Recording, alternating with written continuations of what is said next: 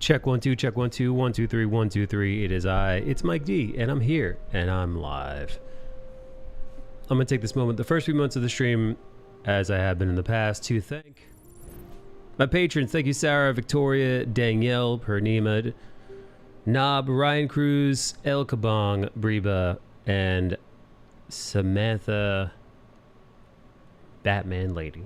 Thank you, thank you, thank you. You guys are fucking awesome. Thank you for keeping the lights on. I appreciate every one of you. Okay. Thank yous are done. Now we could jump right in to the debauchery, which you know, dude, I spent today more time today than usual, which is almost never, generally speaking, thinking about women's menstrual cycles. This is not something I generally think about, but I posted a meme. I posted a meme about a specific kind of like diva cup. That's what they call them. A diva cup. And here's what it looks like.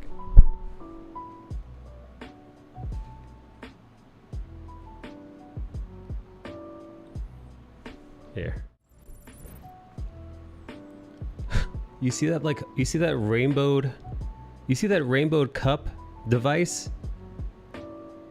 It's weird. Yeah, so I was watching this dude talking about this diva cup, and I've never actually seen, up until this point, I've never seen the like ins and outs of a diva cup, how it'll work. I mean, in my mind's eye, I just envisioned like a pipe with blood. Ryan Benjamin, thank you for the host. I imagine a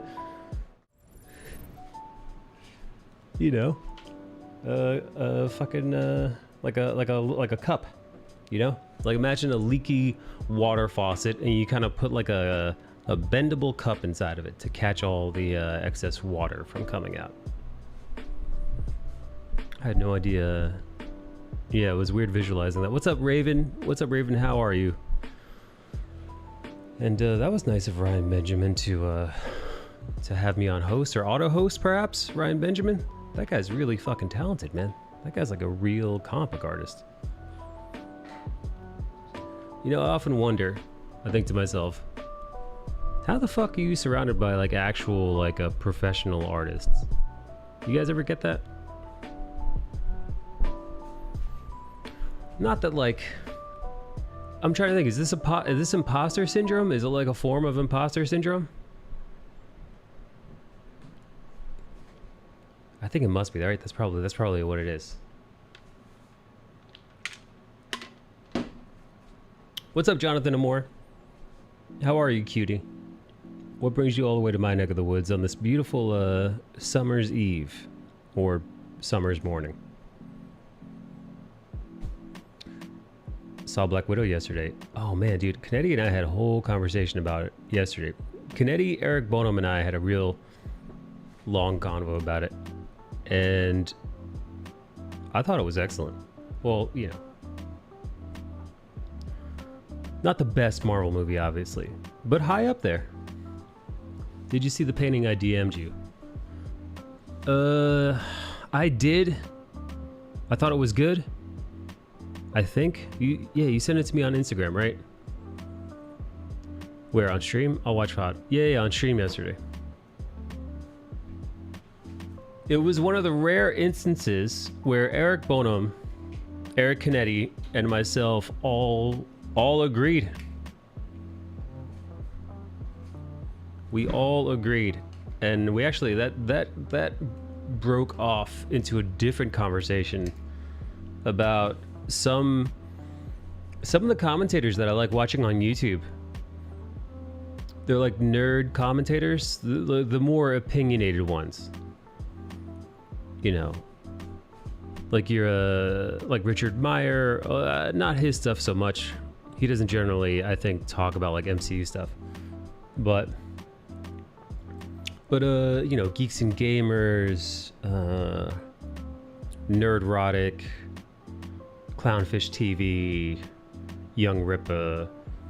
There's like a whole plethora of these dudes. Midnight's Edge, World Class Bullshitters, Heels versus Babyface. Again, not a lot of these guys I don't generally watch because some of them are just too fucking incendiary. But I gotta tell you, man, Yellow Flash is another one. These dudes are so caught up in being anti-SJW, right? Or anti-progressive agenda, whatever you want to call it, right? They've drawn a line in the sand and they've positioned themselves on the other side. And they've labeled the people who champion hardcore progressivism or hardcore progressive ideology. They've labeled them others. And they're like Vietnam veterans or like war veterans or like, I don't know, man, fucking drug sniffing dogs or something that have like retired and now they still go berserk whenever they smell anything that even remotely smells like drugs. You know, like what's that famous idiom? When you're a hammer, all you see is nails. Something to that effect. I'm paraphrasing here, probably butchering it, but you get the idea. They have this mindset, this constant mindset of, you know, the progressives are coming, and it has warped their perspective. They see the enemy everywhere in everything, even when it's not. They see. I started calling it the boogeyman, the progressive boogeyman.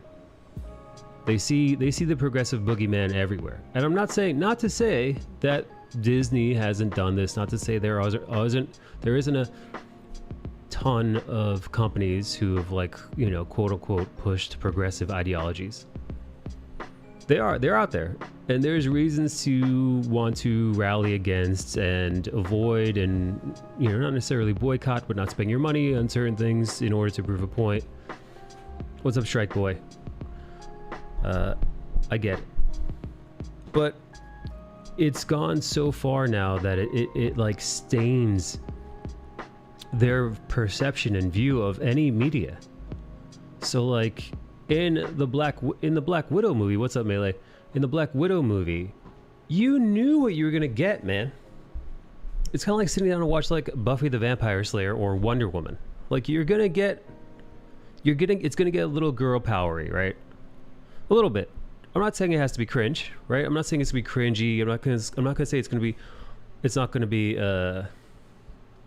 not going to be necessarily Avengers Endgame cringe girl power, you know, posing in front of the camera, every single girl in the Marvel Cinematic Universe, yay girl power, hoorah. It's not going to be as cringy and as lame as that, but it's going to be a little girl powery, right? Just a little bit. I'm going to watch Black Widow here later tonight. Are you going to the theater? You going to the movie theater, bud?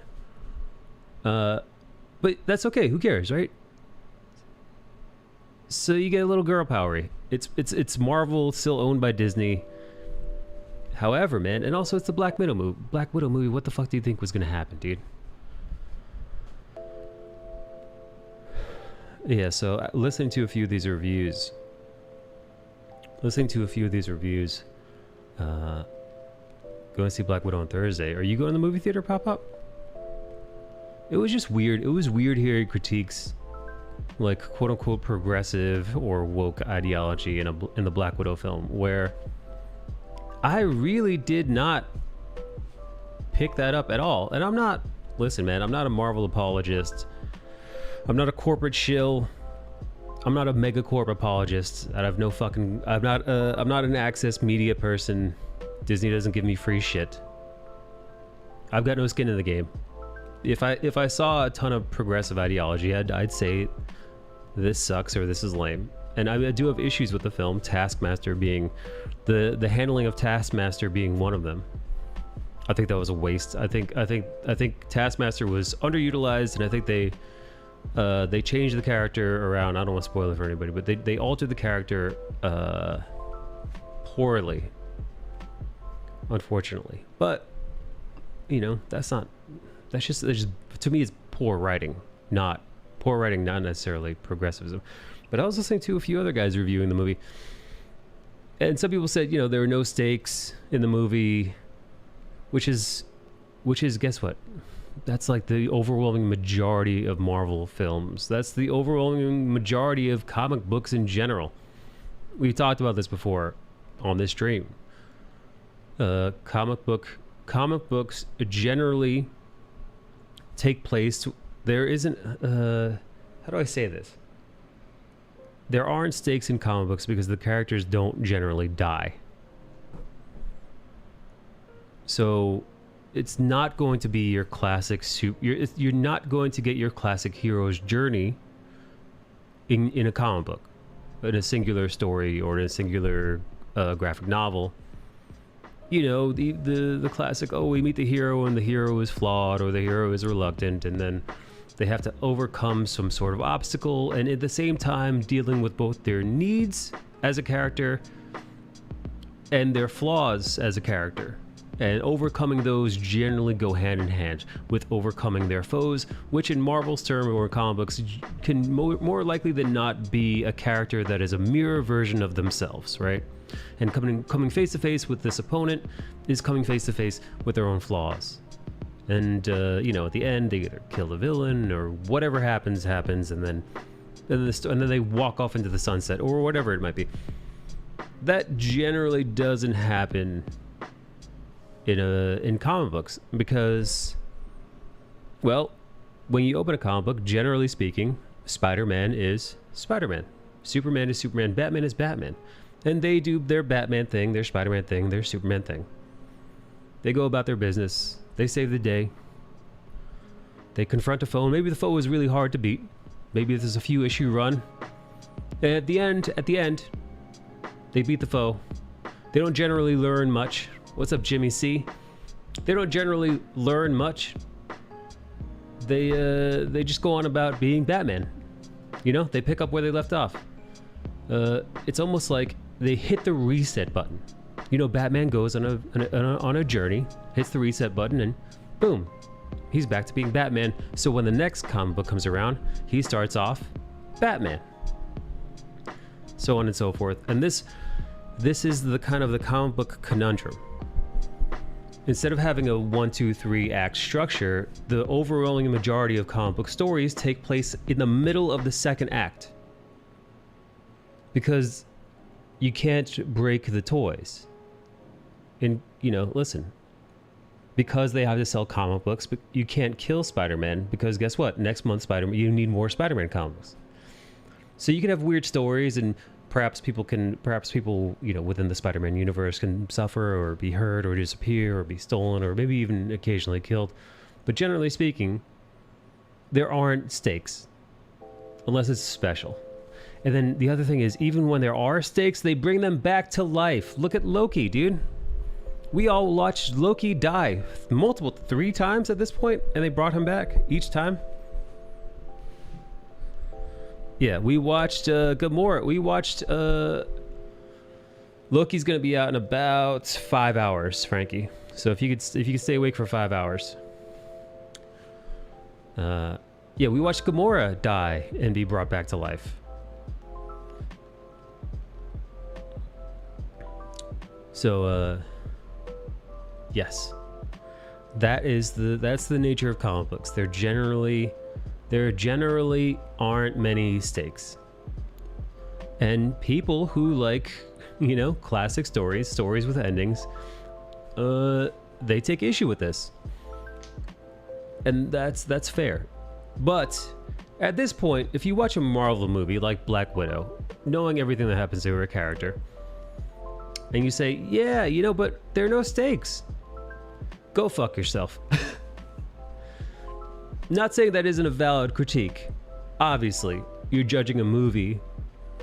You're judging a movie by the singular movie experience. However, if you're watching a Marvel film, if you're sitting down, you're watching a Marvel film. At this point, you know what the fuck you're gonna get, man. So like I think the critical drinker was a dude who gave like a whole like there are no stakes, I'm not invested in the character, yada yada yada. It's like, dude, what the fuck, man? Dude, what the like have you like you're deliberately ignoring the entire MCU to shit on the movie. And then yeah, let me catch up with the chat. Hello, Jimmy C. Hello, Strike Boy. Damn, I forgot to watch Loki and the rest of the episode of Bad Batch. Ooh, I'm like super behind on Bad Batch. I'm like 10 episodes behind on Bad Batch, but I think that's for the best because I like to binge the Star Trek animated shows, Star Wars animated shows. I like to binge them, dude. So like Clone Wars, man, I was watching like 3 or 4 episodes of Clone Wars a night for like weeks, and I watched like all like the whole seven season run, all like fucking God knows. I mean, it was like 20 episodes a season. It was a shitload, but it was good. And same thing with Rebels, Star Wars Rebels. Not nearly as good as Clone Wars, but good. There were some damn good episodes in there. There's a few real gems in there, especially if you're a Star Wars nerd. Anyway, but I prefer to binge watch those. I think I might wait until the Bad Batch is done to just dig in. Good. Pop. Do you have do you have a big theater that you go to watch Black Widow? I went to see it in IMAX because I've missed going to the movie theaters. I'm planning to watch it with friends. If the world was gonna fucking end every time and all the characters died and shit, we'd all be pretty bored. We only get 1 or 2 movies per character if there was an actual risk of the main character dying. Damn it, I forgot to watch Loki. Storytelling blue balls. No one ever dies. The last episode was so good. Where was that episode before that? Where was the episode before that? I watch apocalyptic stories because I enjoy knowing some characters may die, some may not, but sometimes I want media where I know the character won't die, but tell a good story. Looking for stakes, perhaps comic book movies are not for you. Johnny! You're also watching a movie that's a flashback of a character you know is going to survive. Yes. We have cineplexes. What's the difference between a cineplex and a movie theater? Dude, Theron's theme song from Rebels better be his theme in whatever live action he ends up with. Dude, I fucking love the Loki theme. I get excited when the Loki credits, where like the Loki like credits start playing. It's just a chain of theaters. Pop-Up, are you gonna go on a romantic date?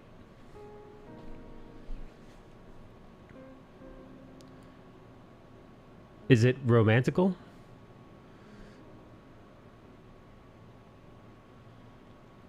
Ahoy there, hello Caspi. Caspa, have you seen Black Widow yet? The movie made a bunch of money. The movie made about 200 million worldwide its opening weekend. But things are a little different because it made 70 or 80 million in the box office, in the American box office. It made 60 million off Disney Plus. So they said about 2 million people paid $30 to watch Black Widow at home. So like that's a completely new metric. I'm watching with my ex, not romantic. We just watch every Marvel movie. Is this your gay ex? Does the date involve Tetris? Ooh, wait, Pop-Up, have you ever hooked up with somebody while playing Tetris? It's one of the first movies people are starting to be comfortable going into theaters for. Plus, it's on Disney Plus for those who aren't. Yeah, no, dude, the theater I was in was packed. So I went Thursday. The theater that I was in was packed. The parking lot was full of cars. I think a lot of people were pumped for I think a lot of people were pumped to go back to the movies. Well, a lot of Marvel nerds were pumped to go back to the movie. What's this obsession with hero deaths? When I consume a story, I want the hero to win, sure, but the opposite of winning is not death. There are way worse ways to lose than die. That's an excellent point, John. Yeah, why does the hero have to die in order to lose? The hero could easily lose without dying. I gave a hand job to a guy playing Tetris. Was he was he playing multiplayer? Was he like twitching?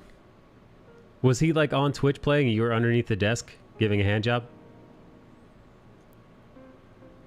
Nothing like the big screen. Yeah, well here the one of the other things that are kind of weird about the Black Widow box office numbers are, yeah, first off, you have the inclusion of 60 million from 2 million people that decide to watch the movie in their homes, which doesn't make much sense for me because I'm gonna see it with my partner. I'm gonna see it with the lady, and you know, let's say we were to split it 50-50, which, you know, we wouldn't, but, you know, hypothetically, $15 a pop, right? Generally for a ticket. If I'm going to be paying paying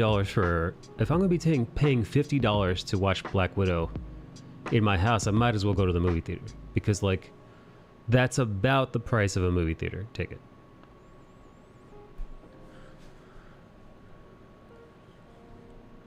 It was at a NES Tetris tournament. We had a practice room to warm up because we were both competing. Only even a remotely attractive dude at a Tetris tournament I've ever met. Who do you look like? What was his look? And also, did you just meet him? Did you just meet him and give a hand job to the competition, Pop Pop? That feels like it would be against the rules. I always felt the best hero films were the ones I won. Wait. Did you win after you gave him the hand job? Was this like some kind of elaborate trick to get him to lose focus? You know, like after he was done, after he came while he was playing Tetris, he was just like, you know what, I don't see the futility. I don't see the purpose in this. It's all so futile.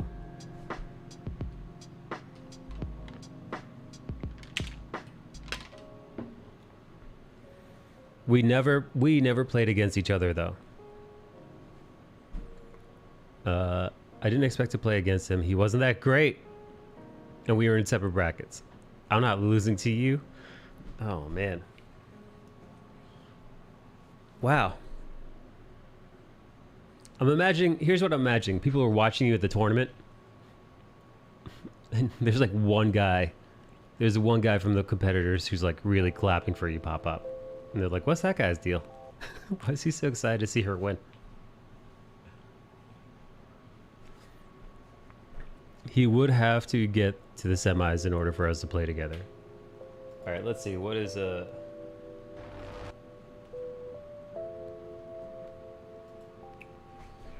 Deadpool and Korg react. This is a 4-minute long video shared by Ryan Reynolds. Are they actually, is this real? Like, did they actually do this, or is this like a... Like, is this like an official Marvel sanctioned deal? Yes, it's real. Shit, I wish I could watch this right now. I would love to be able to watch this right now, but one, can't watch a 4-minute clip without you guys hearing it. And two, if I did play it at all so you guys could hear it, I'd immediately be booted.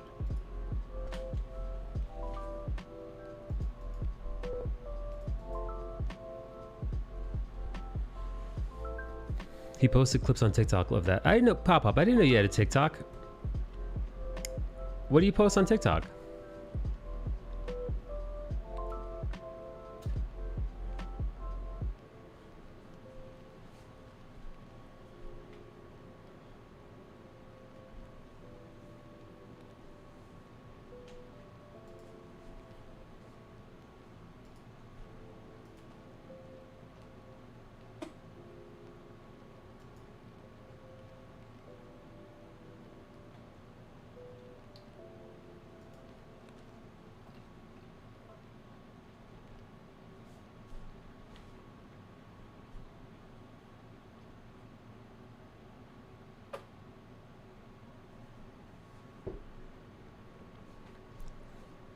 I don't post, I just watch. Ryan Reynolds has a PR account though.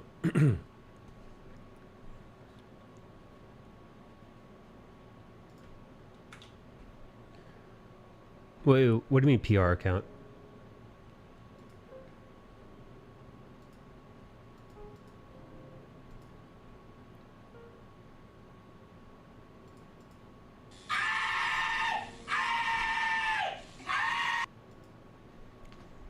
What's up, Evo? Wait, so Frankie, what happens in this Deadpool Korg thing? This is the best pussy I've ever tasted. Like, it's obviously run by a team, not a personal account. Oh, for sure.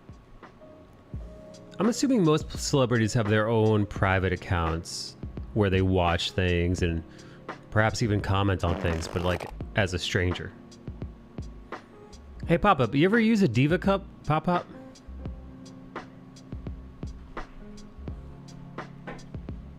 I can't be bothered explaining it, dude. Hello, what's up, Nikki?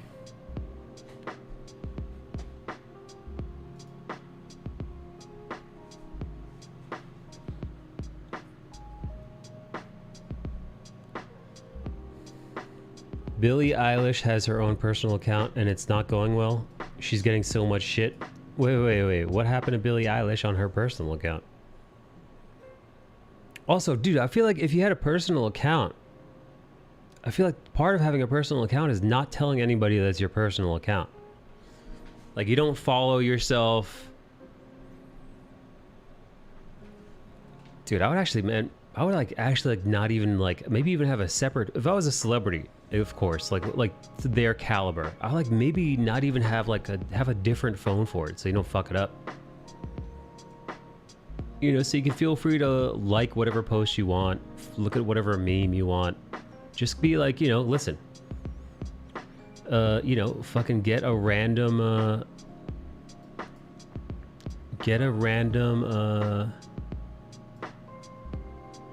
anime photo, profile photo.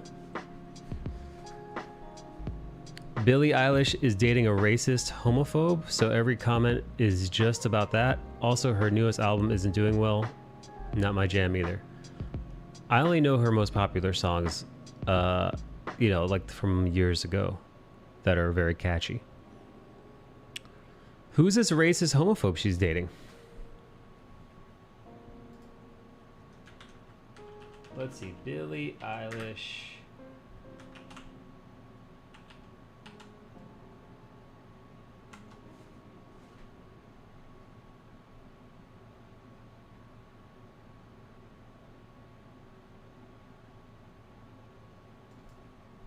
I'm kind of curious to see how racist and homophobic he is.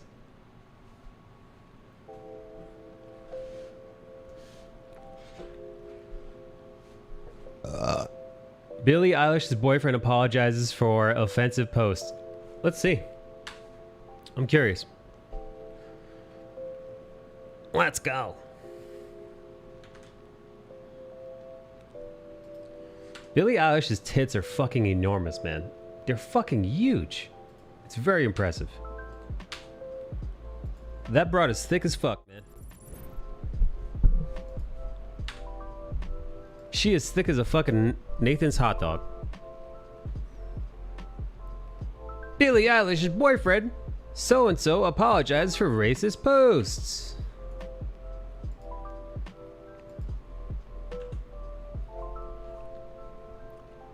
Why the fuck is this page taking so long to fucking...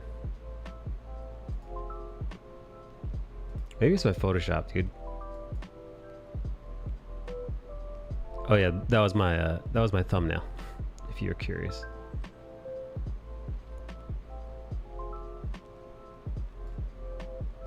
Billie Eilish's boyfriend is apologizing for offensive social media messages that have resurfaced.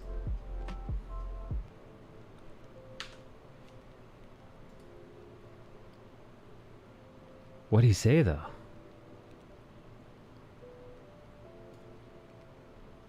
Shared the apology on his Instagram story and attempted to atone for his offensive posts that use homophobic and racist language. What'd he say, though? He's 29. Holy shit, dude. Oh, fuck, dude. Yo, she's dating a guy that's 10 years older than her? Yo! Yo! Shit, she's 19 years old. She's dating a dude who's 30. Almost 30. Yo, that's wild, man. He's got that old dick.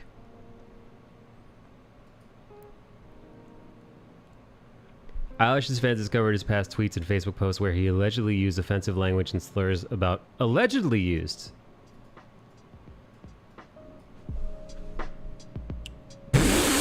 He allegedly described Adele as British Miss Piggy. Dude, that's fucking golden. Holy shit. Oh, that's fucking hilarious.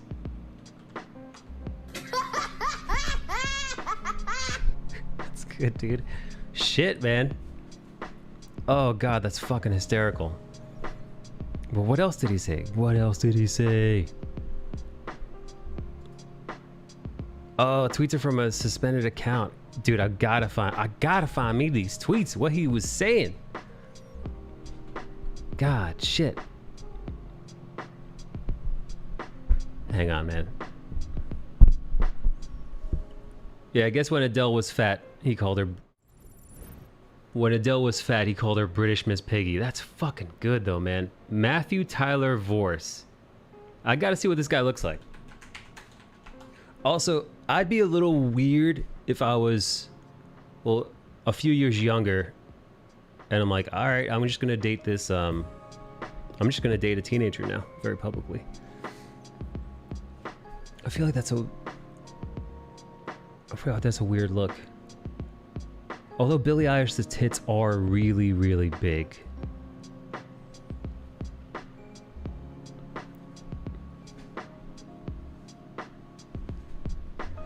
Oh, he was dating her when she was 18?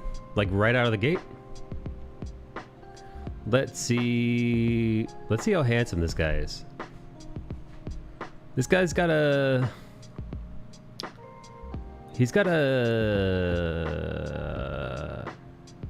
You know, I don't know, dude. He looks like a scumbag.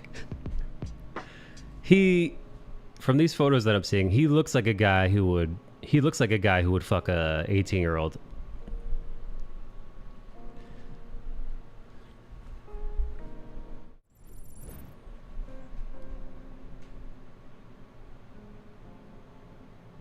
Mike's hesitation for dating young women is inversely related to the size of their boobs. Yes, 100%.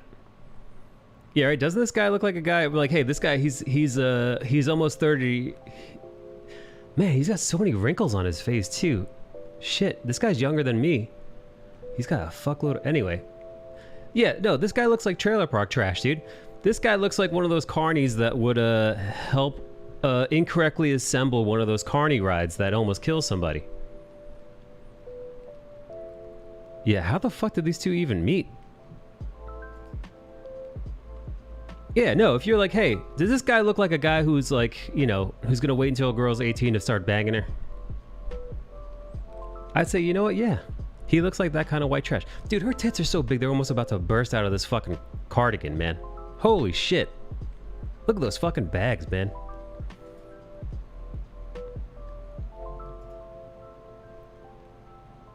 Oh, look, he's even got that creepy pedo stash.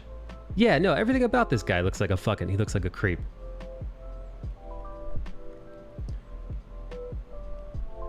Dude, she can't even hide those jugs under a t-shirt, man. A big baggy t-shirt. Those fucking mounds are bursting through.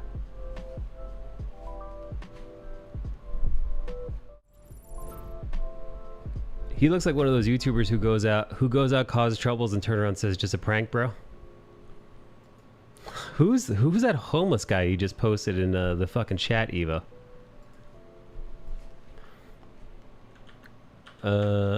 All right, let me see. I want to see what he said. I'm just going to type in his name and racist and see what kind of incendiary stuff pops up. That's Relic. He was an old Canadian TV show. All right, he apologizes. Yeah, he apologizes. But like, yeah, where's the fucking... And they're saying he's allegedly a racist and a homophobe.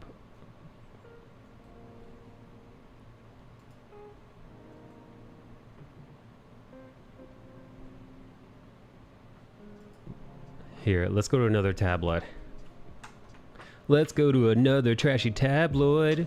First, we went to America's Page 6, full of garbage trash written by garbage people. Now let's go to England's version, The Sun. Our cousins from across the pond's trash shit website full of garbage. So you know it's real.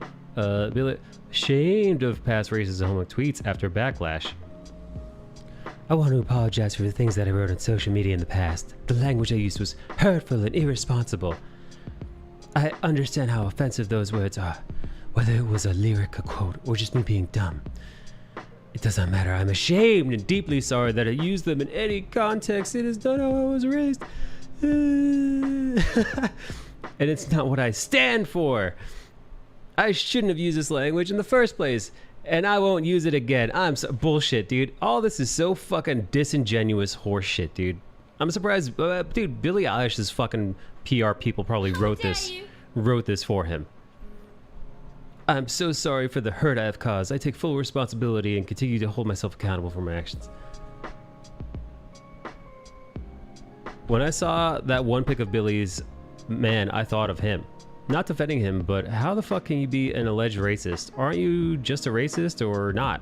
It's like, how can you use the words alleged if there's proof on his own social media? Let's see. It says there resurfaced images of his old tweets. Oh, here's some of his tweets. God damn, dude. Hey, how about some fucking, Hey, how about some fucking pixels, bro? What the fuck, man? Yo, y'all motherfuckers got any more of those pixels? Hell no. You got that Instagram money? Oh, he's hossed the N-word out. I'll be celebrating Trump's election by giving all my friends presidential what? Why bleep him out, man? Shit. Adele looks like British Miss Piggy. Asian people with hospital masks on. What the fuck are you doing, I'm guessing? God, contradiction, the great all-loving. I'm guessing that's the F word for gay people. That's what that, you know, that looks like double G in the middle there. Congrats something for beating Kentucky to win MTV's March Madness. Congrats what? Just fucking leave it in. Wait, what's a Bo Burnham line? Yeah, dude. Yeah, what is this? Yeah, what is this? Yeah, what the fuck, dude? Why the hell are they so damn blurry?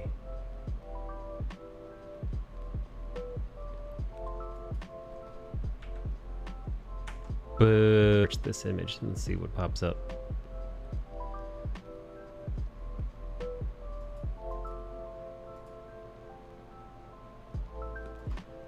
Ah, dude, they all look blurry as fuck, man.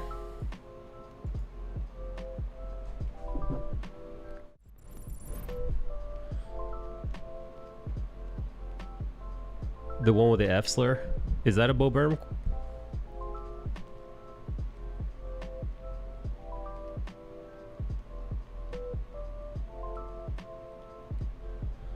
Let's see. Oh yeah, that's right, dude.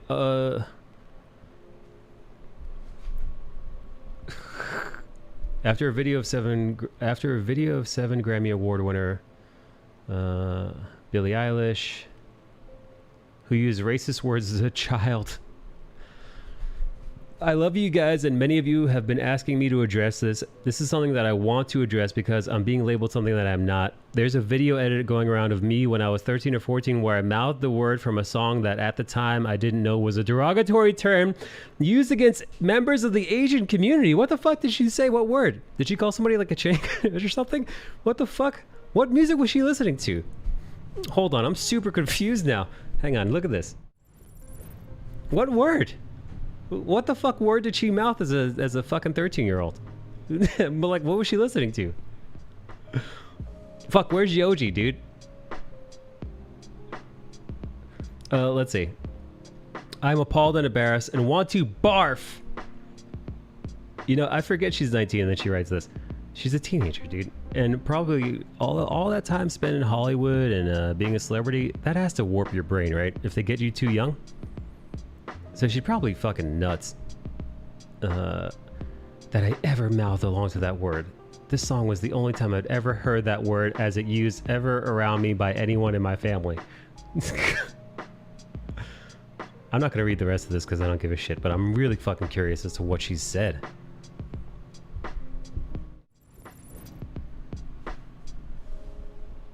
What song was that? Yeah, dude. What song was that? Frankie says, dude seems like a cunt. He probably is a cunt. What's up, Skip? What's up, Skippy? We're reading about Billie Eilish. Apparently when she was 13 or 14, she mouthed an Asian epithet in a while singing a song. And apparently her boyfriend said some risky stuff. Oh, hey, look, I found a all right, it's still blurry as shit, but it's still super blurry, but it's not bleeped out. It's not blurred out.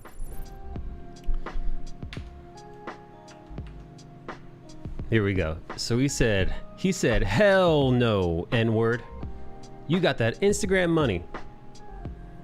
Well, N-word with the A, which is obviously, you know, when you're using the N-word casually with the A, it's not nearly as bad as if he had written hard R. Is way worse. I'll be celebrating Trump's election by giving all my friends presidential erections. Take that, Pence. What the fuck? Who gives a shit about that, dude? That's nothing. Who gives a shit?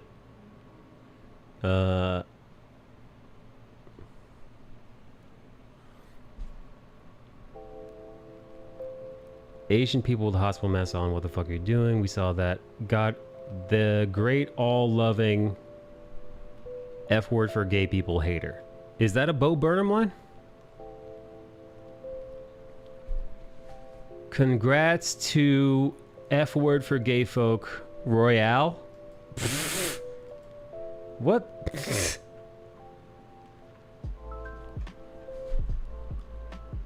Girls that say they are free spirits are just sluts. Is that, did he write that somewhere? Oh, yeah, for the record, girls that say they are free spirits are just sluts. Yeah, it's dumb. It's a stupid thing to say. Adele looks like British Miss Piggy's fucking hilarious. I'm surprised that only got 4 likes. Adele and her jowl don't deserve that award? God damn, dude. Why does he fucking dislike Adele? I didn't know Lady Gaga was black. I don't know, man. All this stuff is, yeah, I don't know, man. It's in poor taste for sure. But you know what, dude? It doesn't look that bad to me. And also, I don't know what the fucking watermark is about. Billy's Zero Pirates is the watermark.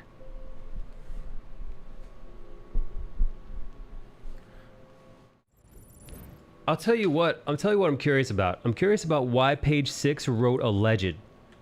Because Page 6 they posted this and then called him an alleged racist. Or homophobe or whatever.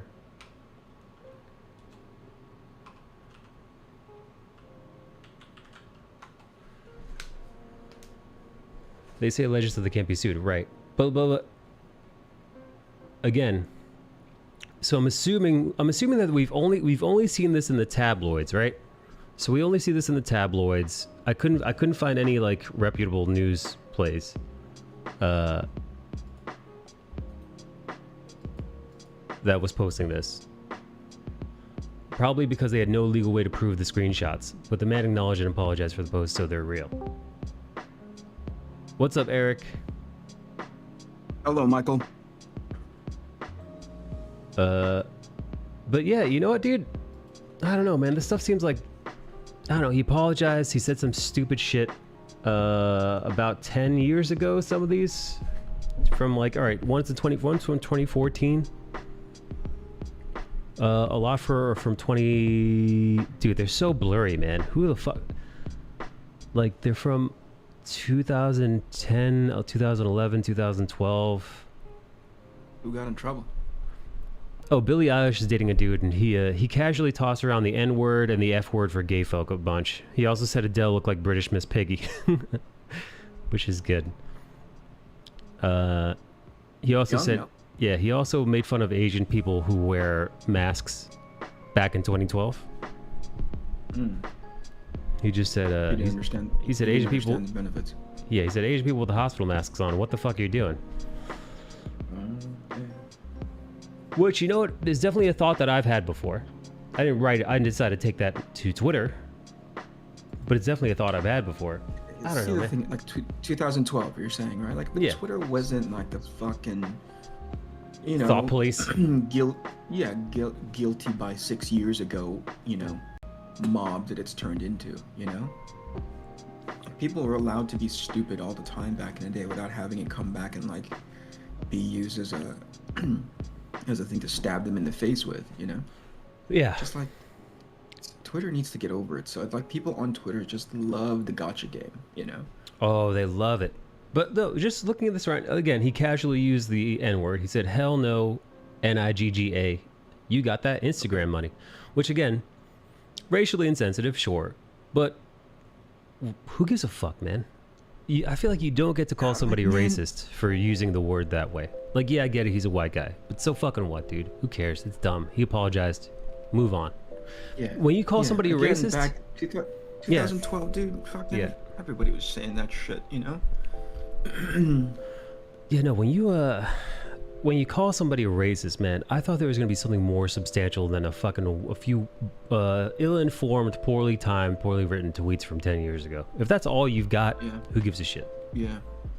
I wouldn't even apologize And really, if I were him. have we, what do you call it? Have we really gotten, what I want to ask the guy, especially if you can start throwing that label around, because it's so easy nowadays, right? It's like, you're guilty just because somebody threw that at you, right? Yeah. That used to actually mean something, you know? That actually used to mean like that guy really hates a specific kind of people. Oh yeah. That's not his skin color, you know? Yeah, Now it's no. just anything, you know? Hey, that Asian guy's wearing a mask and I don't understand why. Racist. Not Racist. dumb. I mean, dumb is good, right? It's like, oh, you're an idiot.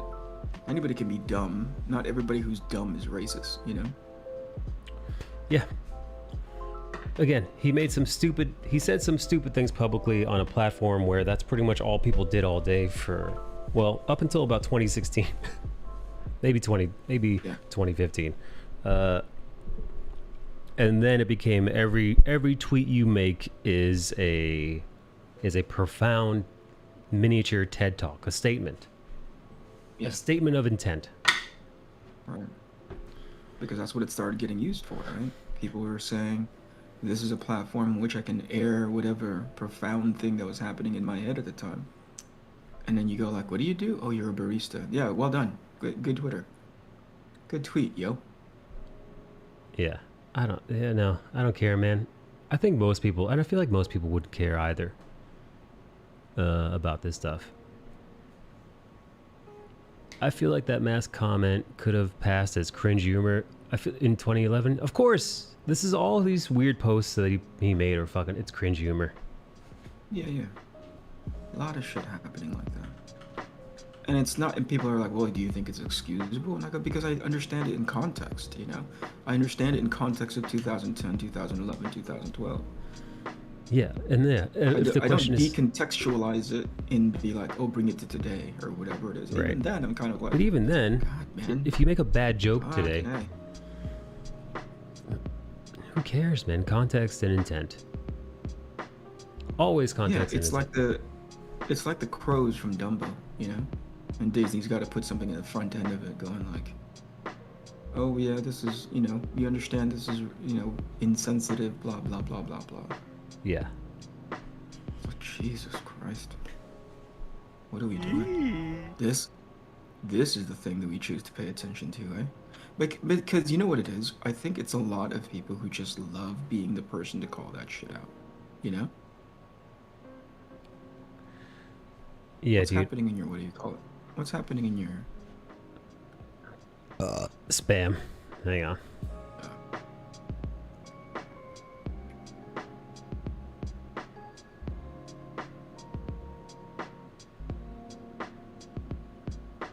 Oh, that's funny.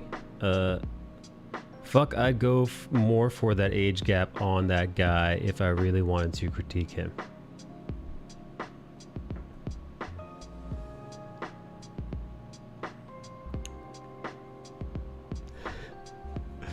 That's not nice spam. No, that's not great spam. It's not, okay. That's not the good kind of spam. No. That's the bad kind of spam. That is the bad kind of spam. What's up, Moxie? Moxie says, hey, how are you? What's up, Mox? Maybe reset the chat Hey, bot? we may, what do you call it? We may have to do this awkward style tonight, you know?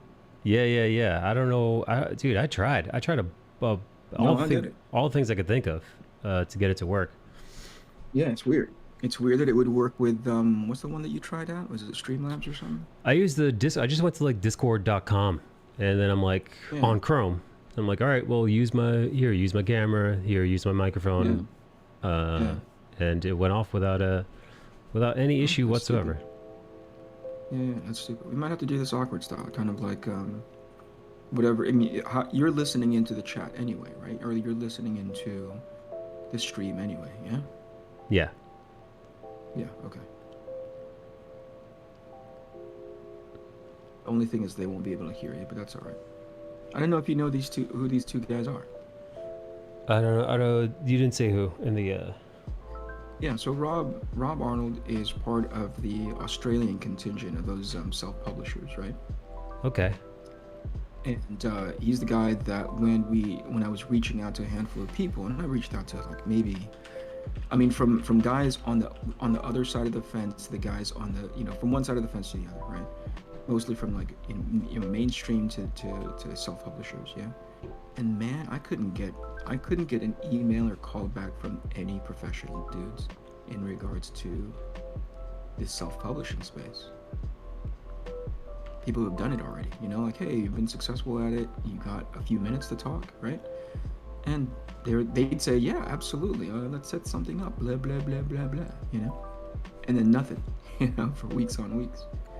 And when I reached out to Rob, man, he just gave me the full download. As a matter of fact, Rob has a Google Doc that he circulates around with all sorts of advice, things that he's learned based on 3 campaigns worth of experience. Yeah, if you're interested in crowdfunding, here's the thing that you can do. Here's another thing that you can try, and so on and so forth. Joe, on the other hand, is also a writer and publisher, but he's the editor for Arcathena. No shit. Yeah. So like that's okay. So that's the Joe. Yeah. Yeah, but he's going to be coming in late. I think he's going to be in another chat previous to this one. He just got an opportunity to work with Artie Bear to write one of Art's books. I think issue 2, Black and White. Remember that from back in the day on Image? Yeah, way back. Mm-hmm. So Joe's going to be writing that as well as juggling editorial responsibilities for all the other books that he's working on, and he's also in a publishing venture space in which he's writing his own series books. Super busy guys. These guys are really. I mean, this is underplaying what they do, but they're incredibly motivated into making some headway in this crowdfunding space. So they were good people to learn from. Yeah, no, man. You've been educating me ever since you started with this endeavor. And that's not even half of it. They have so much more insight that only the doing can produce. You know what I mean? Like, we can talk about what Italy is like as a country, but we won't really know until we go. Yeah. So it's like similar with these guys. Like we talk theory all the time. Now the best part is, at least in Rob's case, right? Rob will make suggestions, but not necessarily be like, you got to do it exactly like this.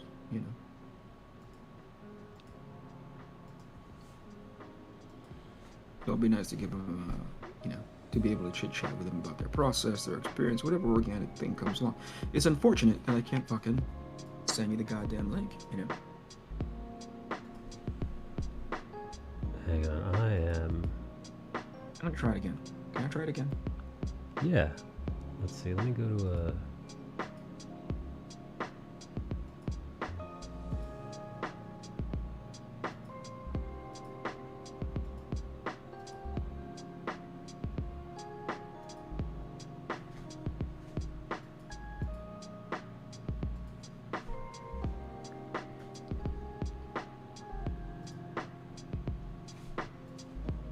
All right, I'm gonna turn off Chrome real quick. I'm gonna reset Chrome real quick. Oh, let's see if this works.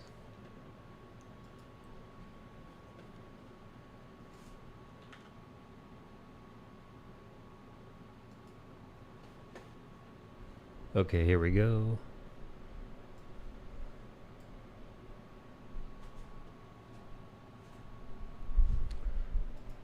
Yeah, here, check this out. Please grant access to your phone. Please grant access to your camera and microphone. You know what? I bet you there's a permissions issue in regards to. Wait, no, that can't be true because it lets you work it via Discord, right? Let me see. I wonder how I can. Please grant access. Let me see. All right, let me go.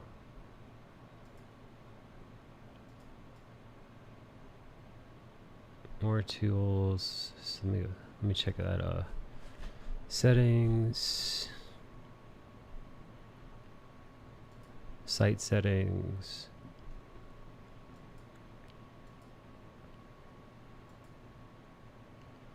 Camera. Microphone. Okay, here we go. Here we go.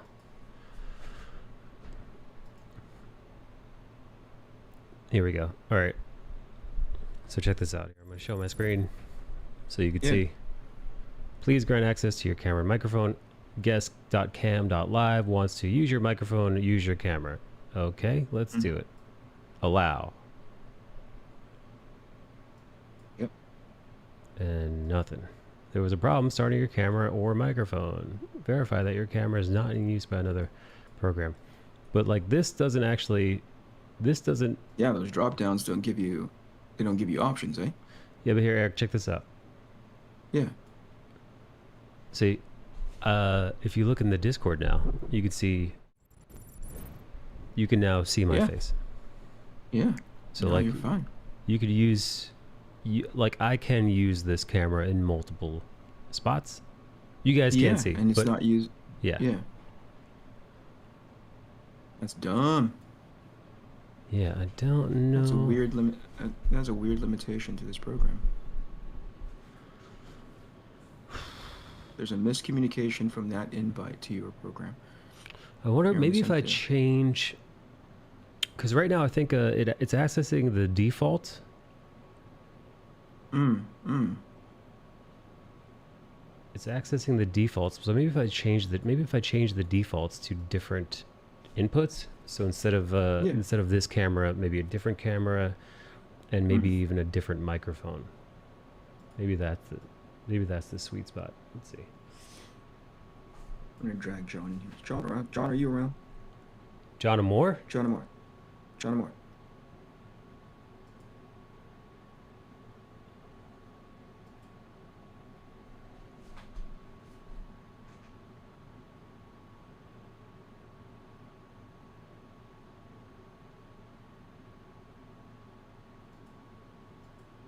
I tried it with Bale earlier. Seemed to work okay.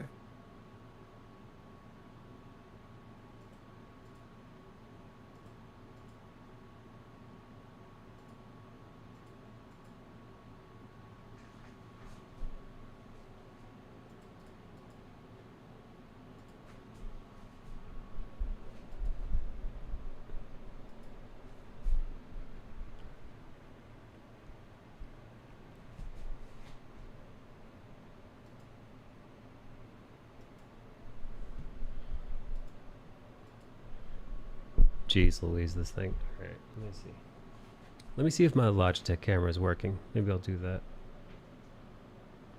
Yeah, but see, even my Logitech camera is, I think, being used by, yeah, Streamlabs OBS. Let me see if I could shut that off though.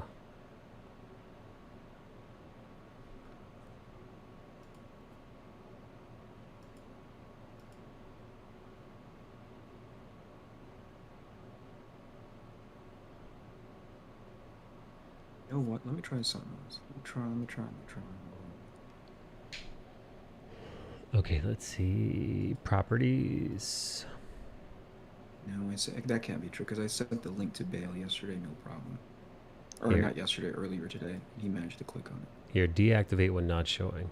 Alright, so that should make so that it's not in use. Unless I'm on that screen, which should hopefully free that up for the browser. Let's see. Again, apologies everyone listening. I know this isn't the most riveting, but I do want to get this. I do want to try to get this set up.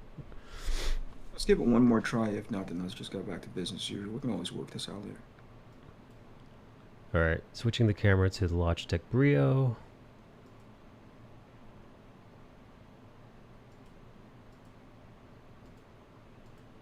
And I'm going to switch the microphone to...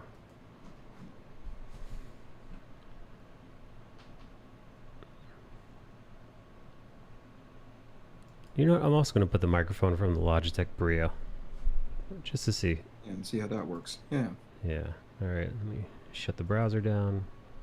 Here we go. Clicking the link.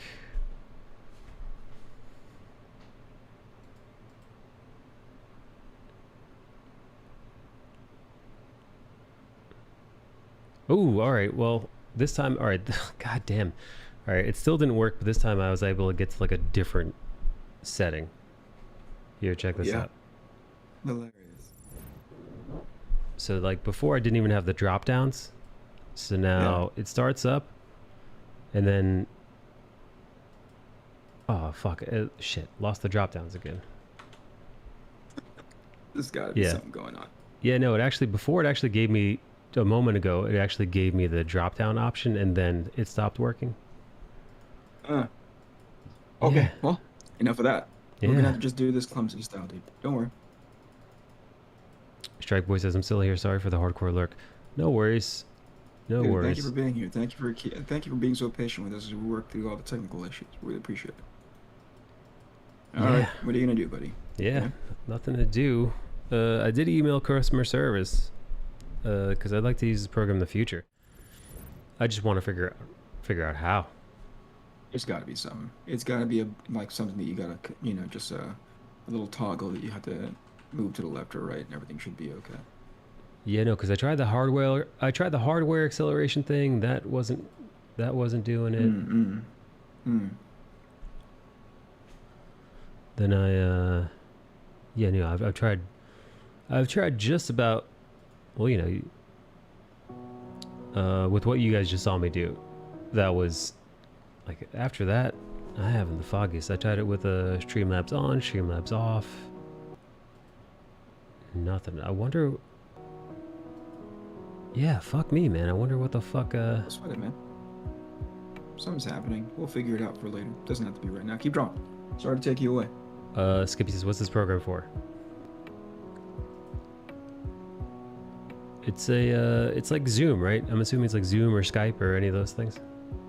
Similar, yeah. So what happens is rather than using what do you call it, Mike? Rather than using OBS, right? Yeah.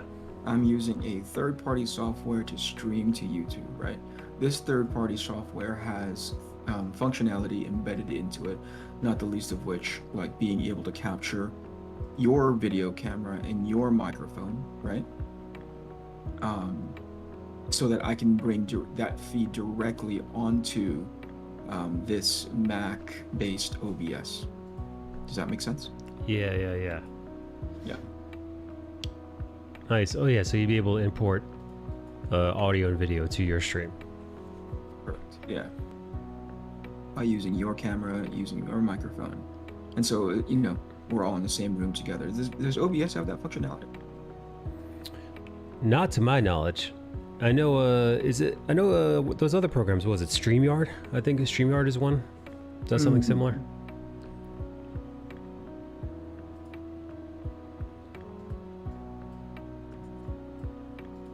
Oh, I forgot.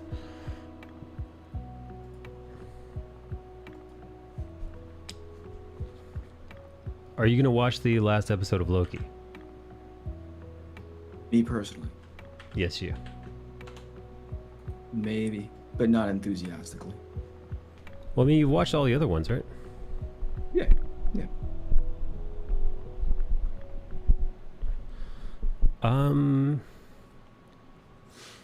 You know, after watching Black Widow, I do. How to phrase this? Watching like the caliber of Black Widow, the scripts, the cinematography, the CGI, the execution. You really know. You know, again, people have issues with like the plot and characters and whatever else, but as far as like the scope was concerned, it really is like night and day.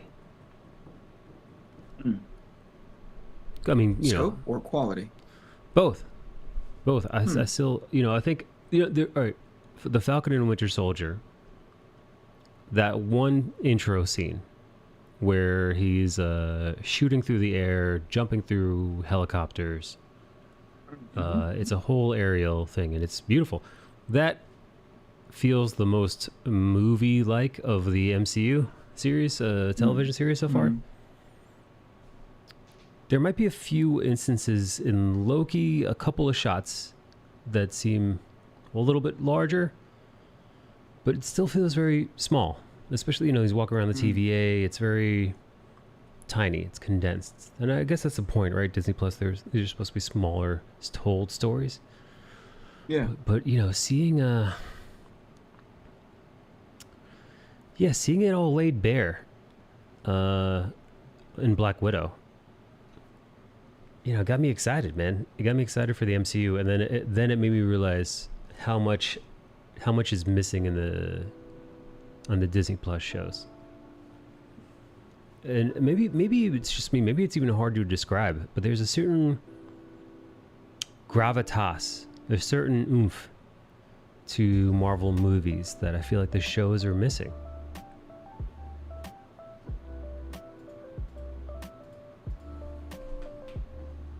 So what was your point? You were saying that now that you've seen it, you are that much more what?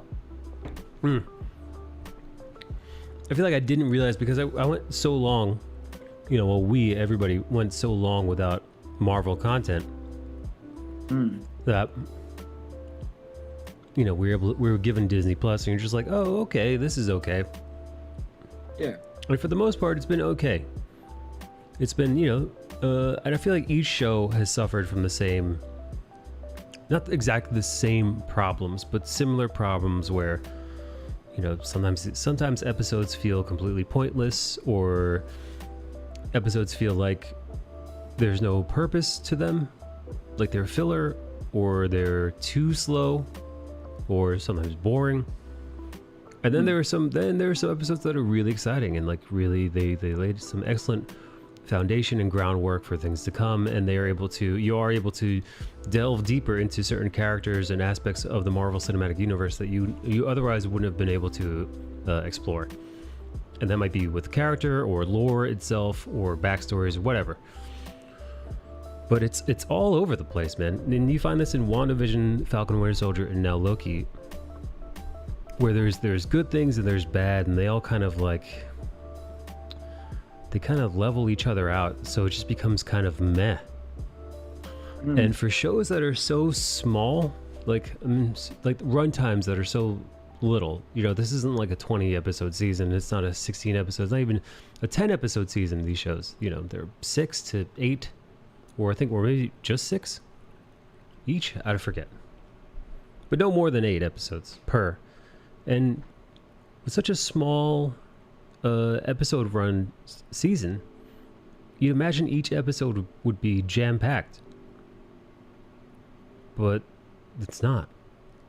They kind of they meander at times, and then in other episodes they just cram everything in, like in the Falcon and Winter Soldier, at like a breakneck pace, wrapping things up and making it feel like the ending is inadequate, or it makes you wonder what other plans they perhaps had for the show, and what things they cut out, and what edits were made on the fly. So I don't know, man. It just felt the series, each one of these Marvel series so far, feel disjointed. They don't nearly feel as. What was that, Eric? Oh, I see. I'm listening. Go ahead. Yeah, they don't really feel. They don't feel as solid, right? I know people call Marvel movies cookie cutter movies, but I think they accomplish what they set out to do, which is to entertain, enjoy, while you have a little fun, and you get to experience the MCU for all in all its glory as an action adventure series, at least in regards to Black Widow. But maybe I don't know. It's hard for me. It's hard for me to quite put my finger on but the shows are lacking. I'd introduced the idea a long time ago that maybe it has a lot to do with the quality of writers, right? Do you think that's it? Do you think it's conceptually weak? Do you think it's shot? I mean, when you say lacking, are you saying... I kind of want to circle around to understand what that lacking is in reference to. Is it character development? Is it just like the quality of story, the kind of stories, I think primarily it's pacing. Yeah. It's pacing. Okay. It's pacing, and I guess it varies series to series. WandaVision, I believe, suffered from pacing, not from lack of character depth in WandaVision and Loki. Actually, I'm really enjoying discovering new aspects to these characters. But I would say that was an issue, character development. That issue was a glaring issue with Falcon and Winter Soldier in regards to Bucky and Sam. I had big issues with the character arcs of each one of those characters. But also, again, in that series, also pacing. Rushing through certain things that you build up. You constantly focus on Bucky's PTSD, only to have it wrapped up quickly in like a throw off comment in the last episode. So maybe it's just overall writing issues. Yeah. Because personally, I think the Loki series, what shines brightest and best is the high fantasy, or the high, not high fantasy, what's the word I'm looking for? The various aspects of sci-fi that they're utilizing. The weird, quirky, over-the-top fantasy. I keep saying fantasy, I keep meaning to say sci-fi. The science fiction that they use is... Well, it's a time traveling show, so of course it's going to be weird and over the top. But I love the way that they've embraced that. The weirdness to it. And I think as far as the environments go, as far as some of the tricky sci-fi time travel elements of the show, I love it. I think it's quirky, it's well thought out. The world of the TVA feels real, it's tangible, you could touch it. It's strange, it's unsettling. It's, the DMV meets Mad Men. But my issue is with, again, Loki pacing. Yeah. It's slow, and I don't mind slow. Again, you could easily argue that the movie, Blade Runner 2049 is pretty slow. Generally speaking, right? It's quiet, Mm-hmm. but it's necessary, right? That leads you to linger longer. Your eye lingers more on the world that they're in. Yeah. And you could see it we were talking about God, I forget what we were talking about. We were talking about a show or a movie just yesterday where it was slow, but the pacing, the slow down pacing was used in order to build suspense. So slow isn't necessarily bad unless it's done correctly. With Loki, things are slow, and it doesn't seem to have much of a point to it, so it ends up being boring. And I think we were talking about Annihilation, baby. Annihilation, yes. Thank you. Great, good recall. Yeah, so the world of Annihilation, similar to the world of Blade Runner, is fascinating. It's, it's so rich in oddity or, fascinating elements that you're just kind of it almost feels like a slow walk through a foreign town or something. Like, so like you moving slow is the same way you'd move slow through an art gallery. You want to take it all in. Right. Right. In Loki, things go slow, and you end up, it's the kind of slow that wants you to pick up your phone and like start tinkering on your phone rather than pay attention to what you're looking at. Right. So I think Excuse me. yeah, pacing is my number one issue. And I guess, and then followed by writing in general. So those things in combination is the thing that kind of made you go, oh, that's in contrast to what was happening in Black Widow. Black Widow felt the pace was non-stop. And I know this is a different genre. But even in regards to, it's like, all right, well, of the 3 Disney Plus shows, all right, if we're going to go apples to apples, let's go Falcon and Winter Soldier, right? Sure. And also, what do we have? It's super slow. Nothing happens. They kind of meander for a little bit. They meet a few people. And then something crazy, explosive happens. John Walker murders a dude. And then it's back to like meandering and slow and like chasing down inconsequential bad guys. And then nothing happens. And the last episode, oh my god, it's a free-for-all, and then everybody's dead, and then it's over. And you're like, what the fuck? Listen, I gotta excuse myself and kind of set up. pee before this whole thing starts. I'll chat with you later. Or actually, I'll be back in this room, but I'll chat with you in a bit. Okay. Right.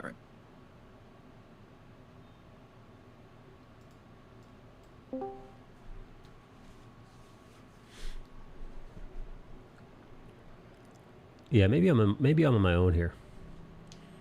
But I just I don't know, man. Maybe it's because they don't have the same caliber of writers that they get for the Marvel Cinematic movies. Maybe it's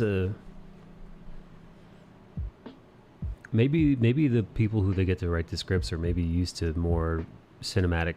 Maybe the scripts that they're used to writing are movie scripts, film scripts. Maybe they're film writers and not television writers, and it seems like they'd be the same thing, right? A screenplay versus a television script, but obviously not. But each one of those shows that we've listed so far, they're compelling enough, at least for me. They're compelling enough for me to want to,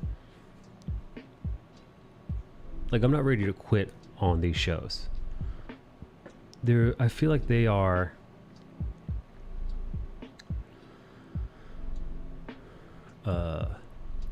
they're like 60% of the way there, maybe 65% of the way there. A lot of them conceptually, they've got great bones, right? For WandaVision, it's here's a woman who's suffering immensely with, all kinds of PTSD, as well as all kinds of other mental disorder, mental anguish. Here's this woman who is suffered greatly and is in dire straits.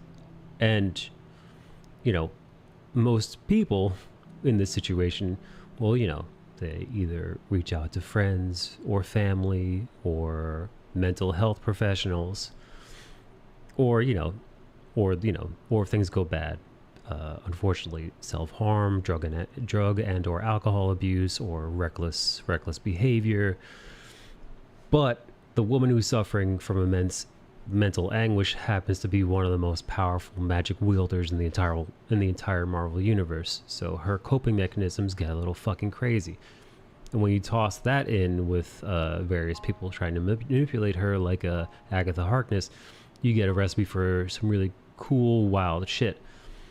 It's like, again, WandaVision, the concept, conceptually, really riveting. Like that pitch that, Wanda Maximoff is now having a horrendous mental breakdown post Endgame. She is completely enveloped by her anguish, and she holds the town hostage for a few weeks. Not even necessarily, like, sort of started by her, and then continued, like, started. It starts off being kind of a reflexive, and then she leans into it, right? So she kind of starts to become corrupt of sorts, right? it's compelling, right? Just that pitch, but it's in the execution of it. The execution of it is what leaves people, well, at least myself, wanting more, feeling like the pitch and conception, the execution didn't quite match the expectations and perhaps you know, the projections of how well that show could have been, right? But what do I know, man? I'm not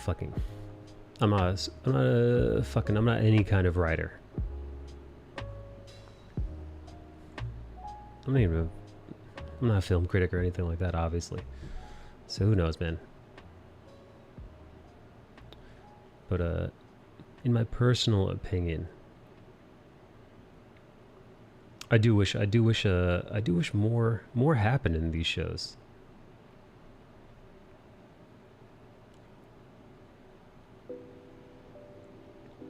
I think the next show after this, the next Marvel series, is going to be the What If animated series.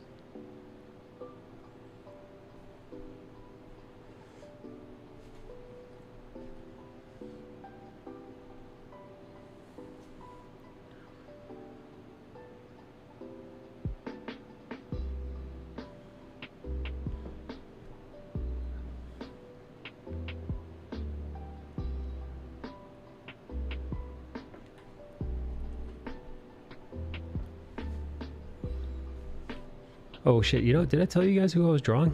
I don't know if I talked about this drawing at all over the last few days. But if I didn't, let me know.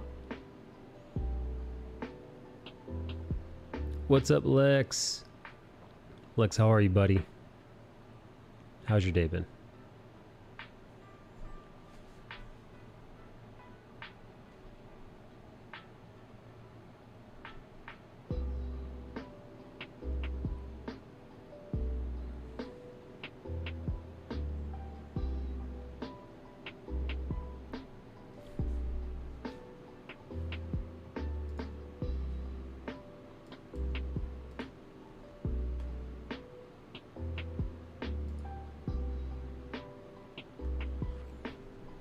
Lexi Poo. I was talking about Marvel again. I was talking about the MCU and Disney Plus and you know, man, how I'm liking these Disney shows. I'm liking them okay, but they could be better. They could be a lot better in some cases. I feel like there's good bones, they're good concepts.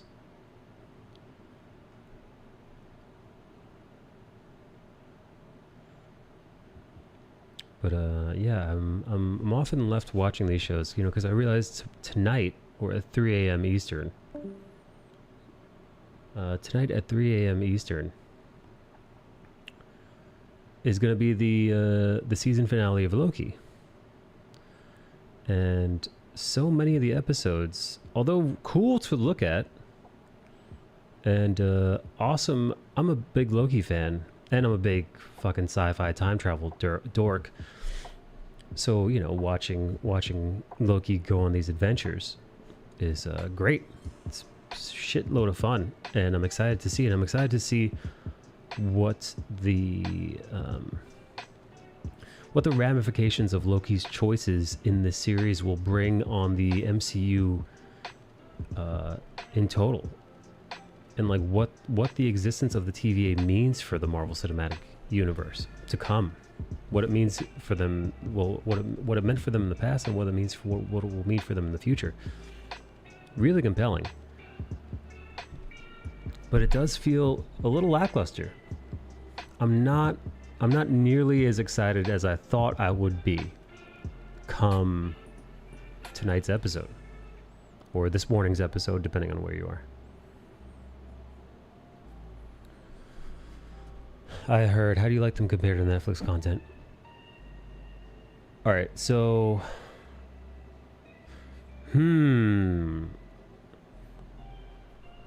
That's, you know what, that's a fucking excellent question, man. So the best Netflix superhero, Marvel superhero show by far is Daredevil season 1. They knocked it out of the park that first season.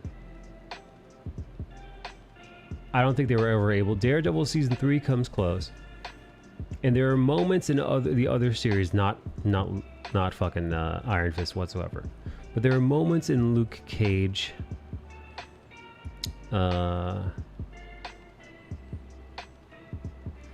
Yeah, was it Luke Cage? Luke Cage season 1, the first few episodes were interesting. Luke Cage season 2 with that Jamaican dude, that's compelling in some areas too, but also it also felt lackluster.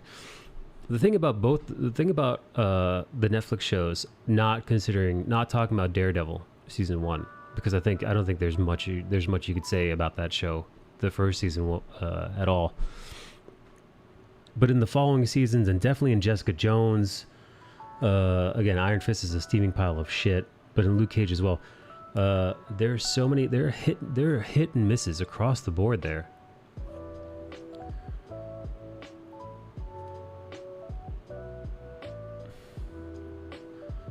I'm actually trying to fucking think my favorite parts of like Luke Cage versus my favorite parts of WandaVision. You know what, dude? I'm gonna say I enjoyed the Disney shows better, but it's not by a lot. You know, it's not by a lot. What I like about it is it wins because at the end of the day, it's still connected to the greater Marvel Cinematic Universe. So when you see Scarlet Witch show up, and when you see the Vision come back, and you see White Vision come back, and you've got these are Avengers. I feel like that gives it more credential. Hey, what's up, Liz? What's up, Evo? Welcome back. They can't have anything in the TV shows that have any real consequence because they're saving all that stuff for the movies. Interesting take, John. I think John's saying what I've heard, sentiment that I've heard echoed online, which is the Disney series. They're like, I don't want to call them filler content, but they're like supplemental content. They're not must see, you know. And maybe that's why they feel lackluster.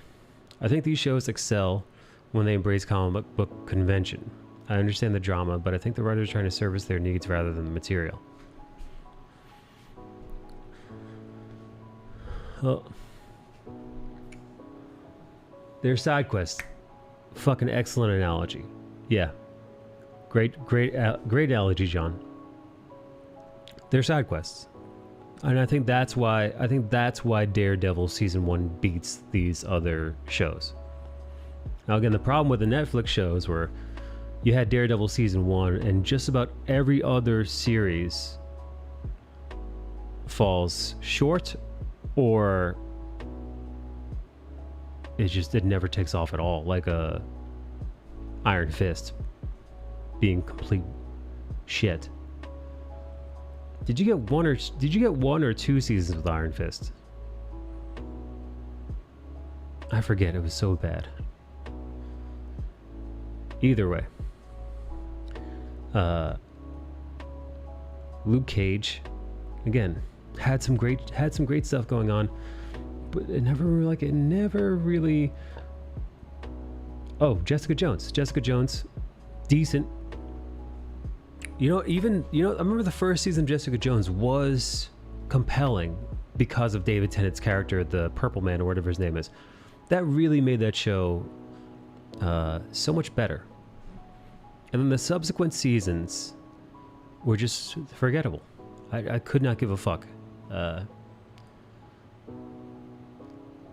The Punisher, I watched the first season of The Punisher, and I skipped the second season because as much as I like John Bernthal's Punisher,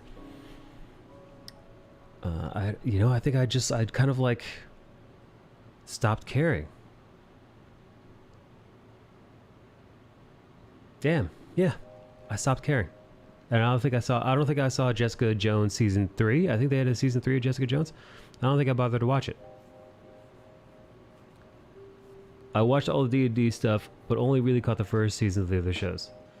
Yeah, none of them really grabbed me. None of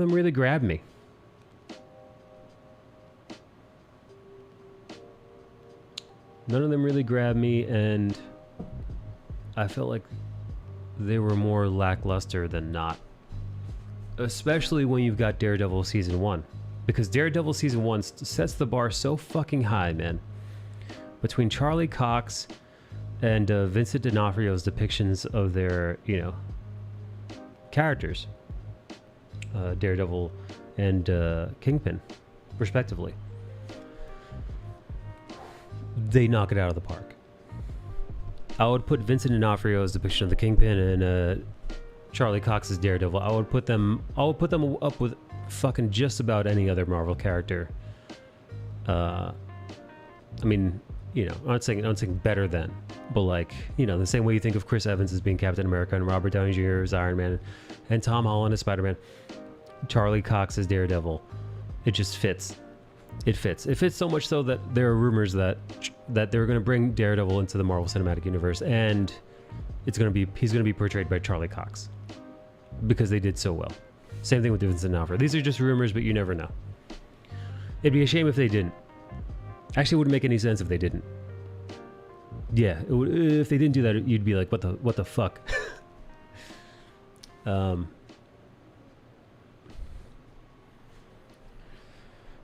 Yeah, so I think I enjoy the Disney Plus series more than the Netflix shows, but it's not by much. And I think the key component there is that it's actually tied into the Marvel Cinematic Universe, versus the Netflix shows saying that they are, but not being that way at all. Kind of like Agents of S.H.I.E.L.D., where Agents of S.H.I.E.L.D., they were like, oh, this is definitely a Marvel show. We're Agents of S.H.I.E.L.D. We're tied into the greater Marvel Cinematic Universe, but they're not.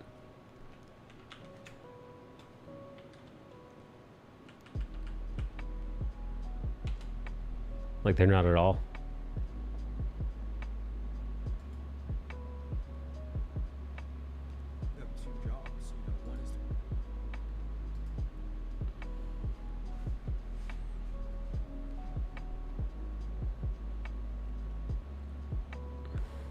Damn. I'll tell you this much. Now I'm thinking about Daredevil season 1. I'm thinking about the hallway scene, dude. I'm thinking about him in the black outfit. I'm thinking about Vincent D'Onofrio staring at that wall with the... I'm staring at that painting and then at the wall in his childhood. I'm thinking about all that crazy shit.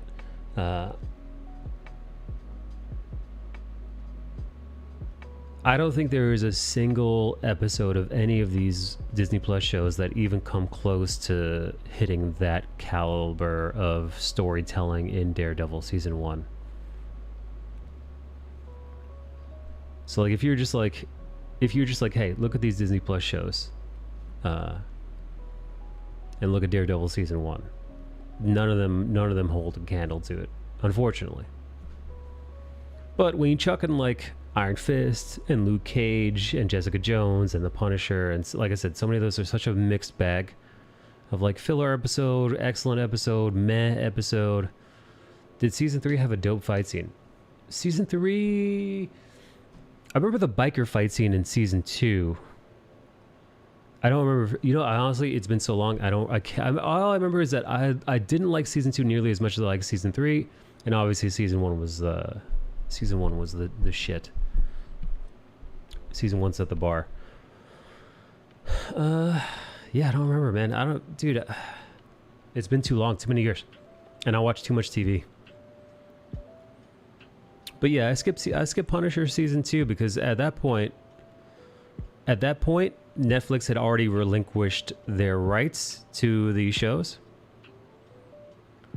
and I knew that watching these shows was kind of like there was nothing. I don't want to say there was nothing to it, but it's over. The series is canceled. Oh my god, dude. I fucking forgot about Defenders. That was shit. Defenders was garbage. God damn, I was disappointed by Defenders. Holy shit.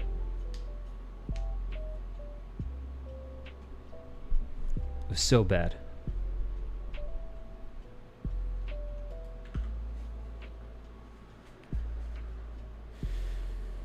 Yeah, man, I remember all that talk, dude. Defenders was gonna be like Netflix's Avengers. And then it comes out and it's like, who gives a shit?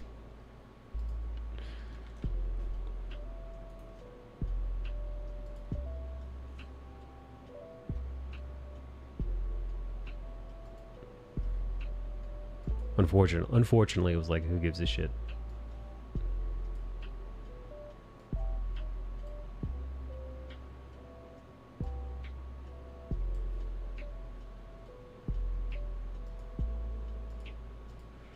Total waste of Sigourney Weaver. I forgot Sigourney Weaver was even in that, man. Yeah, you're right. A giant waste of Sigourney Weaver. Poor Sigourney.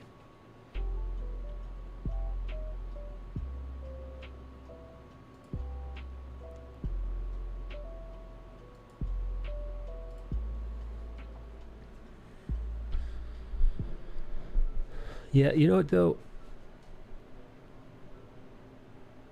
Honestly, I feel like Marvel...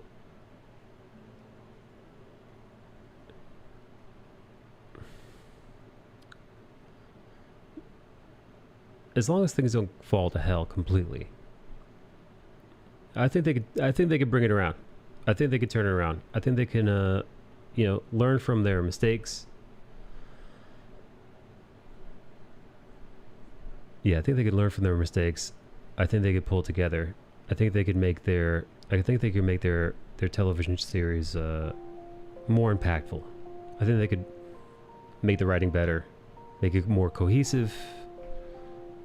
Fix the pacing issues with their shows, make them more substantial. I need to watch The Mandalorian now. Yeah, wait, Liz, why are you building a Baby Yoda's Lego set? Actually, wait, why are you building it without ever having watched The Mandalorian?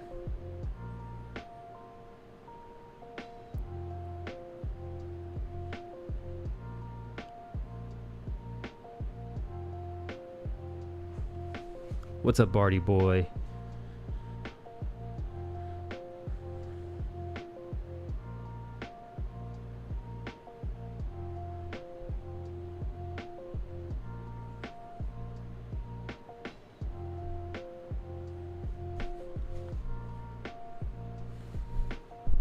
Bart, have you been watching the Marvel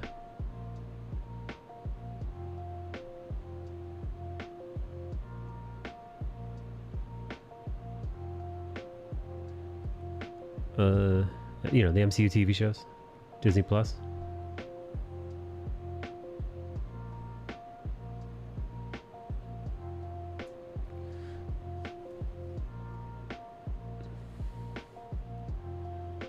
Nah, I don't really keep up with Marvel stuff.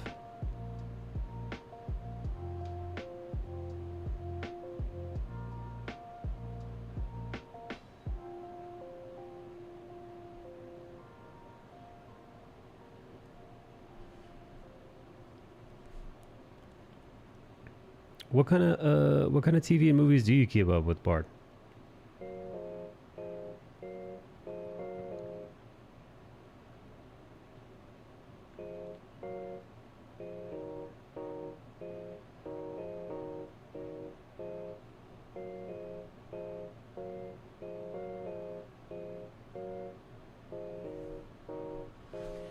As far as Loki is concerned, I hope the TVA is in a construct of King Loki.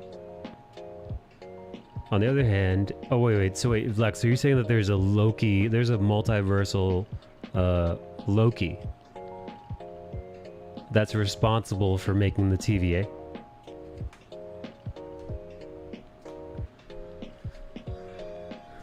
On the other hand, if they don't, they may inadvertently set the bar too high as far as stakes are concerned.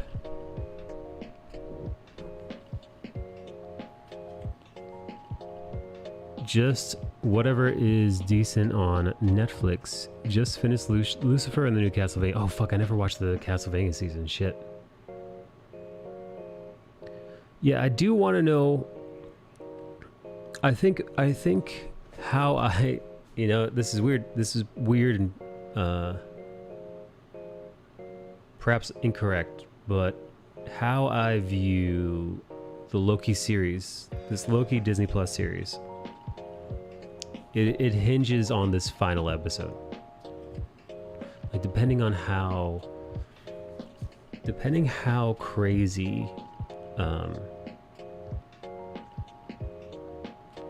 or boring or inconsequential or, you know, no stakes or all the stakes, depending on what we see of the final Loki episode will heavily influence how I view that entire series. Because I think there's been some cool shit in the series, and there's been some forgettable things in the series, and I feel like again, Disney Plus, both the plot and characters have meandered. Sometimes feeling like they're burning through time. Like I mean, like the series runtime, knowing that, you know, you only have a 6-episode series. Sometimes it feels it's like it's going nowhere. So yeah, depending on how things go, with tonight's episode, well, yeah, will heavily sway how I view the series. How was season 4 of Castlevania Bard? It's probably the best so far. Definitely not as weird as 3. I think the weirdness of 3, dude, with the necromancy and all that other strange shit, dude, I thought that was excellent.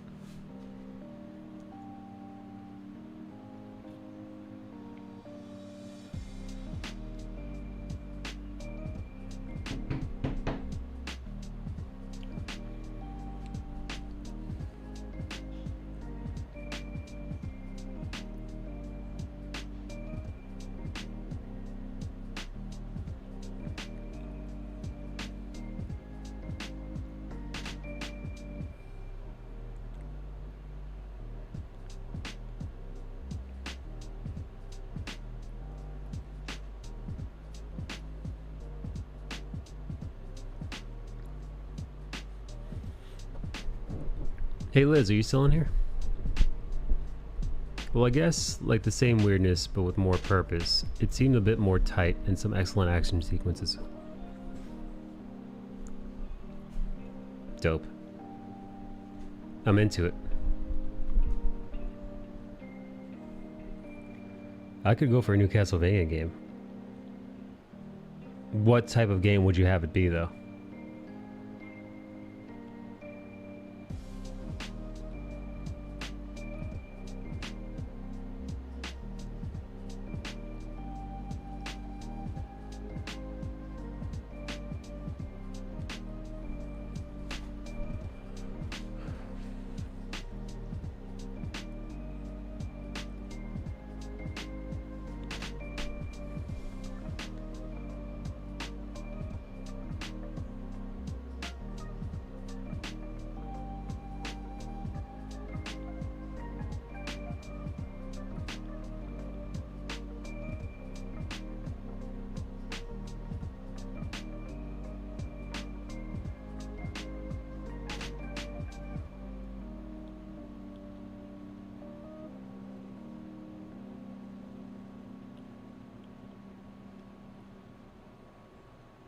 Health check. Oh, yeah.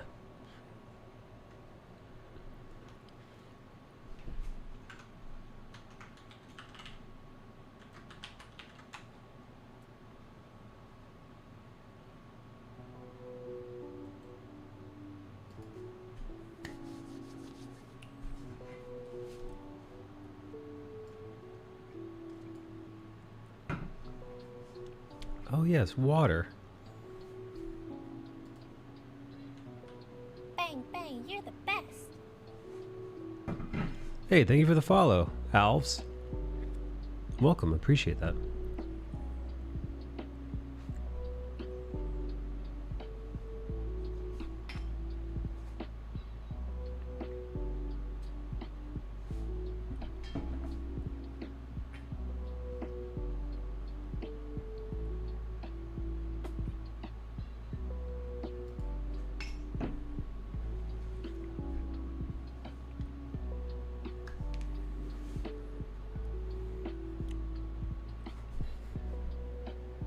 Hey guys, do any of you guys game on the console?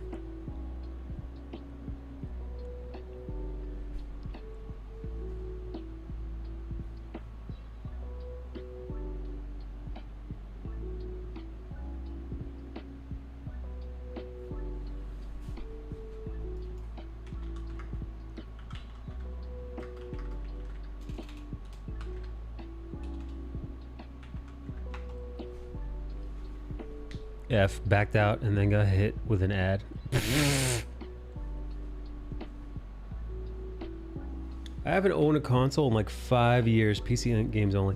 Yeah, I've got the PlayStation 4. But I was thinking about bringing the PlayStation 4 in here and hooking it up to the screen. Or maybe, or better yet, I actually have a Elgato capture card. So think about hooking up the PlayStation to the capture card. And yeah, playing it through the capture card on my PC. I miss playing well, you know, games that games that way.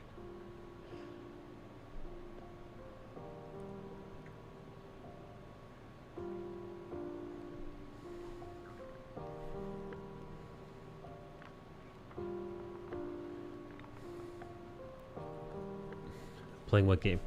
Honestly, I was thinking about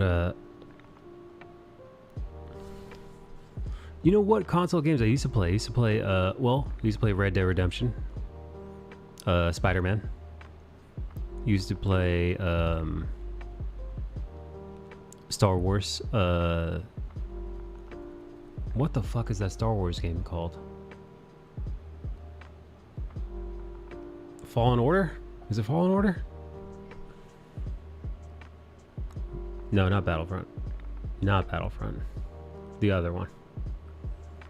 I mostly stayed away from current gen, but I did buy Xbox One for Cuphead and Streets of Rage. I like you both on Battlefront though. But yeah, so since like I kind of like stopped playing console, so because you can't buy Spider-Man on PC, you can get Red Dead Redemption on PC. But who the fuck wants to play that? I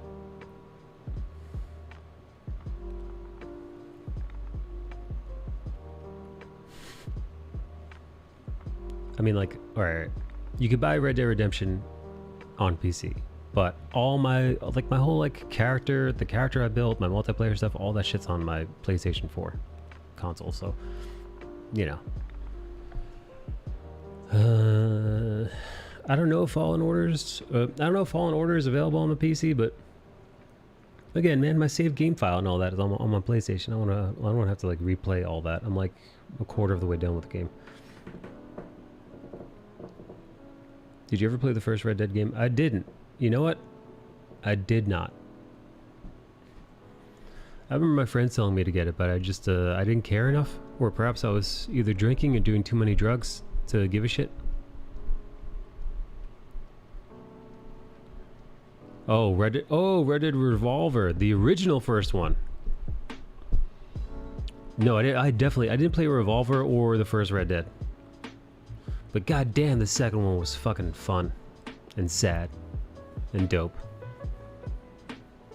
And I'm thinking about saving up to buy PlayStation 5 so I could play well, the next Spider-Man game. And that's pretty much it.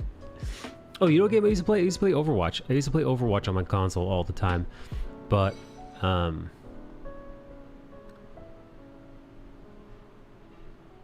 started playing Overwatch on PC, and now I think Overwatch has got crossplay.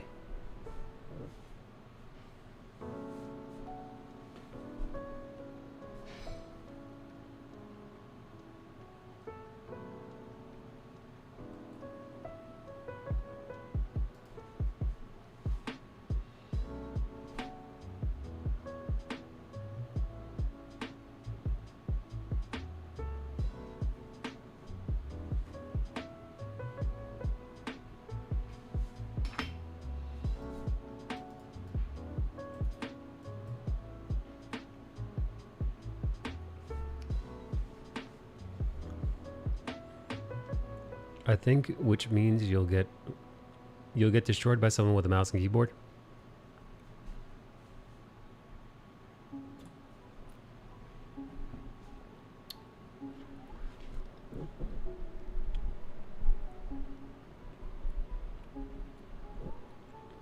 Gaming was seriously impeding on drawing time.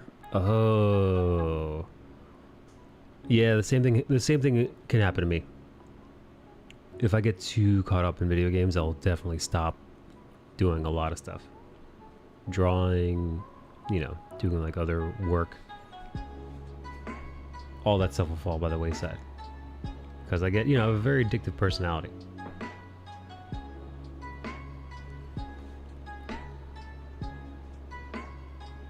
It's been hard to balance with BDO. How do you mean, Liz?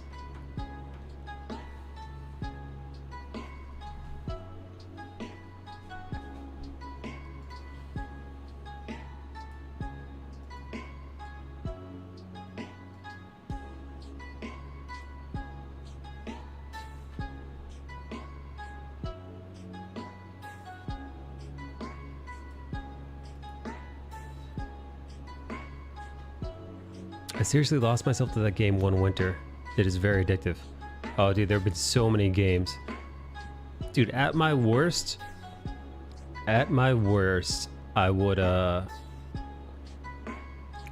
play 16 hours a day of Call of Duty with my friends. This is like in my 20s. I was still living at home. I had like a part-time job, but like on my days off, I'd wake up, mattress on the floor, wake up, roll over. I would skip breakfast. I would just like go right to playing Call of Duty. Dude, I was like pissing. Dude, I would like piss in like a Gatorade bottle rather than get up out of my seat. It's disgusting, dude. Dude, I would like time my shits where like I would like hold it in until I like had to go immediately. I would run to the bathroom. I would keep the controller plugged in, and like I would interact with the controller enough to keep me in game. Then I would like quick shit, make sure I was clean, and then run back in to finish the game. And there was a couple times where I felt like jerking off, and I would like jerk off mid game. It was so bad, dude. And yeah, I'd play for like 16 hours straight. Occasionally taking a break to like maybe like microwave some pizza. Disgusting. And then run back. Vile, dude. I can't say it went that hard, but I also had to do a lot of work, a lot of AFK stuff anyway, so I had plenty of time for life stuff. Yeah, no, dude. Vitamins. Yeah, no, it's fucking gross, man. But like, yeah, I'm prone to addictive shit. Yeah, no, the second I'm like a chimpanzee, man. You know, the second I like fish out a serotonin, you know, something that will release any kind of serotonin in my brain, I'll just keep hitting that button endlessly. I'll endlessly beat that button. Hats off for you, honestly, man. I was fucking good at Call of Duty, though. I don't know if I was pro gamer good, but maybe like intermediate gamer good. Like not win any tournaments, but like, you know, a minor league player. Maybe like a local tournament kind of guy.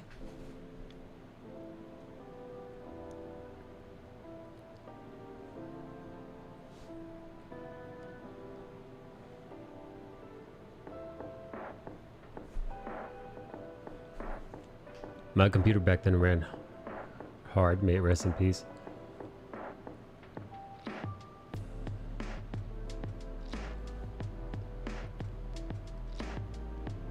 Yeah, but like I said, man, I gotta be real careful with video games.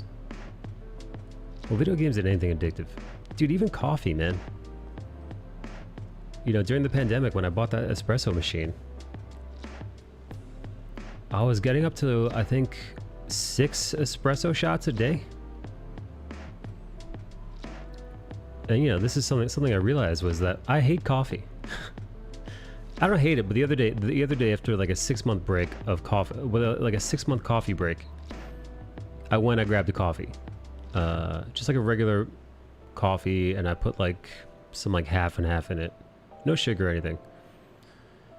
And I was drinking it, and I was like, this is disgusting. This sucks.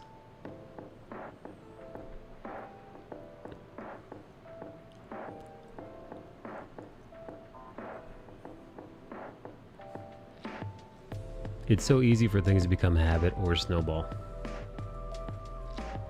Well, not for normal people. Normal people don't, you know, normal people can like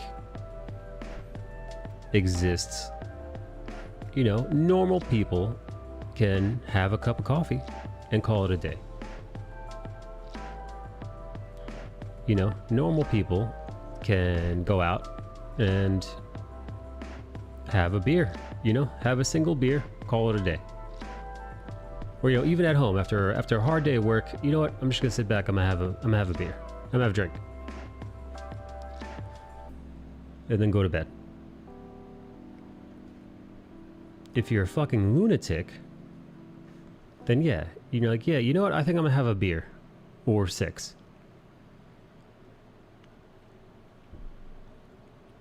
You know.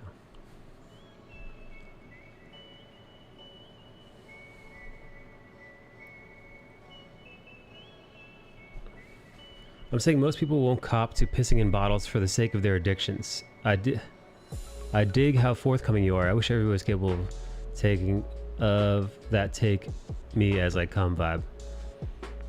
Well, listen. I like to be honest as often as possible. Even if that honesty is, well, me outing myself as a complete fucking loser douchebag. Because you know what? Listen. It's kind of like with the alcoholism, right? You know, you learn the lesson that you learn the lesson early on whenever you're in a NA or AA, whatever it might be. The first step is acknowledging the problem, right? The first step is being truthful, honest, and self-reflective enough to know that shit's wrong, shit's fucked up, and admitting to yourself and then eventually others that shit's fucked up. You're broken, things aren't working right, and then once you have that acknowledgement, then you can get better, or at least, you know, you could start taking the steps to get better. But again, there's no skipping that first step, right? So, you know, confronting your shortcomings is a very necessary step. So, you know, knowing my own habits is good. Dude, lately, the game that I've been playing most in my free time has been Pokemon Go. That's the game that I've found most relaxing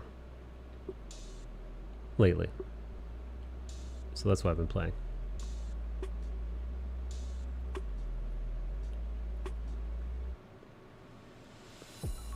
I think, Liz, I think I'm level 40. Liz, I think I'm level 44 at this point. The sea. I jump back and see the sea calls me. Do you play by yourself? Do you play with other pirates? I'm so glad you enjoyed it. I opened it back up when I went to that football game.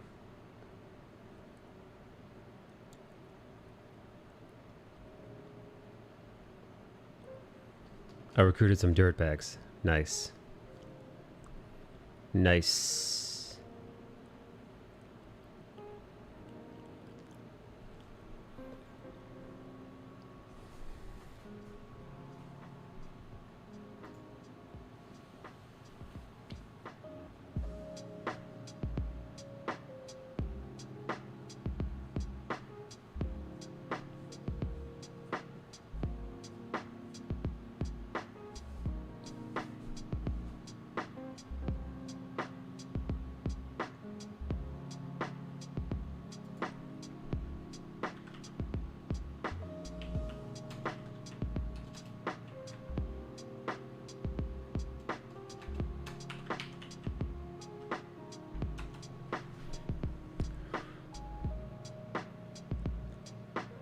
I wonder if I'm still any good at Overwatch.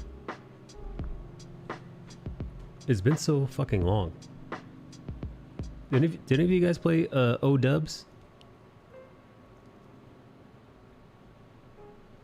Bard, how Sea of Thieves, says Lex. I played recently. What'd you play, Skip? What's your who do you main as?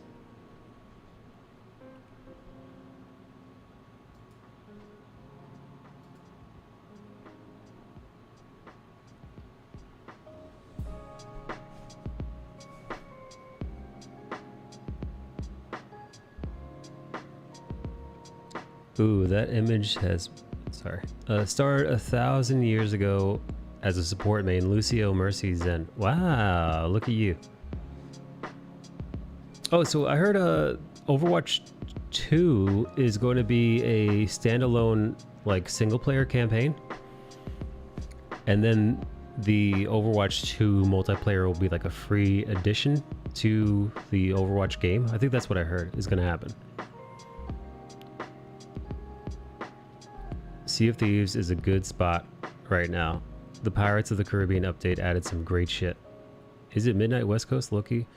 Yeah, Midnight West Coast. So you still got about 3 hours and you have 3 hours and 18 minutes left, Frankie. 3 hours and 18 minutes, Frankie.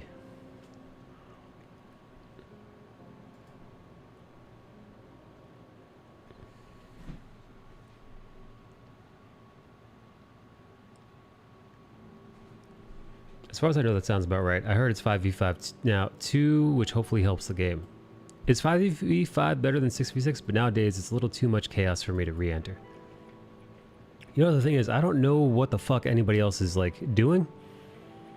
Like, it's been a couple years, I think, since or not a couple, maybe like a year since I touched Overwatch. Yeah, I saw that update. Intriguing. Yeah, so since it's been some time since I've played the game,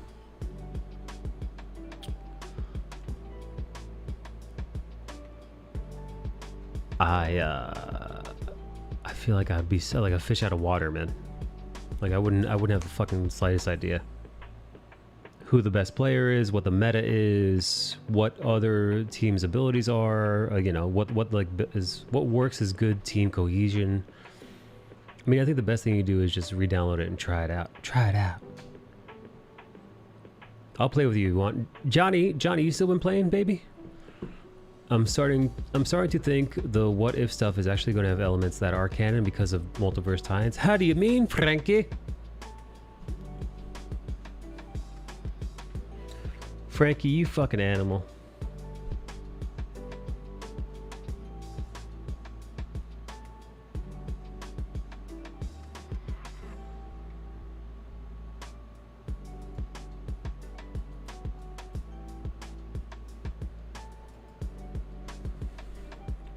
I play almost every night, a couple hours. Who do you play as? Daddy-o?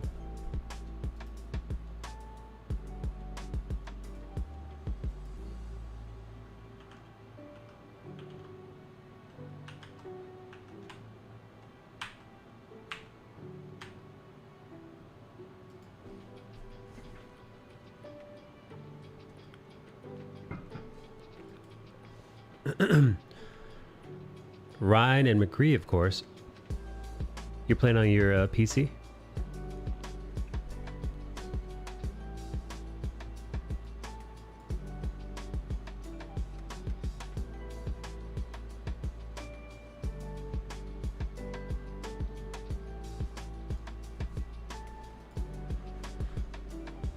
I like this song.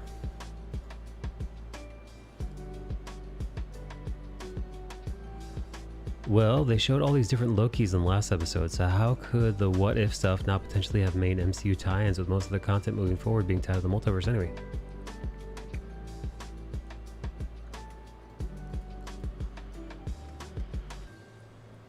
Good question.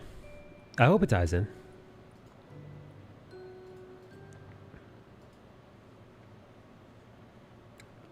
John Moore, are you still a crack shot with that McCree? Mike, is Eric doing Kickstarter or Indiegogo? Eric is doing an Indiegogo campaign. I believe Eric is going to do an Indiegogo campaign first, and then he's going to do a And then he's gonna do a what the fuck do you call it?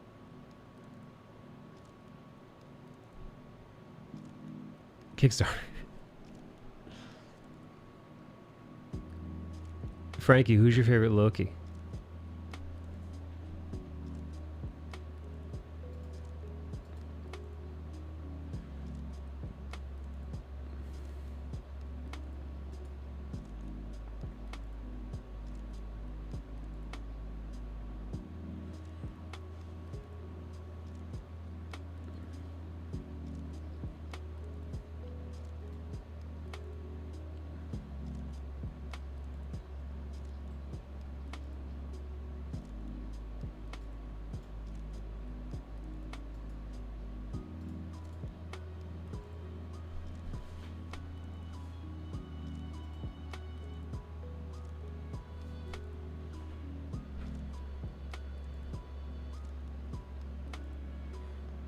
I would have liked the comic book Loki if it wasn't Richard E. Grant.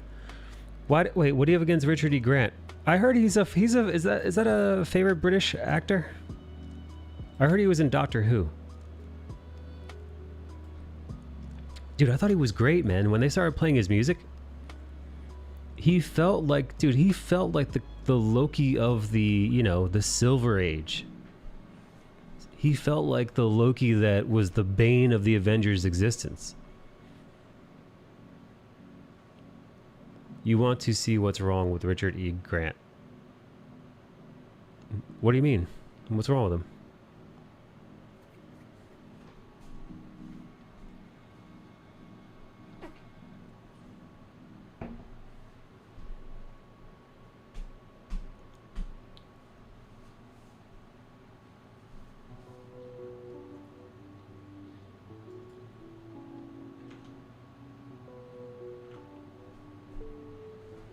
So is old Loki actual Loki? This was his reaction to Rise of Skywalker. Tell me your thoughts after this. Alright, I'll listen to a little bit of it.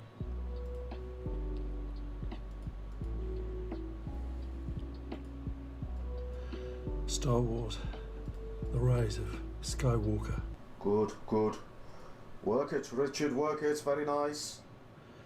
And nothing prepares you for this. Lots of emotion, Richard. Chill for me, baby. Very good. I cheered. I shouted. I fist pumped the air. I cried. More emotion. I want tears. Real tears, Richard. Come on. I stood and cheered. It's absolutely. Yeah, I gotta say, this is a good looking older man. I stood, I cried. Oh, beautiful, Richard. Now shake your head. Give me more emotion. Everything that you hoped it was going to be. Brilliant. Is he a homosexual? Is he a homosexual? That Richard Grant chap? Richard E. Grant? Not sure. I'm gonna type Richard E. Grant homosexual and see what pops up.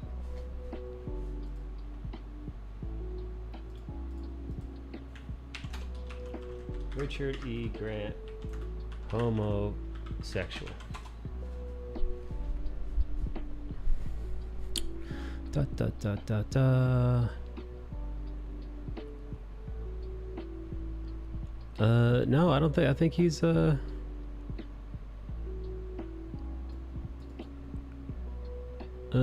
I'm seeing is from the Telegraph that he says that gay actors should play gay actors. Is he gay though?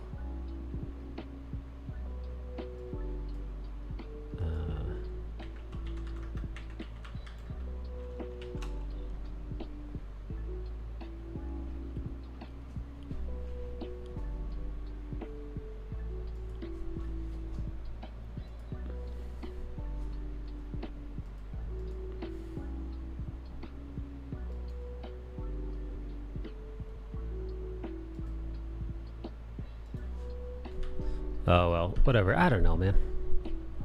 Listen, so this guy's got shitty opinions on Star Wars.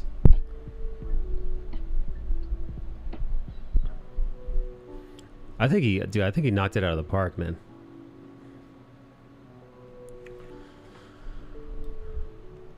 I really like the old Loki. So fucking powerful, man.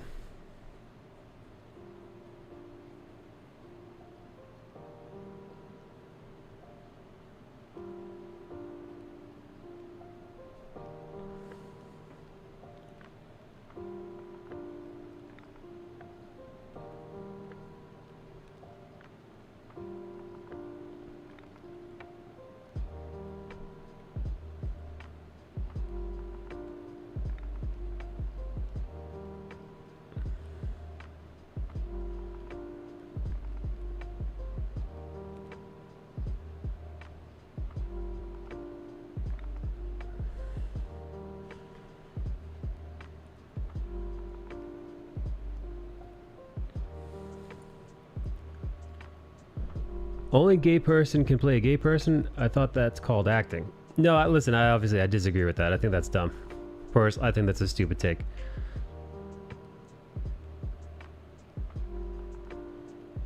I think listen, if a gay person wants to play a straight person, fucking who gives a shit?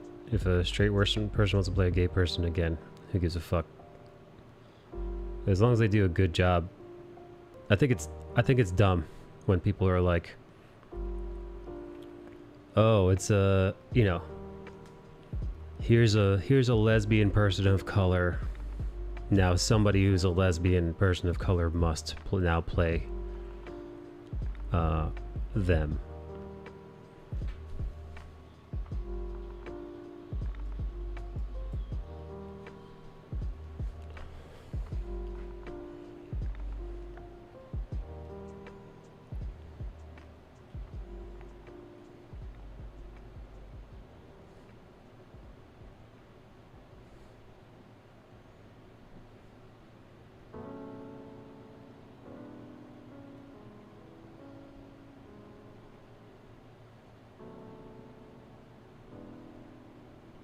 Redrawn. Oh. Yeah, yeah, did I tell any of you guys who I was drawing?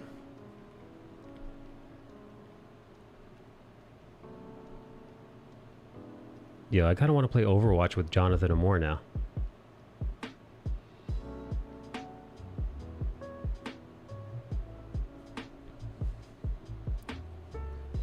I just always assume it's a character I don't know.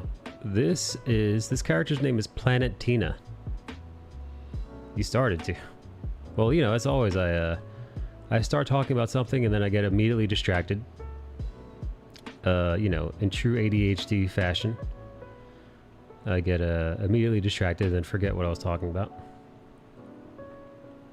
And move on to something else completely unrelated. Yeah, this is Planet Tina. And you might be like, who? Yes, she's from Rick and Morty. She is she's a spoof on Captain Planet. Captain Planet was an old children's superhero cartoon character.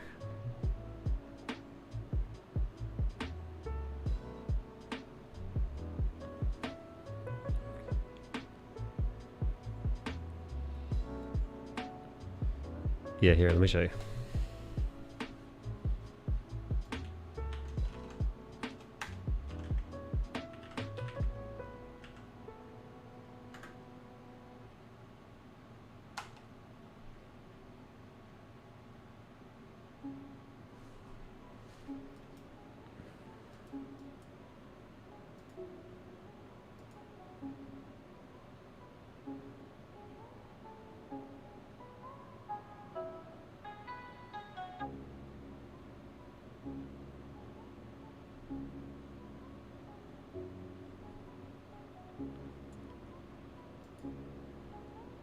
Those miners were innocent. Hang on, I wonder how much of this I could probably show like 10 seconds of this.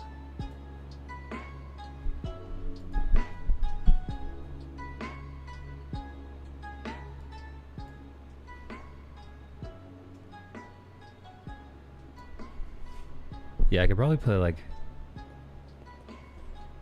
10 seconds of this. Morty and Planetina.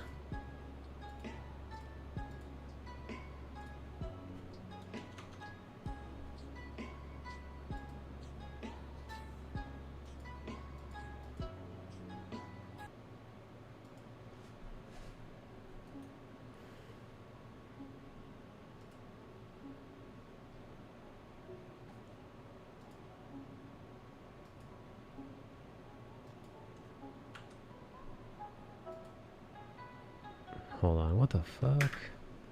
Sorry, my YouTube app is just all over the fucking place.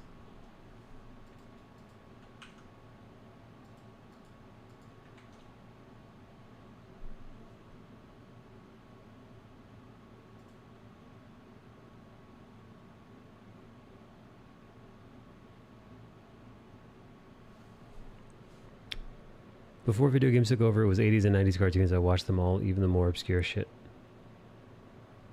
How'd you get a hold of them all the way over there?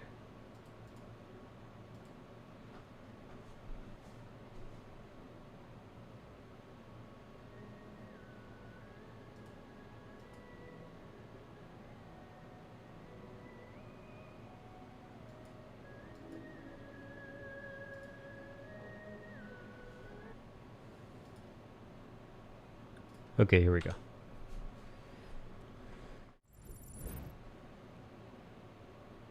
Those miners were innocent. Those innocent miners voted men into power to protect their precious jobs so they can buy more plastic garbage and eat the corpses of tortured animals. The system is broken, Morty. That's enough of that. I feel like 10 seconds of the clip is enough without... that should be well within fair fucking use. At least I fucking hope so. Anyway, she's a spoof on Captain Planet.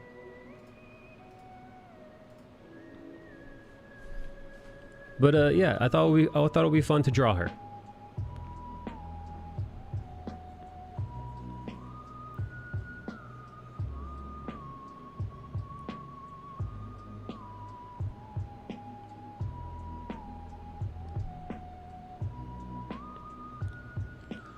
The 10-episode Men in Black cartoon was one of my favorites.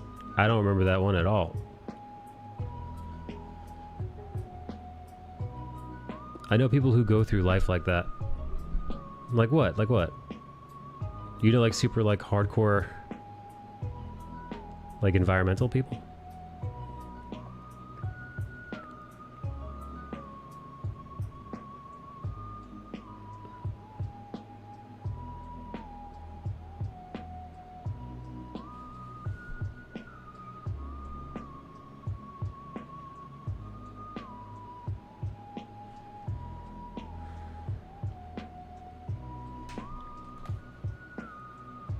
What's this? This is like the Men in Black TV show clip.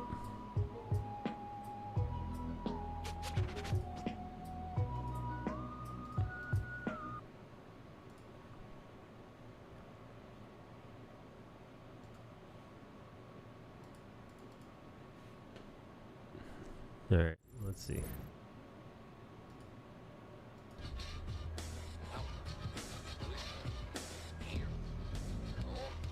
Oh my god, I remember this shit. Dude, I fucking remember that shit. I know it was only 10 episodes. I wonder who was behind that. Yes, unfortunately, hate the sin, not the sinner.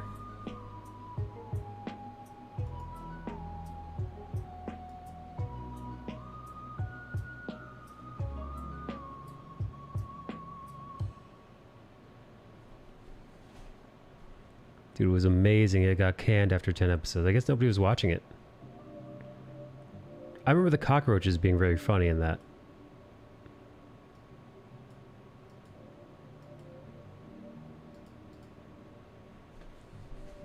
Yo, John, you still in here? John Moore, you fucking monster.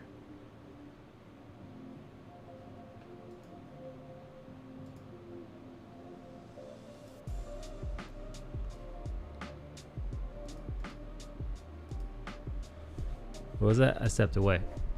When do you play Overwatch? Like what time, my time, do you play Overwatch?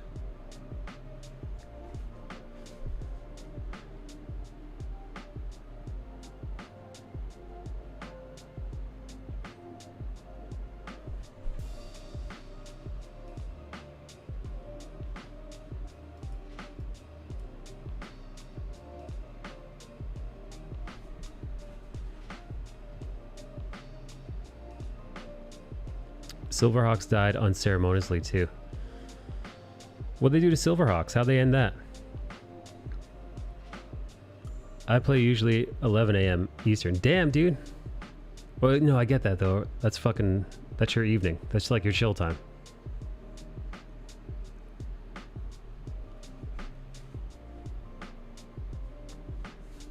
Yeah, no, listen, dude, I'm super down to play, but like, I know you gotta I know your deadlines are tight as shit, man. So I'm not looking to encroach on you, man.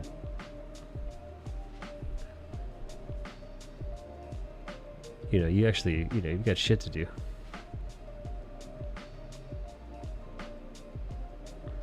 Listen, they don't call him Daddy Amore for nothing. I miss playing with you too. Frank, do you play Overwatch?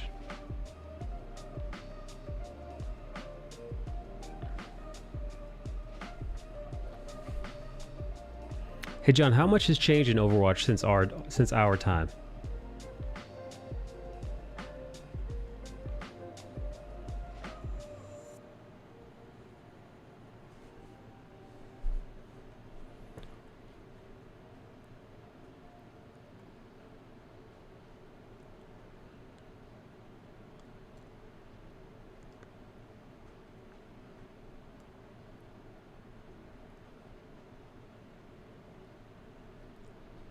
It's still the same game. I know, but what about all the new characters and whatever the fuck? Just have 3 to 4 new characters to get used to.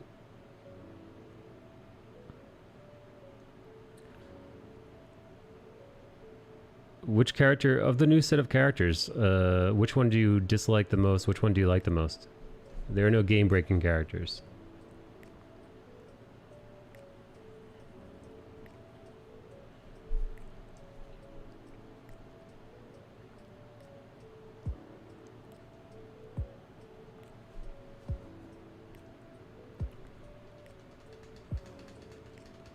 I hate Wrecking Ball the most. The little hamster guy? Hammond? Is that Hammond?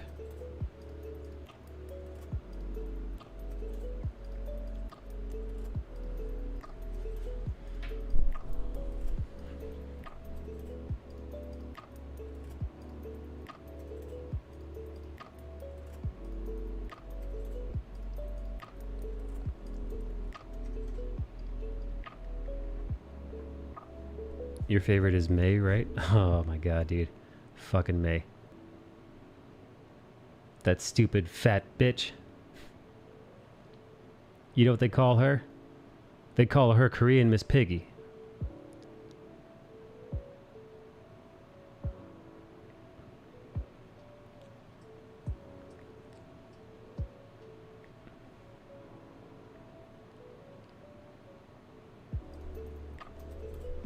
Jesus, Michael. What, I'm stealing Billie Eilish's boyfriend's fucking meme.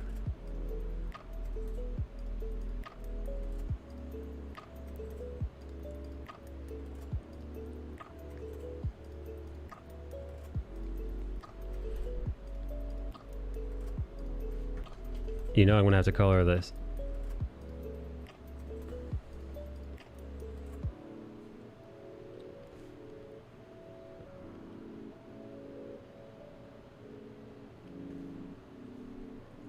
Hey, John Amore, where's Dave Tran at? I want to pick John's brain on webtoons sometimes. What do you want to pick his brain about?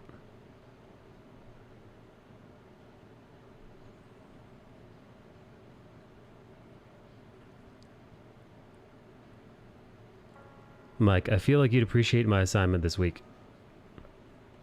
Is it a vaginal assignment? What you want? Says Jonathan Amore.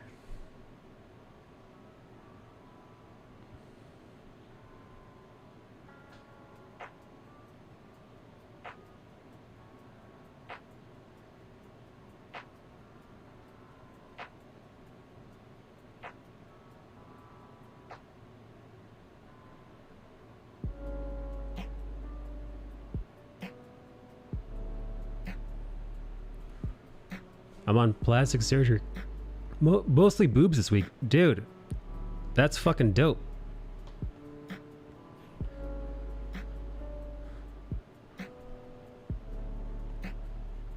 Are you gonna tell us how they do tits?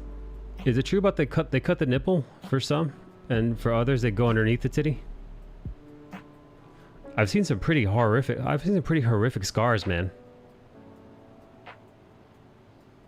The underboob one? Holy shit, man. Dude, I saw this one underboob scar.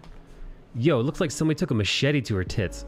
It was fucking gnarly, man.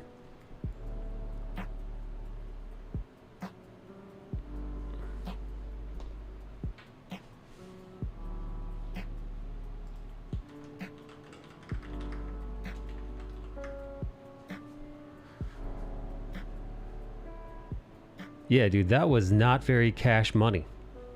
That was the opposite. I'm thinking of going that route. General advice, experience, pros and cons about webtoons. We aren't doing any implants. Today was a double mastectomy with reconstruction. Tomorrow will be a breast lift.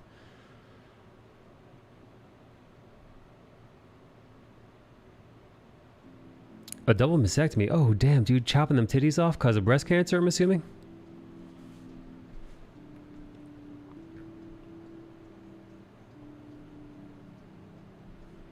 How old was this Bard?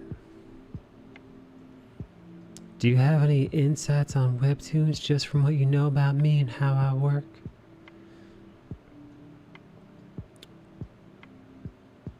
Do I have any insights on webtoons based on what I know of your life and experience with webtoons? I like how John's trying to pass this question off to me. Let's see. That's a good question, though. Pop quiz, hot shot. Let's see. All right, from what I know of John's schedule, his webtoon schedule, he has to hand in, I believe, 35 panels. 35 panels a week? 35 or 30? Or no, was it Sims has to hand in 30 and you had to hand in 35 or 40? 40. Yeah, nightmare.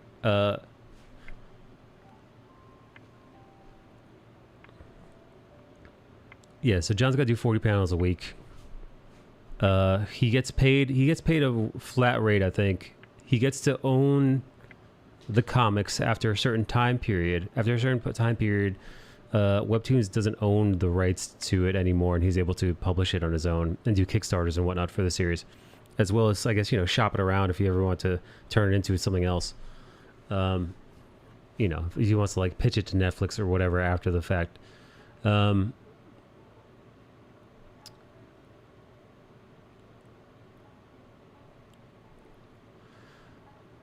Yeah, dude. Actually, if you go that comic books are, 5 to 6 panels a page or more, depending on the page. How many pages? That's about, what, 7-ish pages a week? Fully penciled, inked, and colored, Lex? Which is a fucking nightmare.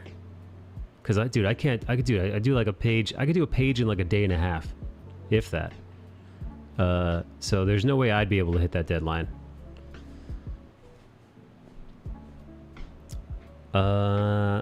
So I'd imagine it eats up an extraordinary amount of time on John's behalf. Pretty grueling.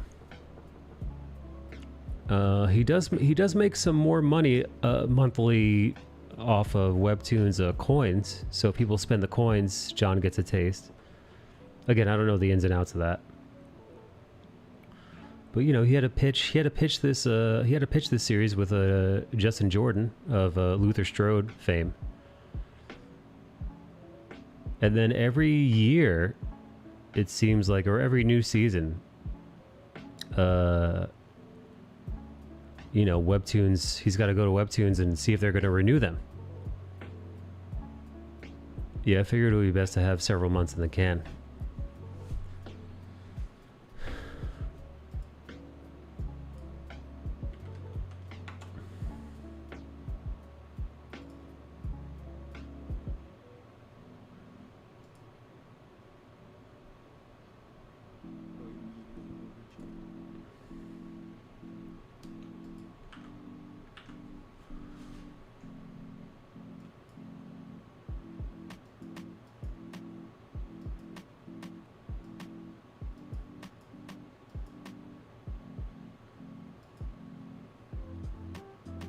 Lex, we have some interviews up if you want more insights.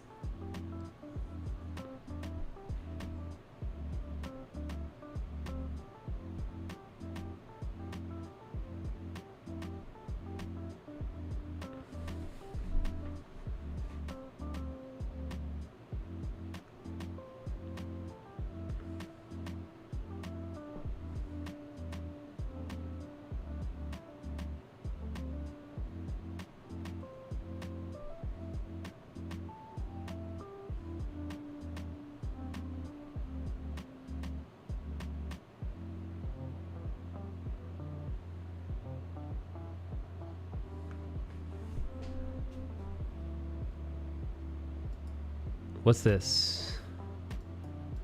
How's your Monday, unknown social media manager person? I think I'm depressed.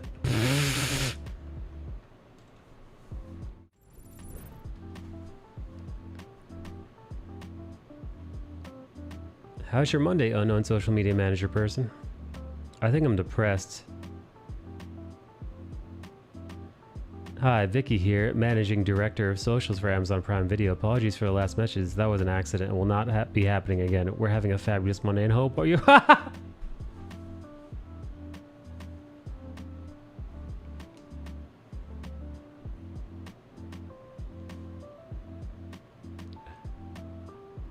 I think I'm depressed. LMAO.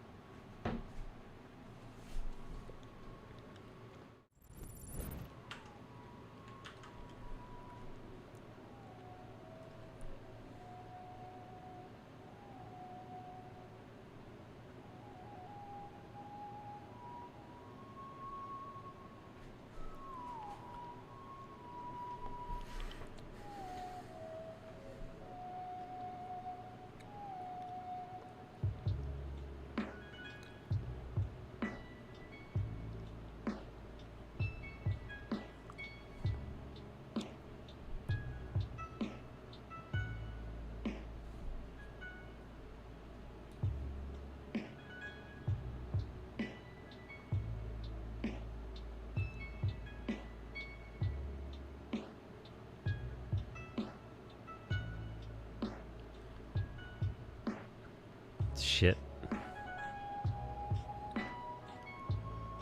I wonder how long it took for mid-management to race across the floor to give that person shit and put the auto message.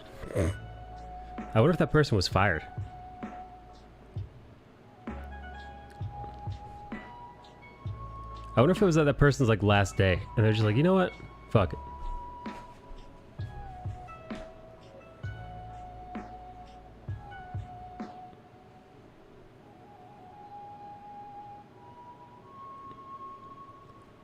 Eric is live already? Oh yeah, dude, Eric's been live. Eric's doing it, he's doing like an interview with a couple of guys, I think a couple of Comicsgate guys, if I remember correctly. I think he's talking about I think he's talking about like comics making. I think.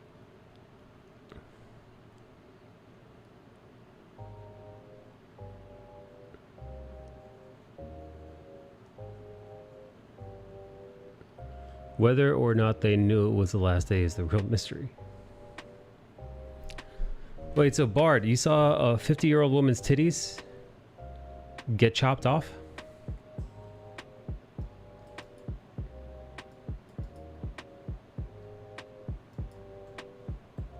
Sip and wait for lunch. Enjoy your lunch. More like taken out. That's weird, man.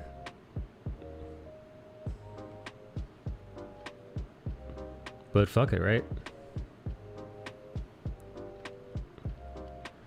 Oh, hey Bart, I was thinking about doing one of those, not the ancestry one.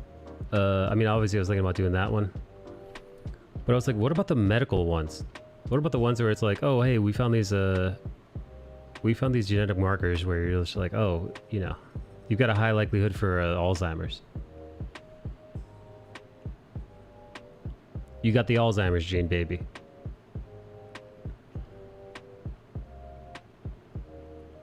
What about it?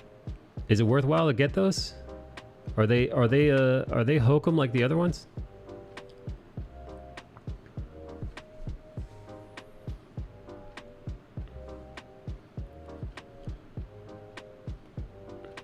Those aren't hokum.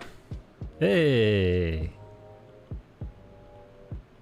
But what we'll do for you? Well, being adopted, I have absolutely no fucking medical history knowledge, like, of my hereditary and like any kind of like Alzheimer's, dementia, heart disease, cancer, any kinds of cancer. I have no fucking idea what I'm prone to. It's just a mystery. Like the cancer ones maybe, but like if you knew you're predisposed to dementia, what would you do? Oh, there's fucking nothing besides like knowing, hey, your boy's gonna get dementia. God, I don't know, maybe kill myself at 60? I'll probably just call you to distress.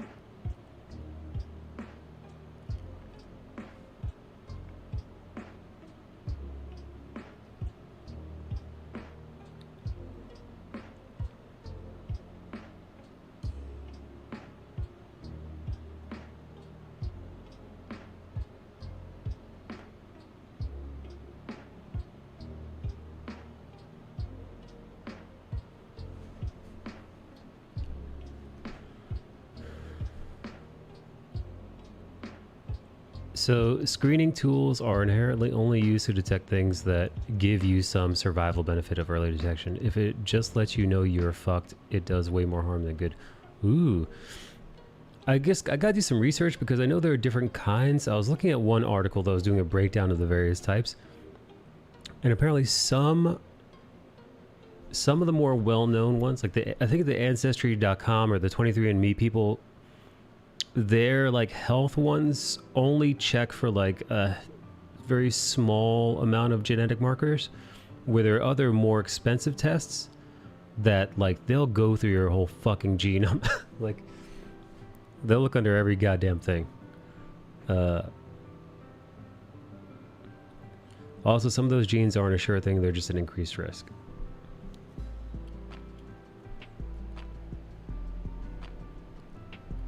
Yeah, I mean, listen, at the end of the day, who gives a fuck what ethnicity I am?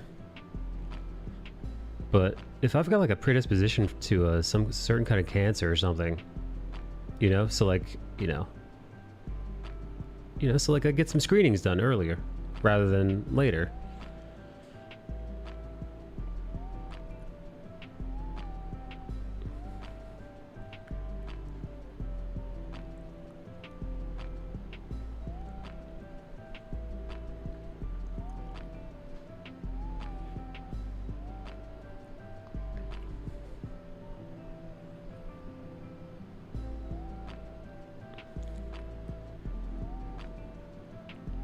Yeah, those are really the only ones I recommend.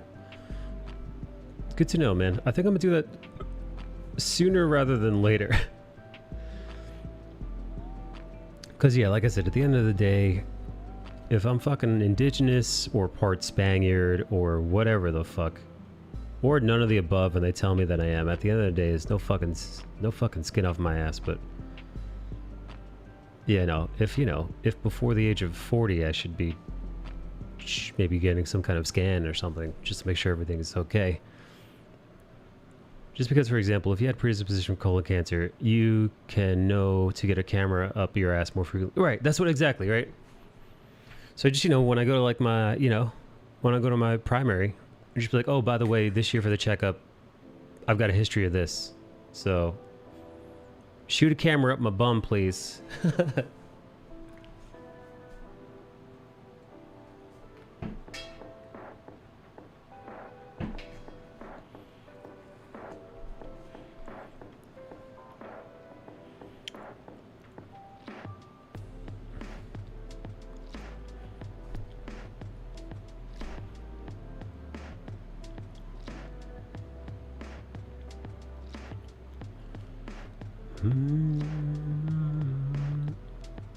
Hey Bard, do you have any family predispositions to stuff? How's the Bard Ross Geno?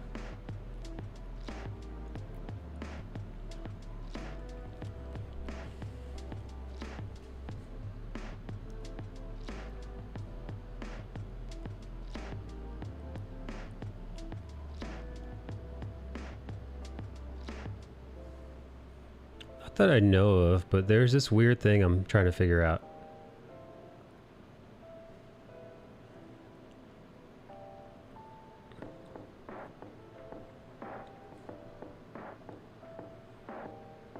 I suspect I got some secret blood shit under the surface. Well, you'd know. You'd know more than anybody else. I hope you're okay, though.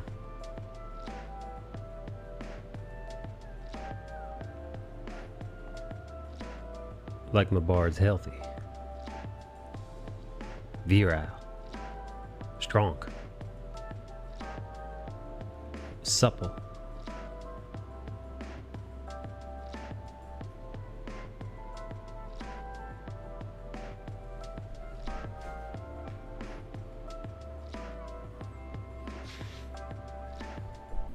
What made you, what gave you that suspicion, Bard?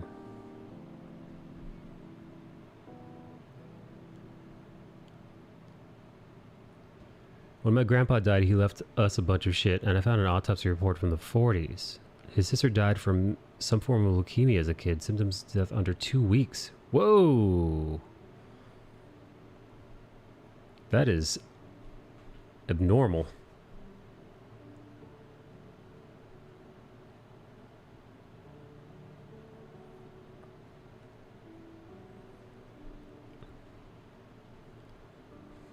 And I've been asking around. There's some weird shit that my dad and aunts had as kids that I can't figure out.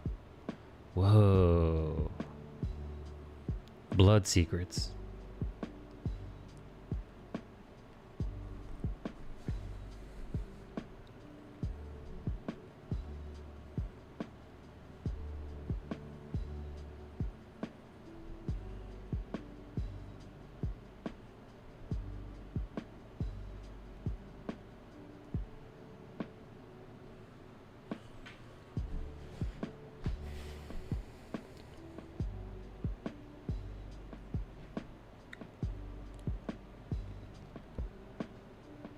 I hope your blood's okay, Bard. Can't have you running around with bad blood. Me too, dog.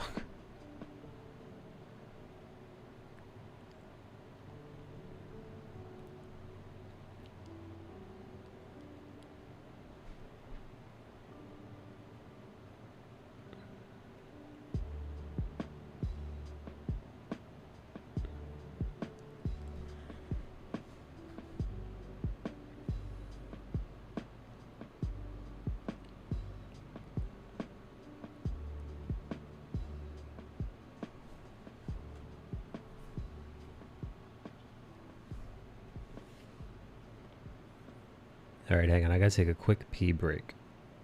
I'll be right back.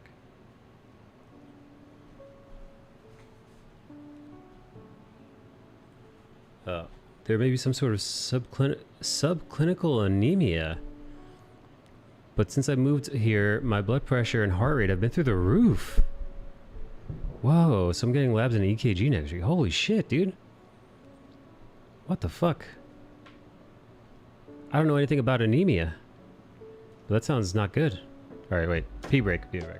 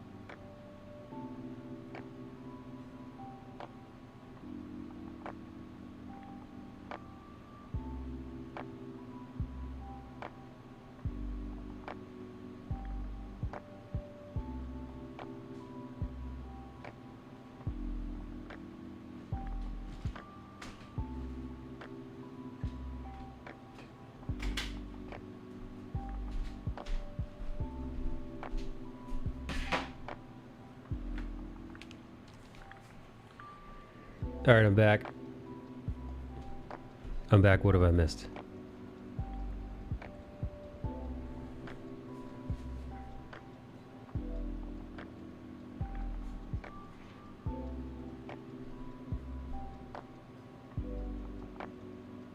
Lex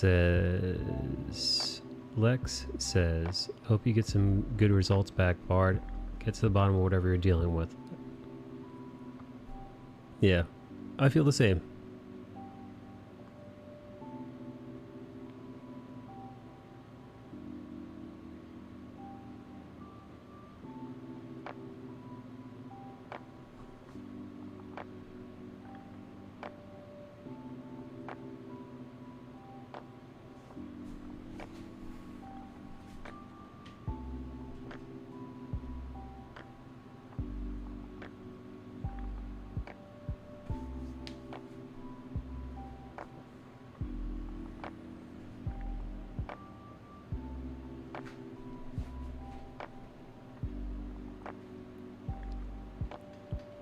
Stressful. Lex.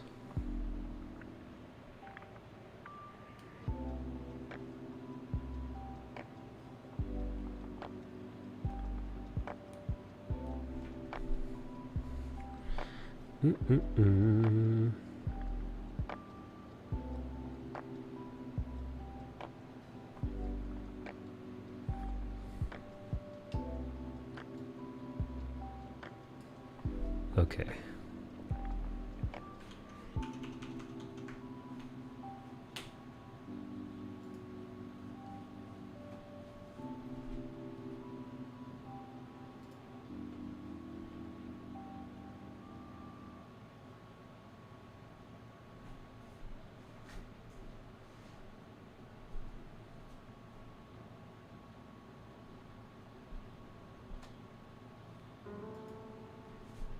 What's up, Swag? What's up, Cameron? Welcome, welcome, welcome.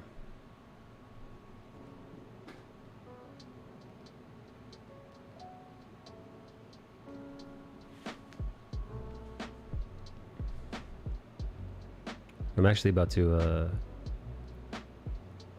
add some shit to this thing. What's up, Skid War?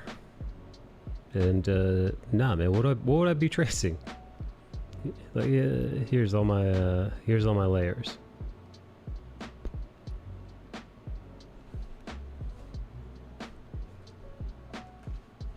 It looks like you're teaching. Nah, I don't really teach here. I'm not much of a teacher. I don't generally teach people stuff here. I generally just well, I draw and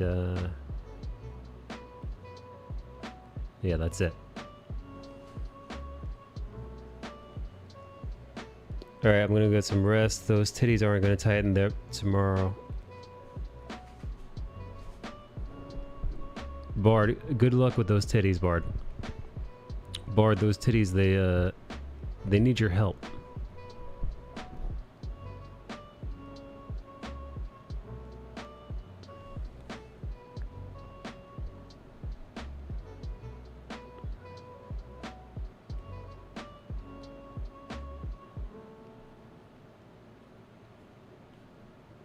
Can you trace an alien? Yeah, sure. Get me a photo of an alien. I'll trace it.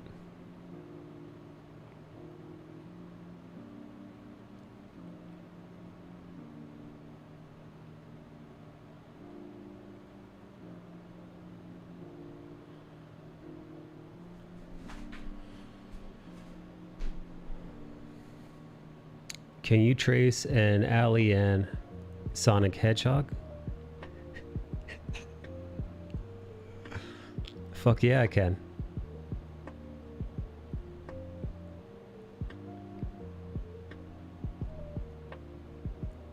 Are you Rick Ekel? I don't know what that is. Maybe? Maybe I am.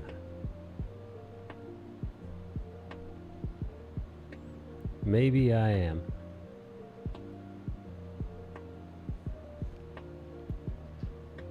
This dude is a Rick Eckhell. What is that?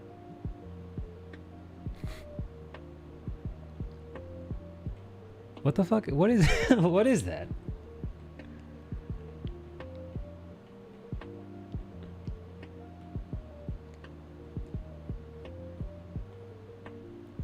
They're saying you're an Asian incel. No, I get pussy, dude. And I'm not. Hey, listen. Listen, this dude. See, Asian people tell me I don't look Asian. I had my Chinese friends over the other day. Thank you for translating, Bard. I had my Chinese friends. They came over the other day. And I was like, yo. My Chinese friend Jimmy was like, he's like, hey, I think he asked me how I felt about like the Asian hate that's been going on over like the last 6 months.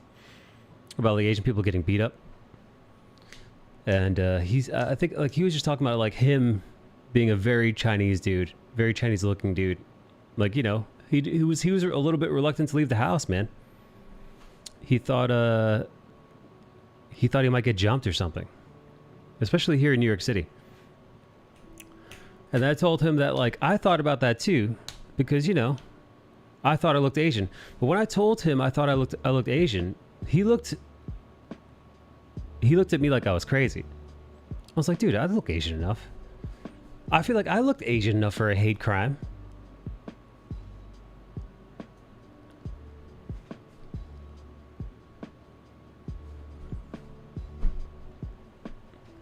Anyway, but look, they just asked me if I was an Asian incel.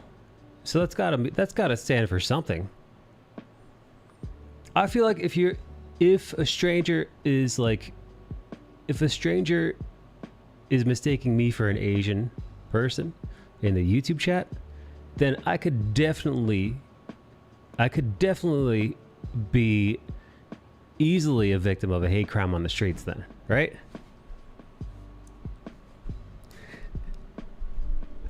I think so anyway. I think I look Asian enough. I think I look Asian enough to be a victim. I'm gonna text that to my friend Jimmy.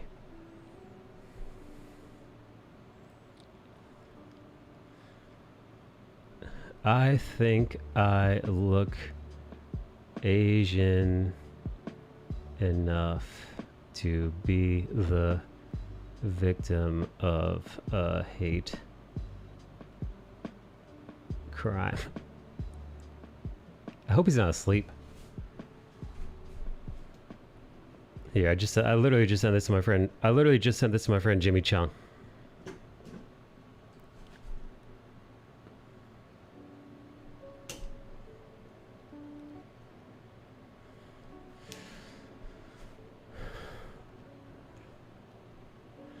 Can you draw a not safe for work drawing of me and my aunt?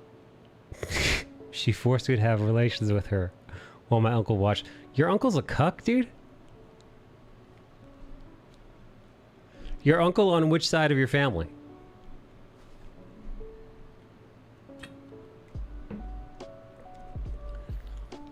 Tell him a couple of 13-year-olds thought you were Asian, but see if that's enough evidence. Yep. Internet chat, guys. Skids, Swag, Cameron. What ethnicity you got? What ethnicity are you guys?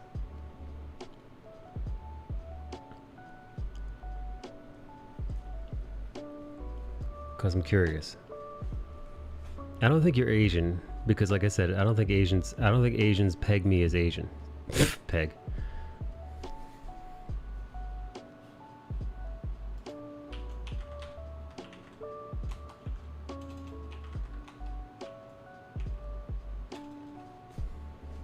Didn't I have a pegging command at one point?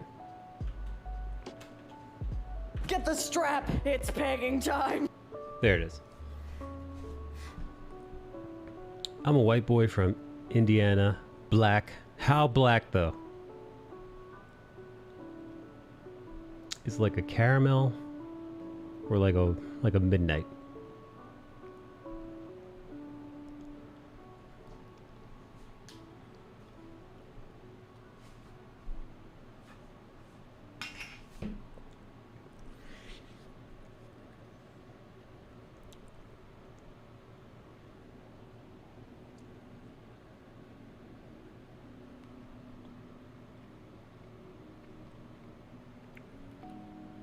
I'm dark African.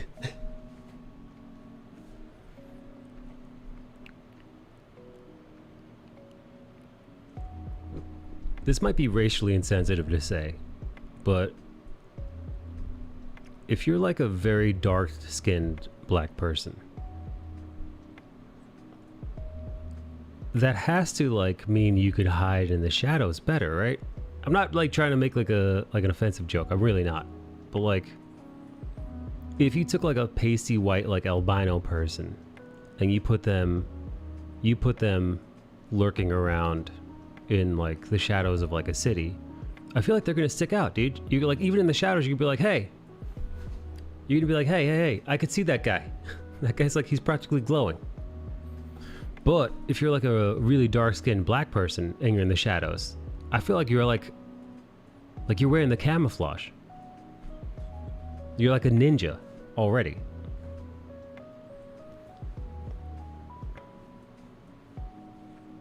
I don't know what that is. I don't know what that is, Flodge.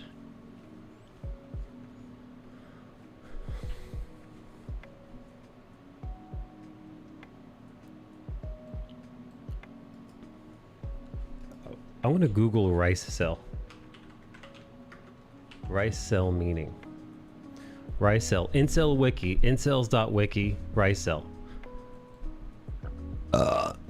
What is rice cell?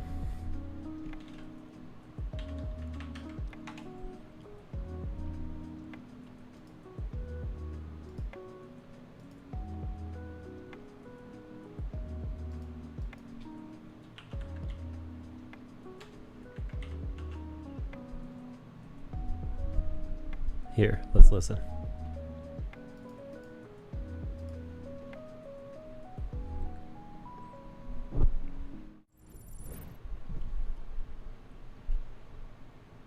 Ricel. No. Ricecelle. Yo, I don't think they're saying it right, dude. Ricecelle. Ricel. Ricel. Рисовец.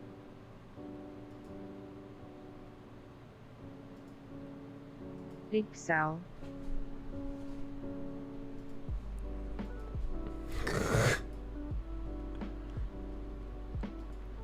Oh, I see. I haven't lost my virginity because I never lose. Oh. Yeah, no, guys, I've had pussy before. Now, I'm not like drowning in pussy, but I've had coochie before.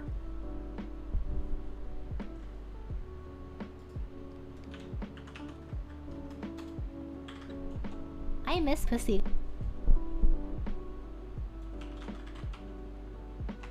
Pussy, pussy, pussy, pussy, pussy, pussy.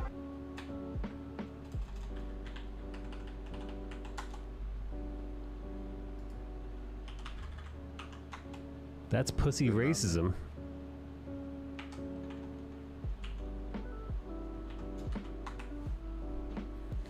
You say as you have Captain America shield behind you.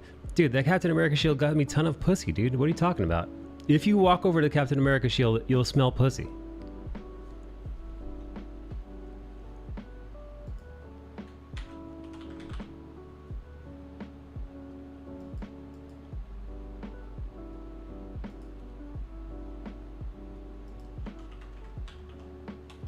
I want to eat that nasty pussy!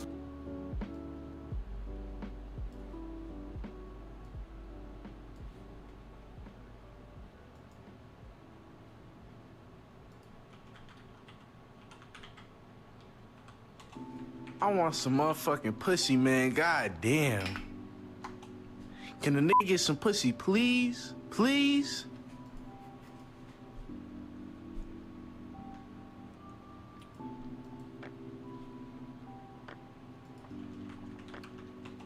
Oh my God! Can you eat pussy like that? And look at that pussy.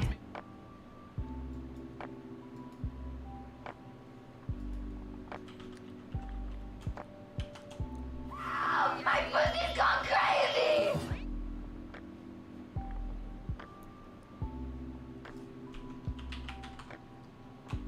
What's this pussy juice talk? I had a bowl earlier this evening at the spot. No shit. Wait, Lex, you smoke?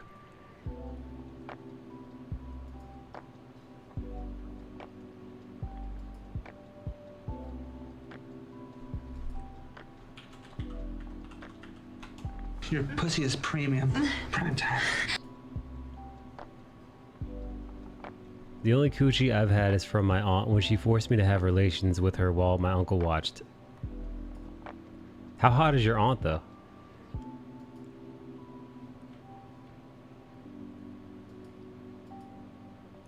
I knew a guy, a friend of a friend, who, he somehow saw his, like, he saw his aunt using the bathroom. And that, like, is one of his first, like, arousal memories. Let me see.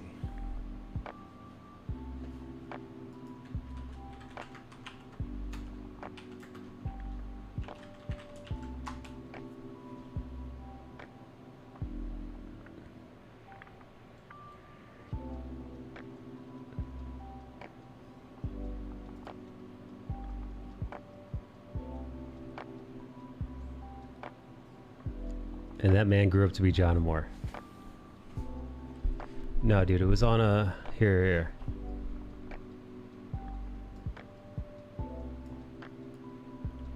Check this out,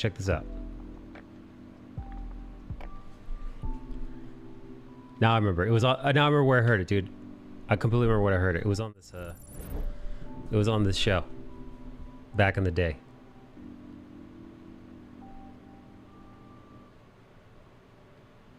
Here it goes. Do you think what Sal said about his aunt tackling him and pulling his pants down to look at his penis is true? He said it happened to him when he was 11. If that's true, it probably explains his sick sexual fetishes. He even asked the same aunt at a wedding as an adult to give him a hand job.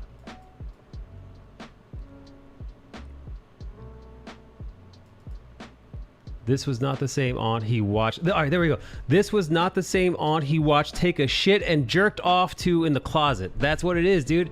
That's the story, man. He watched his aunt take a shit and he jerked off to it.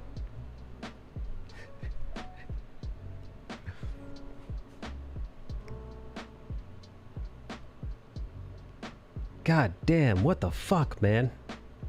God, it's fucking sick, dude. He asked his aunt to give him a fucking hand job, dude. And then he jerked off to his other aunt while she was taking a shit. What the fuck, man? You're right, Bard. What is this, the John Moore story? Great, I accidentally shit.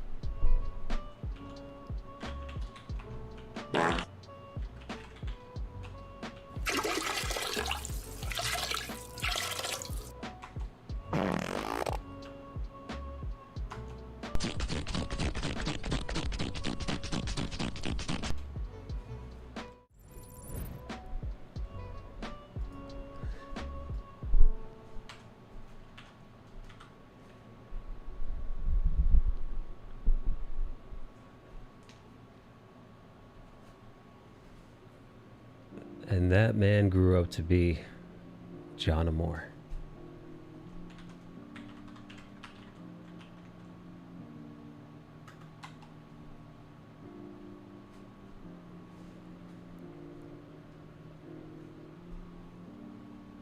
Who the fuck is negative XP? It's an Asian dude? What's his deal? Is he handsome? He's a rise cell. This guy gets no pussy, is what you're saying?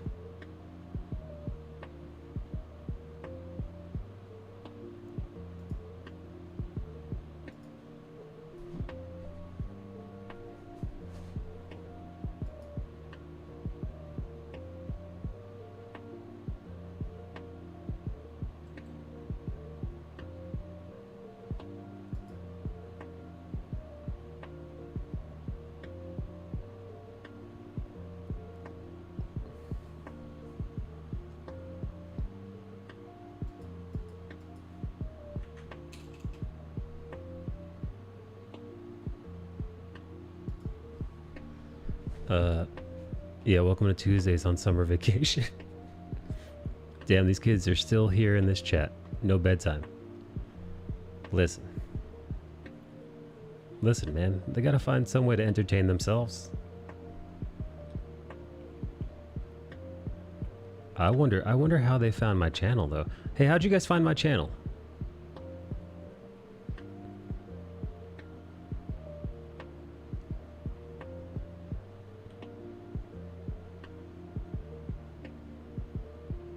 They giggled at the title? What's the title? The title was, what the fuck is this YouTube title?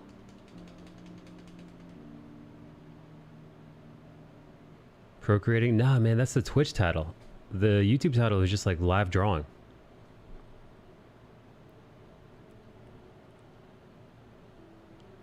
I looked up Asian guy stream.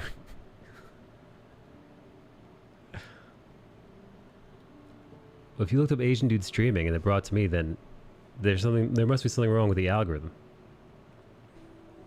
Unless I actually am Asian, Bard, which is why I want to take that test, Bard, to figure out what ethnicity I am.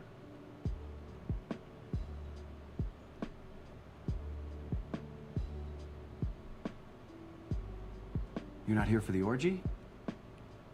Oh, dude, Bernard Chang.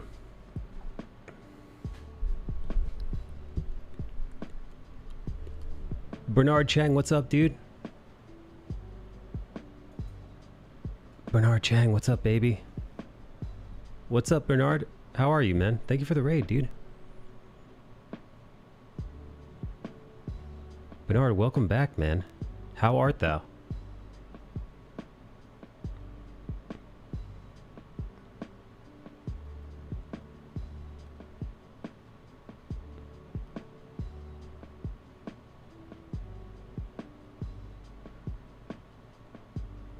Bang, bang, you're the best. Hey, Simple Man, what's up? Oh, hello everybody from Bernard's channel. Welcome, welcome, welcome. Oh, here. Alexa, closet light on. Okay. Gotta show off the old Captain America flag. Shield. Welcome, welcome, welcome. Bang, bang, you're the best. Thank you for the follow. Hey, hey guys, what was Bernard Chang working on? What was he up to? What's his raid call? Grab and drag, grab and drag, grab and drag, grab and drag, grab. Hello Crispy, hello Golf, hello new friends, hello Lurky. Welcome, welcome, welcome. Howdy, howdy, howdy. I'm sketching hey, have any of you guys been watching the most recent season of Rick and Morty? Cause I've been watching it. It's I think the season's fucking great. Anyway, this is the Captain Planet spoof lady, Planet Tina, and I'm just doing a quick little background. James, thank you for the follow. Doing a little background, shooting the shit, fucking around, and I got a question for Bernie. You know, and I got a question for anybody else on the channel. Oh, it was a nice perspective. Thanks, Golf Boy. I literally you can see this. I didn't use a ruler or anything. I just did this off the top of my head because I'm too lazy to deal with rulers. So I just goofed the perspective off the top of my brain because I'm lazy like that. I'm a lazy boy. He was doing Tank Girl Battle of the Sketches. Who won? Blues? Who won the Battle of the Sketches? Who was he? Was he with Sean? Mr. Money himself? Who else was over there? Was it Tommy Lee? Was it the whole gang?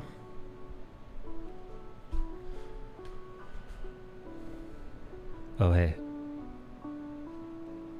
Here, guys, I want to ask you a question. Do I look Asian enough to be a victim of a hate crime?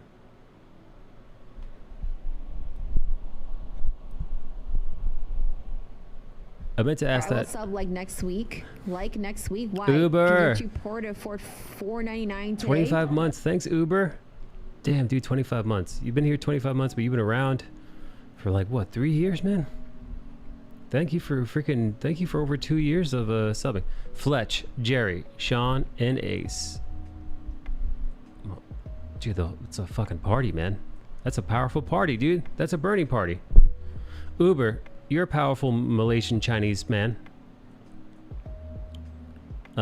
Uber, do you think I'm Asian looking enough to be the victim of a hate crime here in America?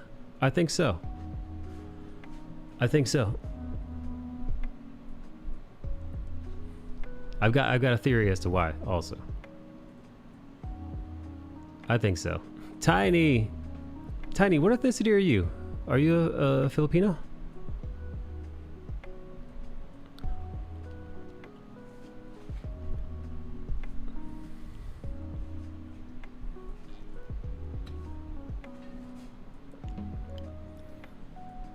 Laos and Thai. Cool.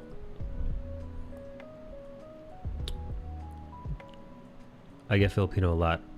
Apologies. You got some, Tiny Tina, you got some powerful Filipino vibes. That's why I asked. I took one look at you and I thought, I wonder if she speaks Tagalog. You could pass for one too. I've definitely, dude, I've had Filipino people assume I was Filipino. And oftentimes I haven't corrected them. Because it's just, especially if we just met, it's you know, because like being like, oh no, I'm not Filipino, and then like, oh, what are you? And then I'm like, oh, I don't know, and like, why don't you know? And I'm like, oh, because I'm adopted and I wasn't born here. And like, where you adopted? You know, it's like, I'd rather just not. Kind of sucks I live in a Filipino hood. Where are you at? Are you Jackson Heights? Were you in Queens? Jackson Heights is the only area I know that's like super Filipino. In Queens. Woodside. Oh yeah, obviously Woodside. Duh. Yeah, is it Woodside or Jackson Heights where that Jollibee is? Considering how dumb the people who carry out those hate crimes are, I think so, says Uber. Or they just assume you were some other flavor minority and want to lynch you anyway. Oh my god, lynch me. Woodside. Okay. Alright, Woodside is where it's at. You know, I haven't been to that Jollibee. I hear it's good though. Tiny, I'm like one stop away from Jollibee's. Do you go there? Or do you avoid that place because you're Filipino? And you're like, oh man, I know I want to walk in that place. They're going to start talking to me in Tagalog. Like, I don't want to have to deal with it.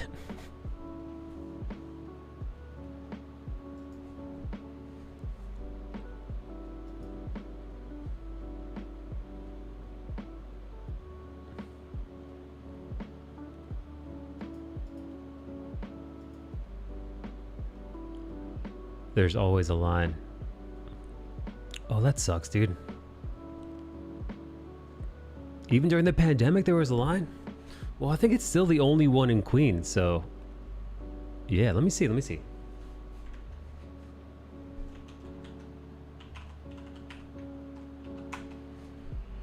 You got a Captain America shield? Yeah, Eric Canetti bought me the Captain America shield. I also have a Mjolnir. I have Thor's Mjolnir on the floor. Also, Tiny Tina, what are you doing up so late, dude? Location. Let's see. It's an inexpensive shield though. It looks great, but it's made of a nice plastic. I think it's made by like Hasbro or something. I'm always up late. When's your bedtime, Tina? Like it's a nice for a display, but like I kind of want to what's up, Blues Boy? I kind of want to buy a real one. Let me show it to you guys.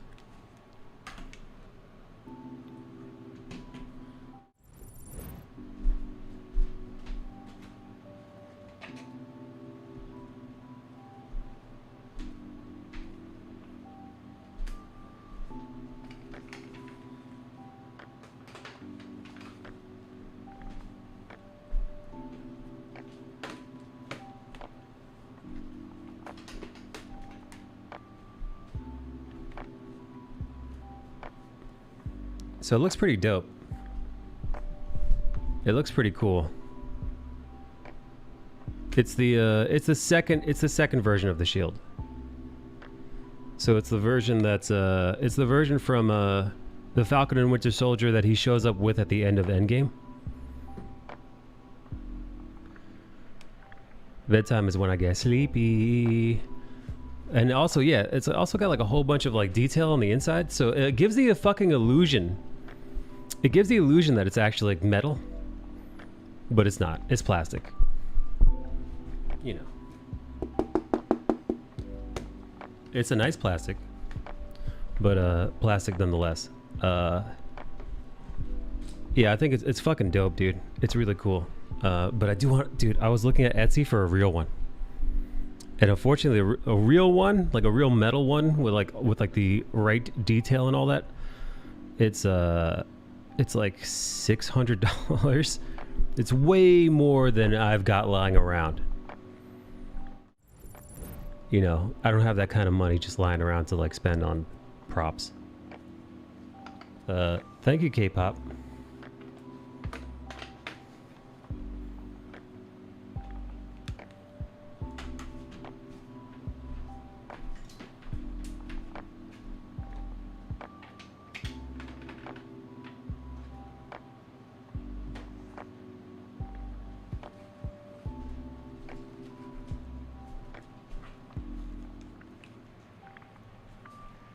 I also have Mjolnir. Mjolnir, which is like, it's to scale. But, you know, this is... It's very plastic.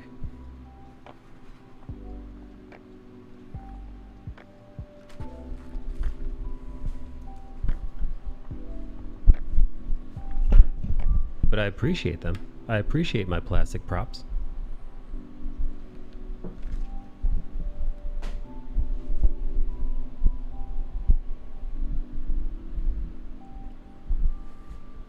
Tina, what do you do before bed? I'm curious. Also, where's Bernard, dude? Did Bernard just go to sleep? Imagining having a Mjolnir made cast, like, oh my god, dude, you wouldn't be able to lift it.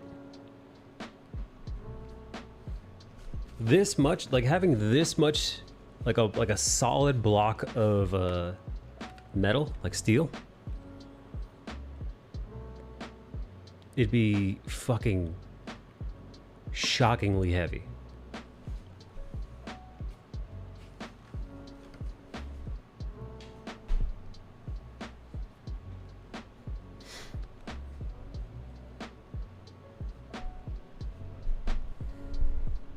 Let's see.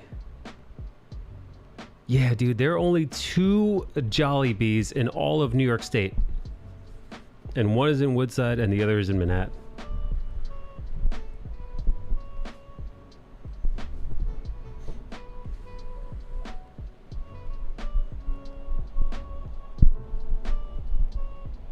You can get Mjolnir kettlebells. Whoa, that's fucking cool. Hey, Tiny, have you ever dated a Filipino?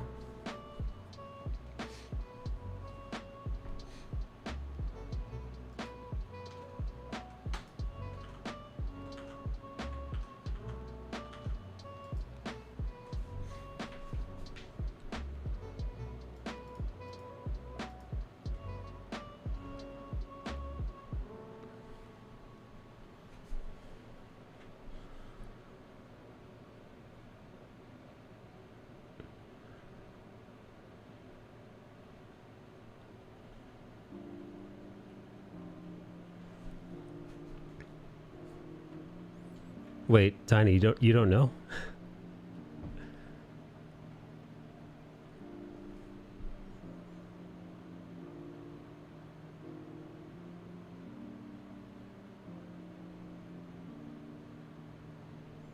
Yeah, I had to think about it.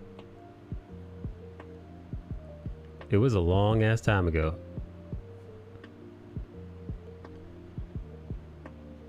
Was it, did you guys break up because he thought you were Filipino the whole time and then he found out that you weren't and then he was heartbroken? And then he was like, could you at least pretend to be Filipino?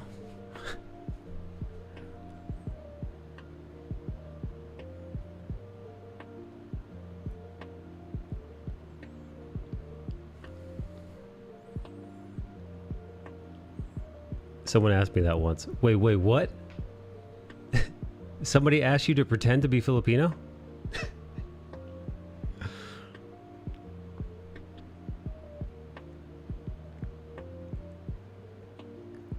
No. Yeah, it's a little rude, I think. They asked me what you asked. Oh, if you ever dated a Filipino?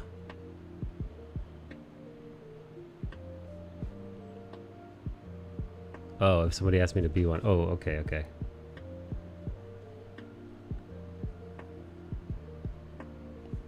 I found out he was married. Holy shit, dude.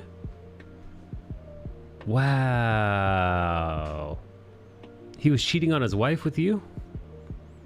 Was his wife Filipino? Were they in an open relationship?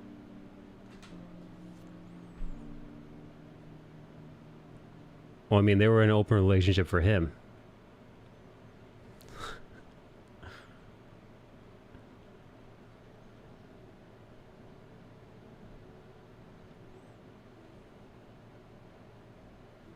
They were high school sweethearts. Oh, God, man.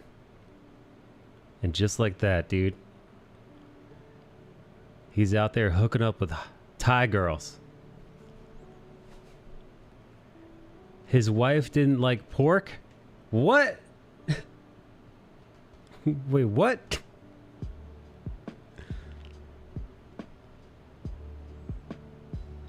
It happens more than you would think.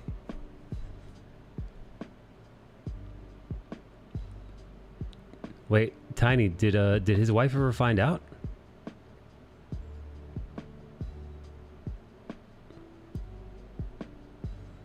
Also, how did you find out he was married? What was the giveaway?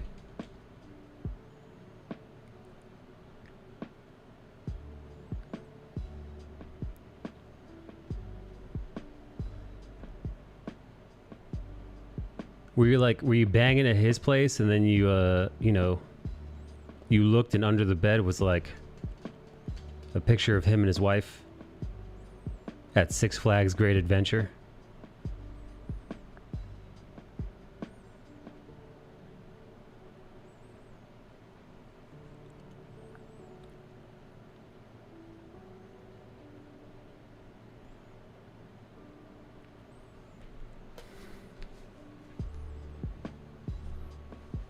Nah, it was always at my apartment. Oh, that's full. First off, that's sus. Unless he's living with his parents, which also is not great, depending on how old you are.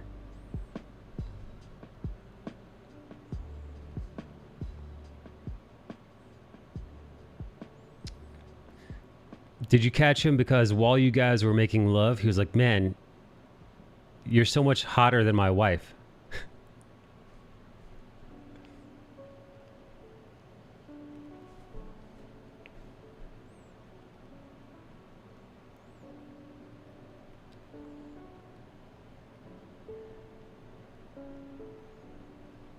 Oh my God, Mike. Listen, I don't know. I don't know what this guy's deal is. He could have been a real sicko.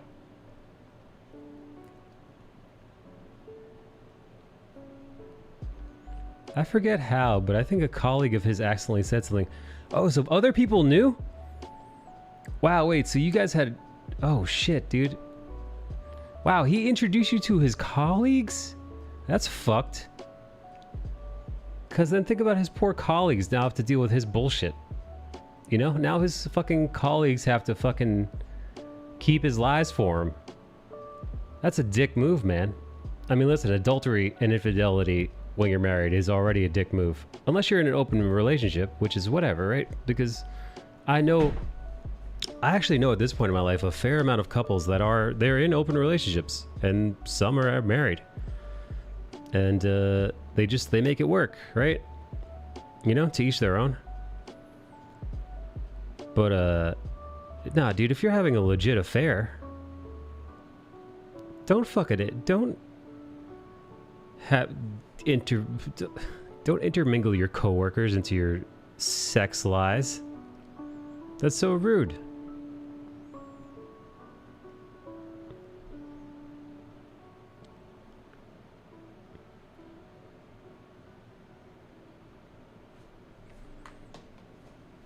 Then I did some research. Bruh, his wife is hot. Filipino? Dude, you would be shocked at the lengths people go through to hide a double life. Now, I never understood the double life. I could understand... Listen, man. Some guys, they just like to fuck, dude. They love it. They love banging. There's real horn dogs. There's some real perverts out there. So I could understand, you know, I could understand why people cheat. Like, without condoning it, I could, but you know, it's understandable. You know, like, I don't understand serial killers. I do understand people having intermarital affairs, right? There's some things in life, yeah, you don't get, you'll never understand. And there are other things where like, yeah, people are selfish. I get it. People, you know, people want to have their cake and eat it too. But having a double life, like, you know, you hear stories of people having like multiple families in other parts of the country. It's like, how the fuck do you do that? And why would you want to do that? Listen, as a person in a long-term relationship,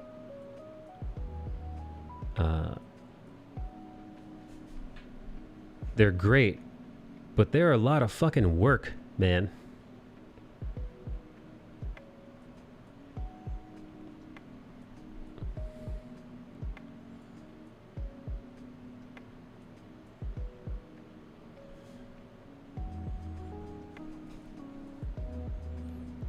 I can't even keep one life on track.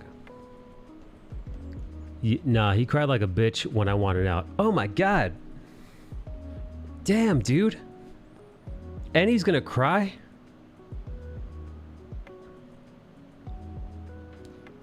Wow, he's cheating on his super hot wife with Tiny Tina, who's cute, for sure. And then when he gets caught, he's just like, "Wah, don't leave me." I know I was lying to you to your face. Made you a homewrecker without your knowledge.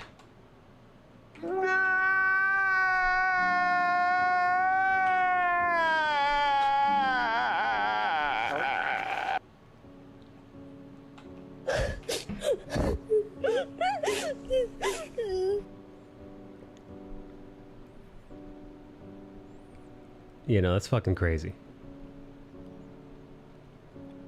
I feel like that's one of those things. Like, you know, if you get caught doing it, you can't cry. You get caught cheating on your wife, and then your mistress is like, "Yeah, I caught you. I don't want to be cheating on. I want to help you cheat with your wife. This sucks. I'm out." You don't get to be heartbroken.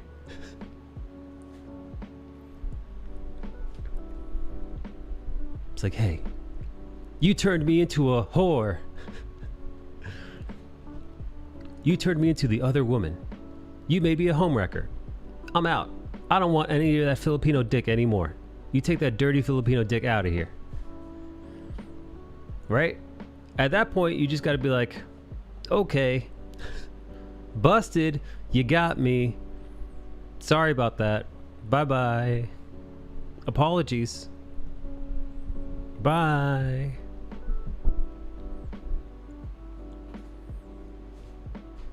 Are they still together? Did his wife ever find out? No idea, but if she ever called me and asked, I wouldn't lie. He signed a deal with the devil doing that. Gotta live with the consequences. You can go on Maury and find out the results. I almost want to see a picture of this guy's wife.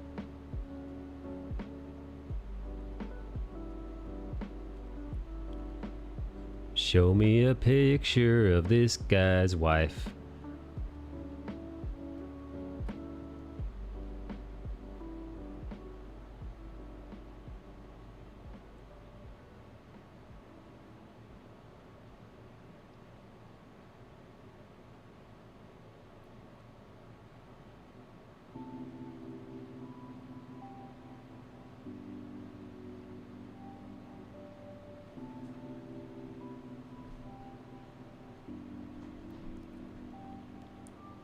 Man, he doesn't deserve the wife or Tina, says K-pop junkie. That's true. I don't know Tina much at all, but she seems like a very nice person.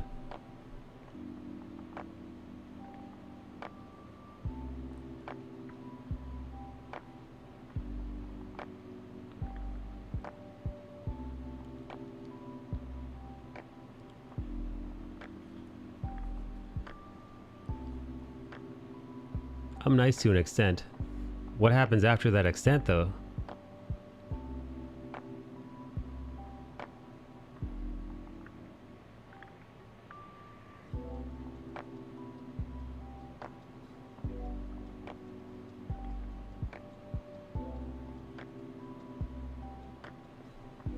Wait, Tiny, I've got to ask, how tall are you?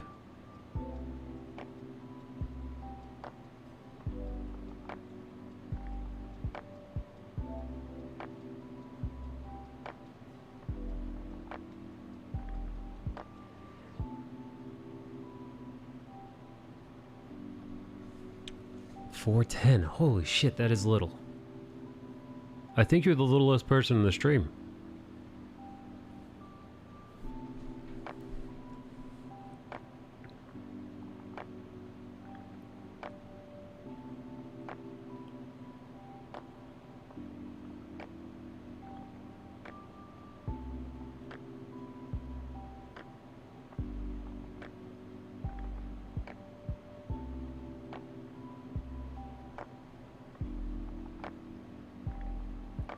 I'm the littlest everywhere. Tiny, do people try to run up to you and pick you up? Like you're a little teddy bear?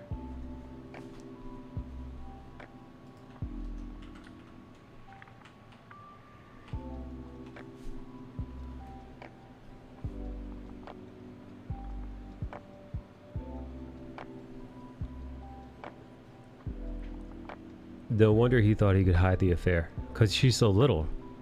Just hide her in the cupboard.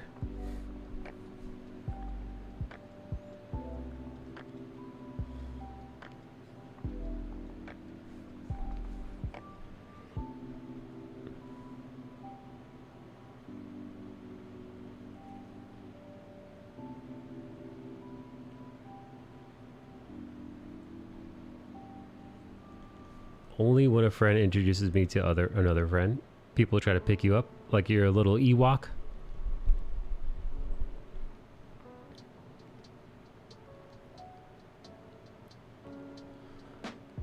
Hey Tiny, do tall dudes ever fetishize you for being so little? You know what, you're small and you're Asian, dude. I feel like that's a double fetish whammy for some people.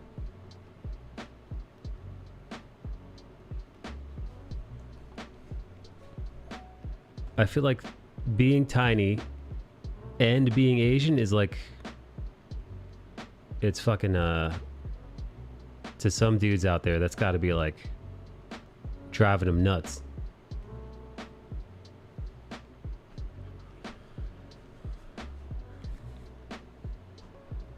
Most strangers will ask if they can put me in their pocket all the time. Total spinner.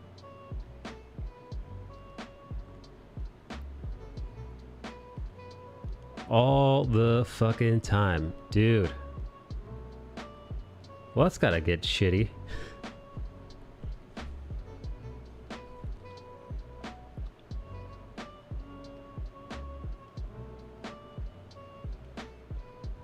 Hey Tiny, do you find you have to fend off white dudes more often than not?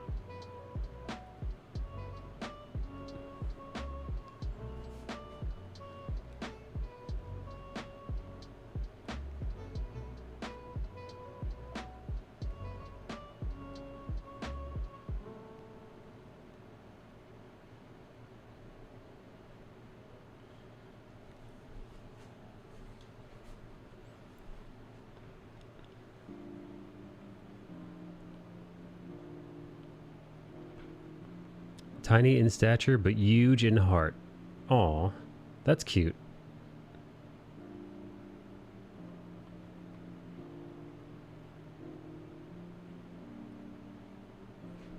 Maybe it just feels like every non-Asian.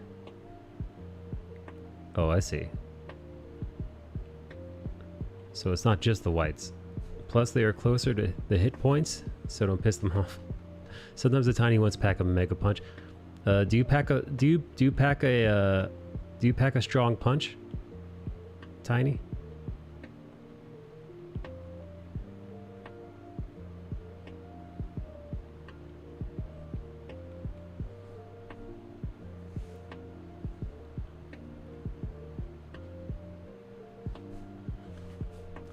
I'd like to think so.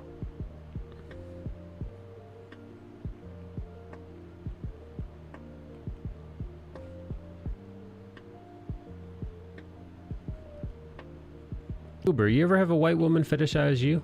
You being very powerful in Malaysian? But it sounds like a slap when I do punch my friends.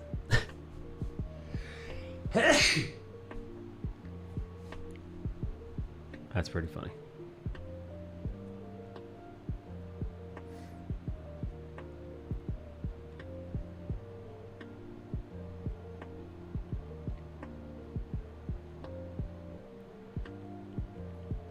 Fetishized? Not that I was aware of.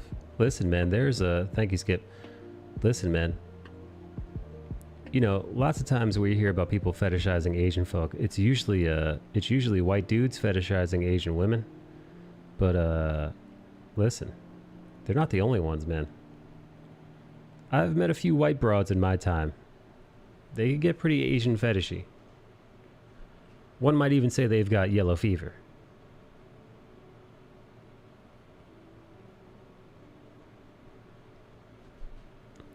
Tina, explain spinner.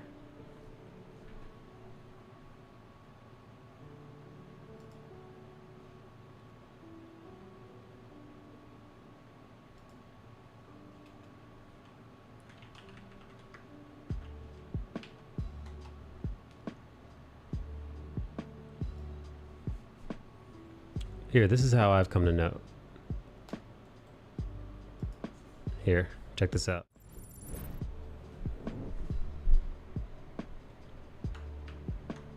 A petite woman, denoted as a joke whereby a petite woman is so thin she's able to be mounted and spun in a circle on an erect penis. Used among some men to describe a petite young woman. One with lots of sexual appeal. The term is thought to reference small stature and weight of women. She's so petite she'd be spun around when riding a man during sex. There you go.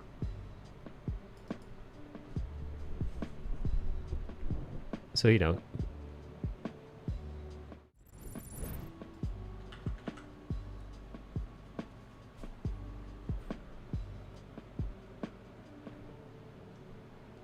Look at you guys learning.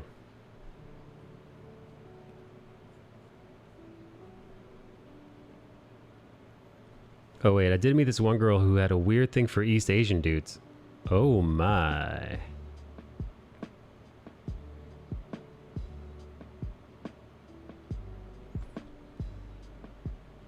Uber, she tried to get in your panties?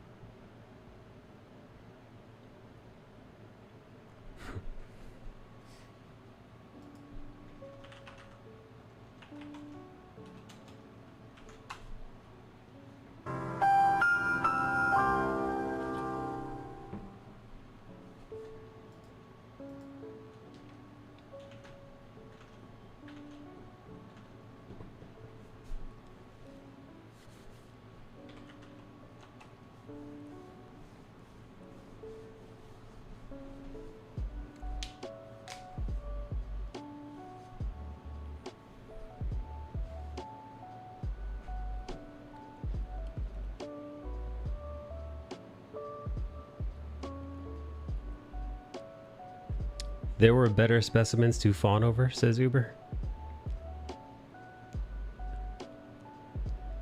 You nasty, Uber, how dare you?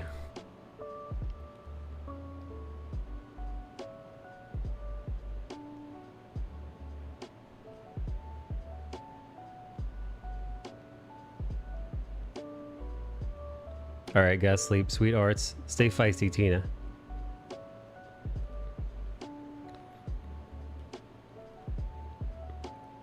I want to know what Tina's doing up so late. Nasty, what you talking about, Wills?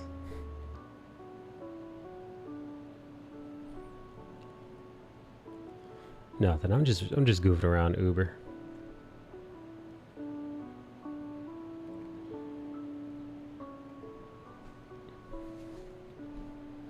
I'm so rarely streaming this late. I'm always up late, always. Yeah, but what are you doing while you're up so late? What's the Tiny Tina plan?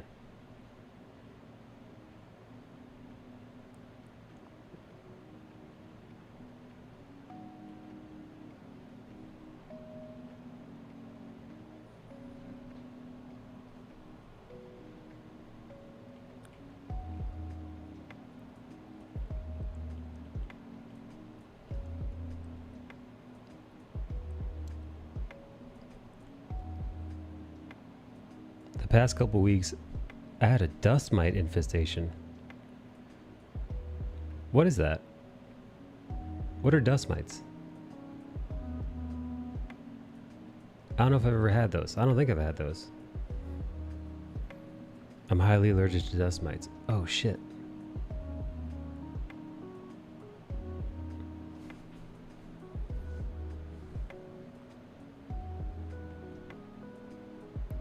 They feed off of dead skin. Ugh. Well, that's disgusting.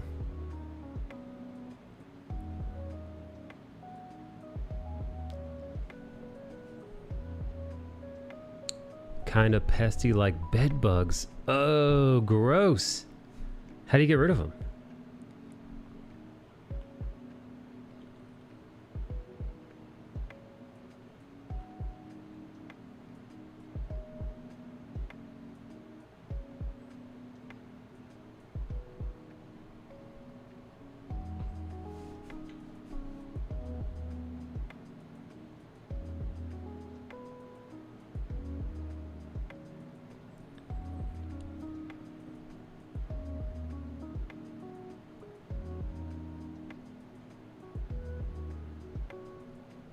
I don't think I've ever had dust mites, but I don't know.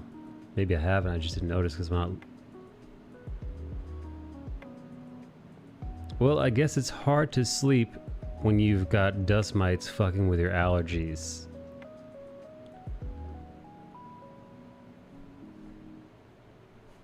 Vacuum, cleaning sheets. This sounds like a nightmare, dude.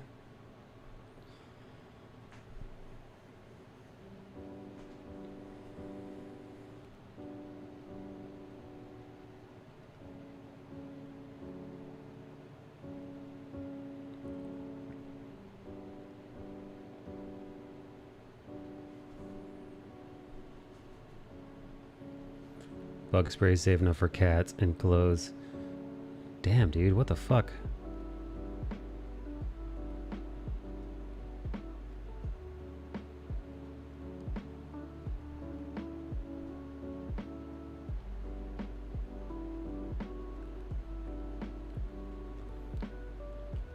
Tiny, that's a real bummer.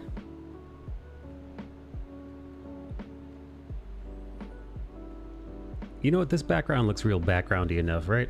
You guys get that it's a skyline and all that. Oops. Let me delete that. Wait.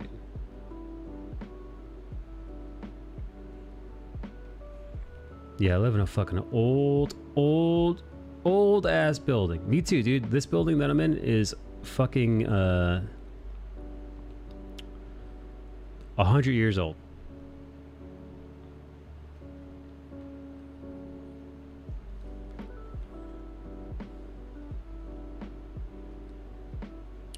Asbestos and lead paint. Exactly, dude. I'm actually, anytime I've got to like do like housework around the apartment, I'm always like, fuck, man. Like the fucking asbestos, dude. Or like lead paint. Like I know there's no way that the, you know, landlord or whatever went through here and like took care of that shit. No fucking way. So I always try to like wear a mask and be like super careful. So now when I see a bug crawling, I can't sleep anymore. I'm just wired. Damn, Tiny.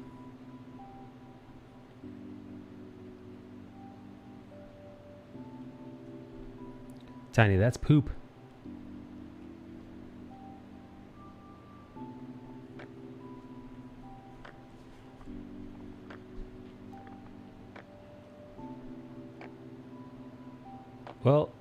Well, now you get to hang out here. Tiny, do you play any video games? When you rent to New York City, do they give you a sheet to sign to acknowledge that you're lead paint so you can go scraping or repainting the walls? No, they didn't. But this apartment was inherited. So like, not to my knowledge.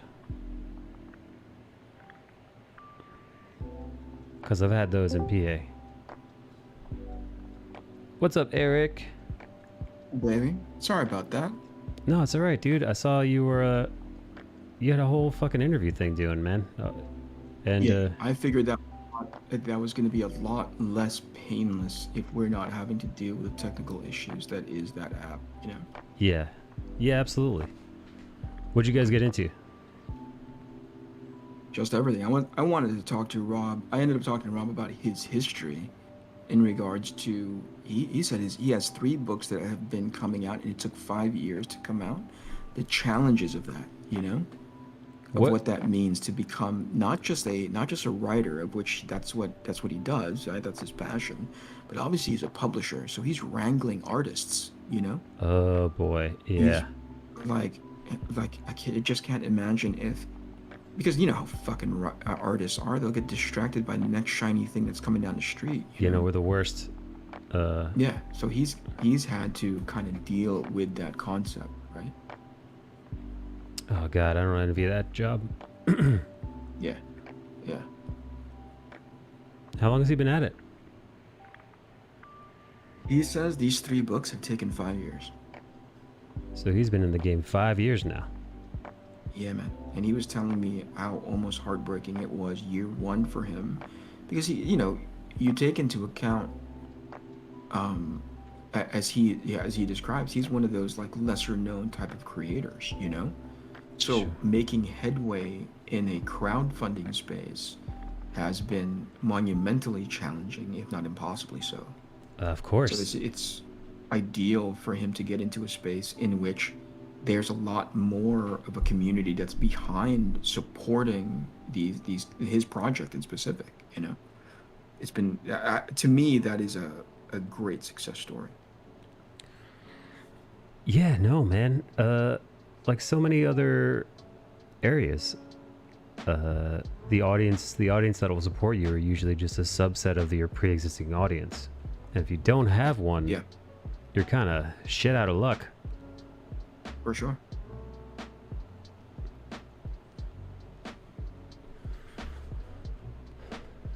You're still on. I'm surprised.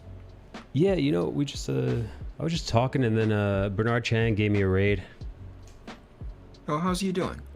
He stuck around just for a moment. He split. I'm assuming he's either hitting the hay or he had shit to do, but it was nice of him to raid. I'm guessing he's doing good. That dude's freaking work ethic, man.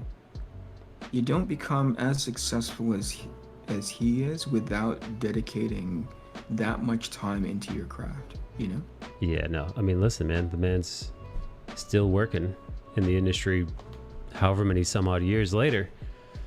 That doesn't happen on accident. I used to get nauseous playing Counter-Strike on an old-ass boob tube. I prefer to watch my plans. My friends play... Oh, Uber's here. Uber says, hello, Eric.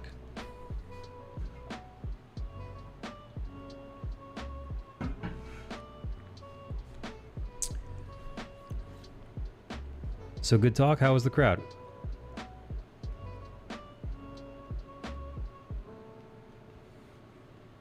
Kennedy? All right, Kennedy. AFK, I think. Sorry, dude. Sorry about that. Oh, that's all right.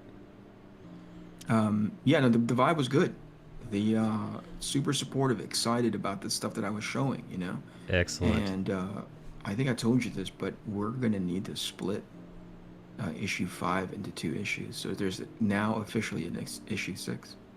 Yeah, man. You said the other day you were already at over 50 pages and... Dude, I just crossed 79. Page 79. Fuck, man. Yeah. Oh, that's going to be an epic final issue. Well, we're going to split it up, you know, so it's going to be I'm going to reach 96 pages total and find a natural break somewhere in the middle there, and we're going to have an issue 5 campaigning for issue 6. So I hope you're ready for this marathon, homie. Absolutely, I can't wait, and it's good to hear that people were excited, because that's they truly were. Ooh-wee. I hope those people get back to me so I could figure out how to get on that app. Yeah. Although it's like, StreamYard makes resizing. Like, let's say somebody walks into a room. Right, yes. Mike? Yeah. StreamYard natively just resizes all the windows so everybody is accommodated, right? Oh shit, I didn't know that. This app is more what you and I are doing right now, which is a small window on the side that may represent your face. Another, it's not a lot. It's not the word I'm thinking of is not live. It's like this dedicated size ratio window, right? Okay, yeah.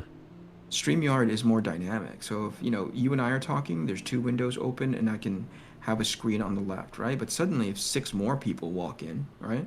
Yeah. StreamYard just keeps piling those, those whatever 16 by 9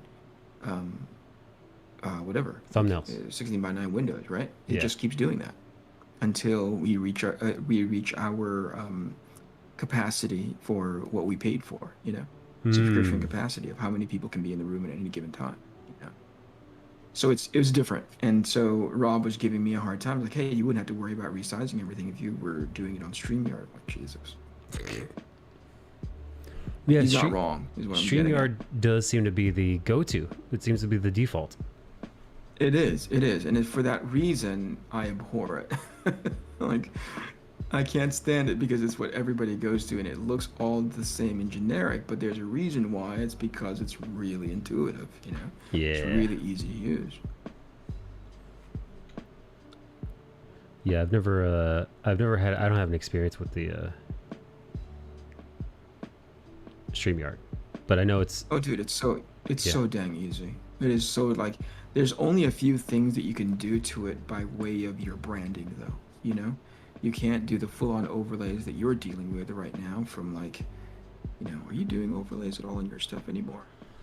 Not as much, huh? No, I toned it down. I figured less is more. I really, these days, I just have the chat window, the occasional alert that goes off, and the giveaway. I see. Yeah, I think this could easily natively be, not exactly, but similar to what you could do with StreamYard. Although the moment you launch your quote-unquote share window, right? Yeah. You become a much smaller picture window on the side. Okay. So the ratio that you have now, the percentages, I think you're going for more like 2/3 and 1/3, maybe a little less, right? This natively couldn't exist in that space because those are all predetermined for you by the app. Balls. Yeah. But remember how complex like freaking Twitch was, with all the overlays, all the little doodads that were happening. Oh yeah. Right? That got out of control quick for some people, man. Yeah, well, it's too distracting. At some point, it stops being aesthetically pleasing and charming, and it's a mess. I agree. Actually, I'm not even thinking about it. I like your setup, man. Well, it's minimal. The chat can see themselves. I like it. And this is the chat is more necessary for people who want to see what the YouTube people are writing as well. That makes a lot of sense. But yeah, I wonder what StreamYard would look like. If I did more co-streams like that, I'd look into it. Yeah. I mean, that's the, Rob actually asked me, like, hey, Mike streams with you at the same time. I'm like, yeah, we like doing that because we share, common interest, number one. We vibe off each other really, really well. And also, I thought about it. I was like, oh, yeah, we kind of have a similar crowd that would watch you and me, as far as the art stuff is concerned. Yeah. We're not that dissimilar, generally speaking. I mean, obviously. What is this that you're drawing?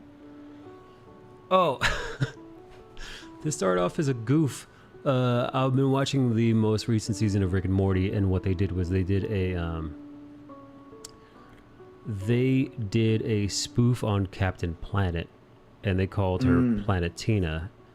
And the goof was the same thing. It's like, hey, we've got a general racial mix of every major race, and each one of us have different power rings, and together we make Planetina.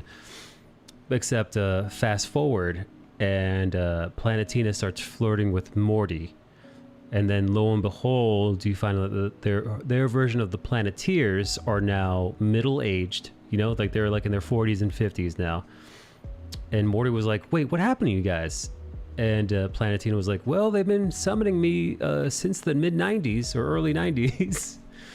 And they, well, not to spoil it, but you know, she's almost like their slave, and they've got like PR people, and I think like they're gonna sell her to someone else, like they're gonna sell the rings and her.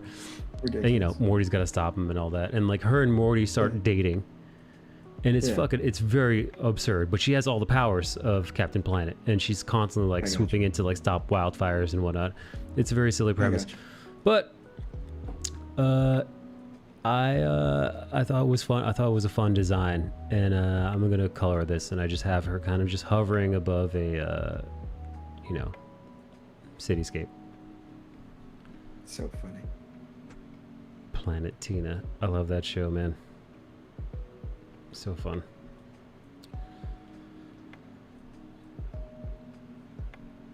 It's part of Rick and Morty, right? It's not like some independent offshoot, yeah? No offshoot. Okay. Just them being goofballs. You are off on Wednesday. Tomorrow's Wednesday. You're off on Wednesday. Tomorrow Wednesday, yeah. Usually. Yeah. Wow, what's cooking? No, nothing much. Got a bit more time to hang out in the evenings. Took a little break for the events at home. You know what I mean? Yeah. But you are off, so I guess I'll join you on Thursday. Maybe we can talk a little bit of movies on. Oh, that would be fun. Depending on what time you come on. Have you been starting your streams later and later? Yeah, I have. I don't know. I just I like a night stream. It's a more comfortable and more in my element. I got you. But you know, usually it's to spend time with the lady. I usually bump it to the afternoons, and then we watch TV at night. But instead, I've been hanging out with her during the day, switching it up a little bit. Dude, I fucking... Sorry, go on. No, nothing, go ahead. Yeah, for some reason, I get so annoyed when people on social media, on Instagram specifically, they do those, like, either, one, ask me questions about myself, or, two... You mean on their what do you call it? On their, like, live? Yeah, on, like, their stories. Their stories or whatever? Yeah. So, like... Why does that bug you? I think it's the self-indulgence of it, where it's like... Okay. Where it's like, don't ask me, like, not even... Alright, I could see, like, an art person being like, if you have any questions about my art, let me know. I'll happily add them, right? Or if you want to show me your art, whatever.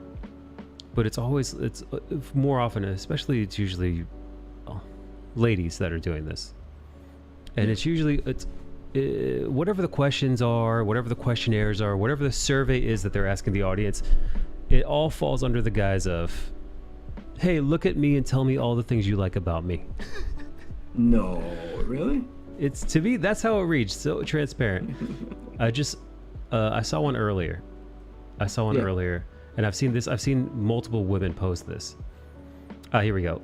This one, it's called, what do you think of me based on my account? The questionnaire. Oh, I hate that one. That one is obvious though, right? That one is like, tell me how cute I am, you know?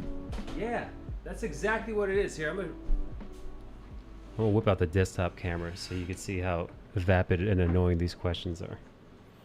But like, vapid and annoying under the guise of what they think is, I'm assuming, is poignant. But really, it's just, look at me, tell me nice things about me. Let's see.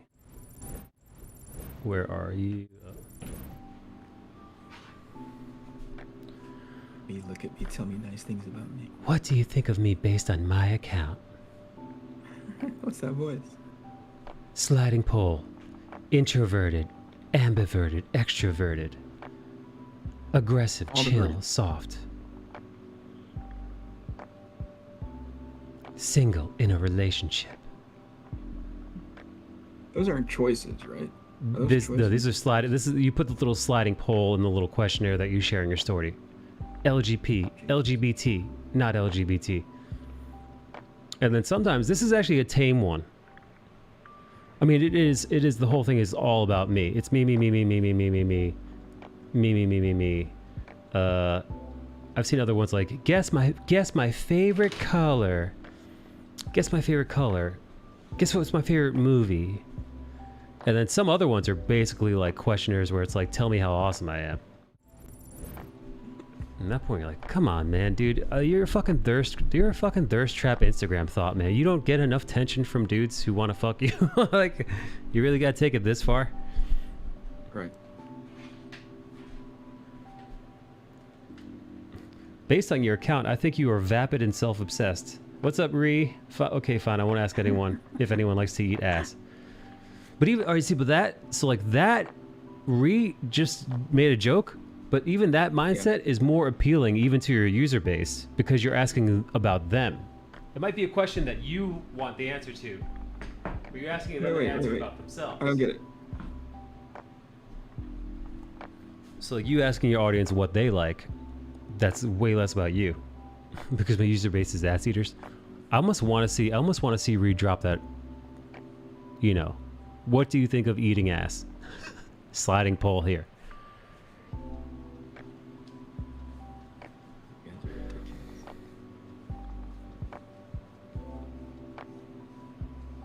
Kennedy, do you still have time to work out these days? Yeah. I don't, but I still have time. Oh, also, how's your oh, what'd you injure? Was it your knee, right? How's your knee? And yeah, I'm good. Good. I thought I was gonna have to sort of stay off of it for a while, but nope. Yeah. It's okay. Very good.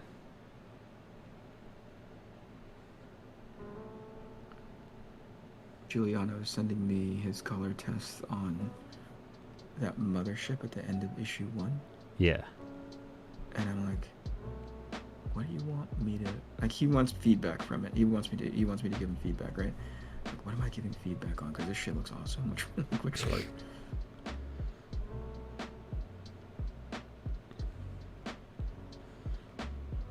My siblings would be so done with me. They've already had enough of my ass. Question, how does one eat ass? I've never eaten anybody's ass, so I wouldn't know. I don't really want to put my mouth over there. I know some dudes love it. They live for it, swear by it. Just go right into butt eating. Reese said that she was hooking up with a dude who he told her he just wanted to eat that coochie, and then he just bent her over and went right for the butthole. So it was deceptive. It was deceptive butt eating. It's like a button switch. It was the old button switch. He was a tricksy butt eater.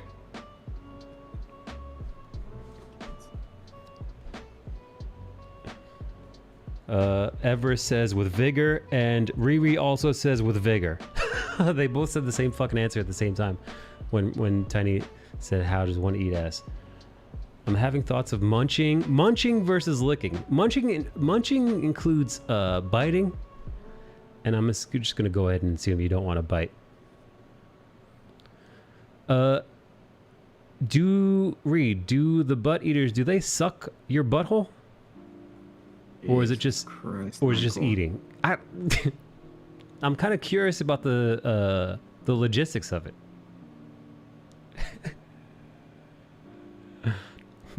I thought munch was just lips. You mean like when a horse grabs some treats and doesn't want to bite you? It just grabs it with its lips? You got to make a poll about this in your stories. I would.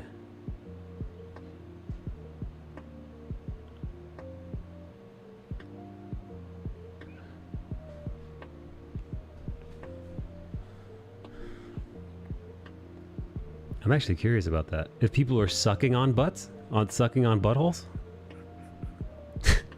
You actually no, get out of here. I'm sorry. I was trying to. Eric has had enough. I literally could not form the fucking question.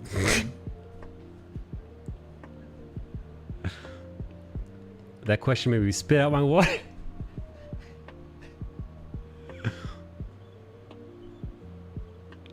What's up, Bonham? I bet Bonham sucked a butt or two in his day. No, I don't think so. Bonham, get on voice chat. I want to pick your brain. Bonham's a good. Bonham is like a good Catholic boy.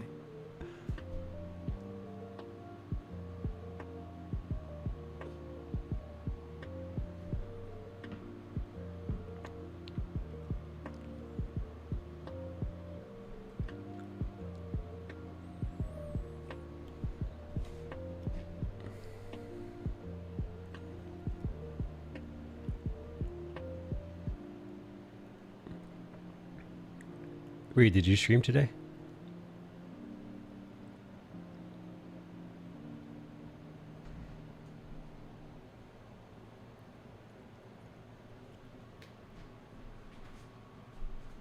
I have by accident, says Bonham. Shut the fuck up. By He, yeah. yeah. Here with your accident. You get into a car accident. You don't eat ass by accident. I'm imagining. Corny, you slam into a fucking pole by accident. You don't say, like, oh, look, I think I'm in the butt. You know, like, the fuck, man. You know, well, what happened was Eric fell asleep and he had a dream that he was suckling on some fruits and berries, and then he woke up and he was between his lover's butt cheeks. He was betwixt her butt cheeks.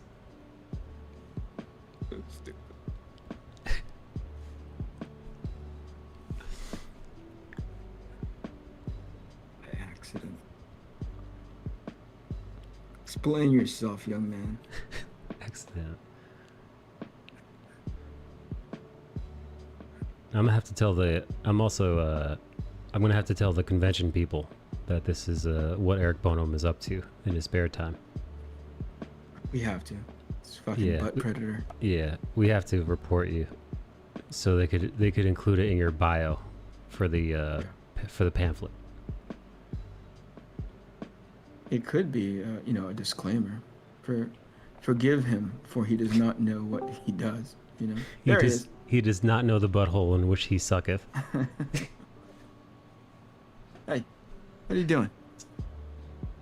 Hello. Hey, what's going on? Hey, whose butthole are you eating or munching? Who are you accidentally munching right now? So what happened was what happened was this is the this is already off to a fucking awful Not good. start, man.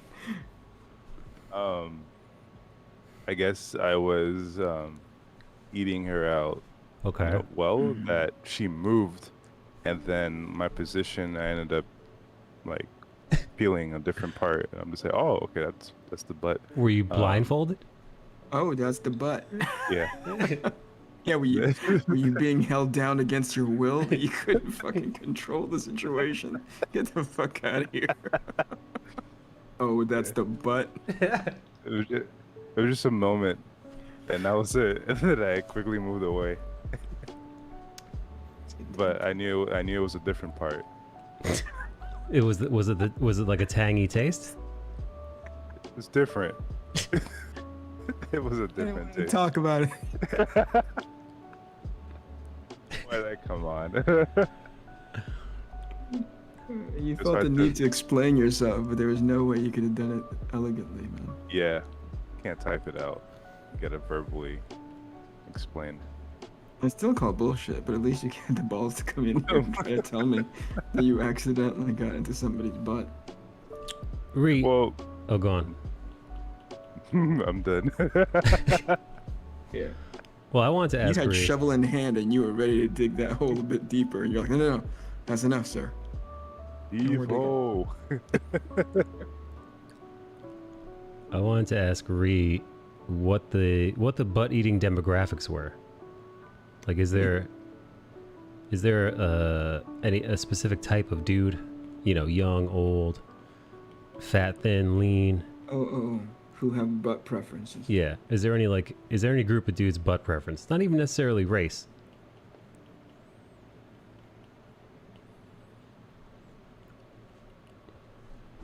Oh shit! What's up, Uber? Yeah, Uber's hanging.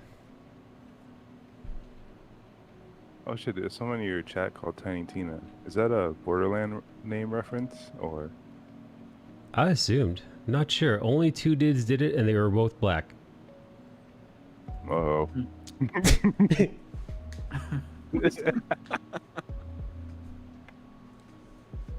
The way you said it, it's like they found you out. Yeah, you got caught.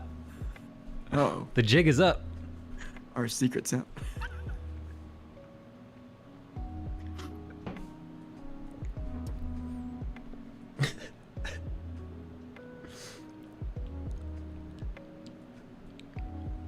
Oh. Hey, Eric, the 2 guys that you were talking to, Joe and Rob, are they both are they comic skaters?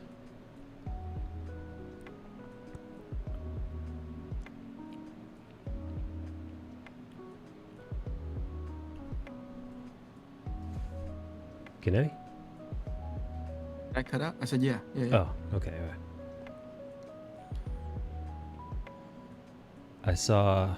I had your chat open for a bit, just to see what the chat was doing. Yeah. Bless you. And I saw, thank you, and I saw that a couple people in the chat were like, Kennedy isn't comic skate, but he was one of the people that would actually like not be completely dismissive of people who like that idea, the idea of comic skate. Yeah, more than anything, I was highlighting the fact that I appreciate people who are critical thinkers, you know, who understand that something is fundamentally wrong, but aren't afraid to address it, right? So if the foundational concept, if not in total, but in part, is about producing a good book or a good project, making sure that you are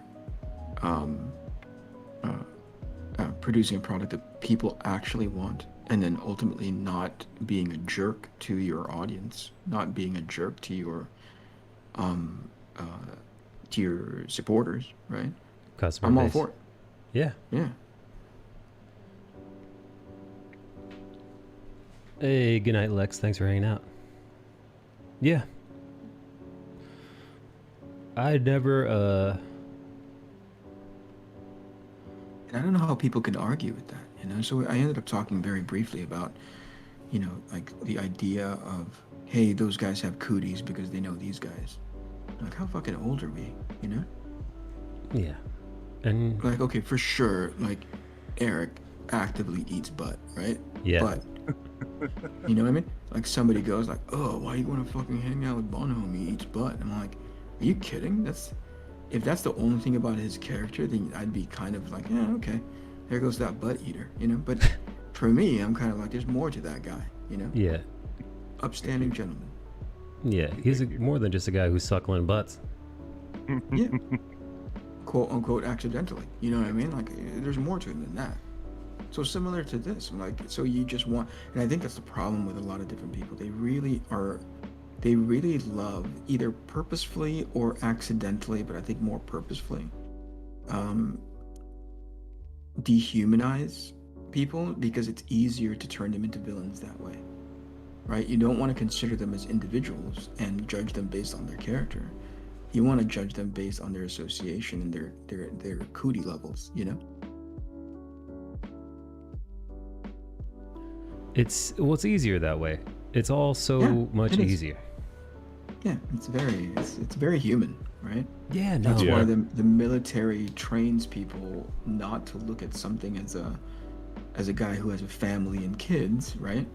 You train them to be targets, right? You train them to be the bad guys, you know? That's not exclusive to the military. That's just a very human thing to do. Oh, really? You're a Republican? Oh, really? You're a Democrat? Oh, really? You're a, you're this or you're that, right? Yeah.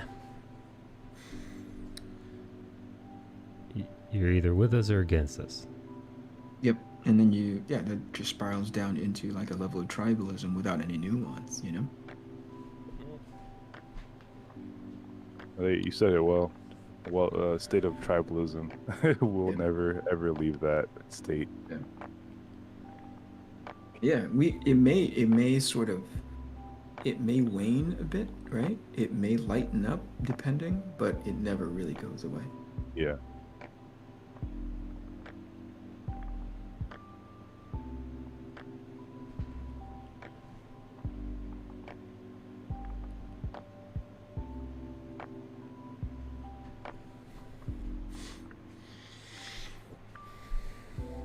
What are you doing up so late, Eric? Shouldn't you be sleeping by now? This is usually the magic hour when I get some stuff done. Mostly scheduling. Trying to figure out my next week. I do a photo shoot and a couple other things. Make sure things are good to go. What are you about to say, Mike? We cut you off. Hey, take it easy, Uber. Good night, Uber. Oh, nothing. I was just I was thinking. Oh, I was gonna ask Bonham if he knew anybody that was vehemently anti-Comicsgate.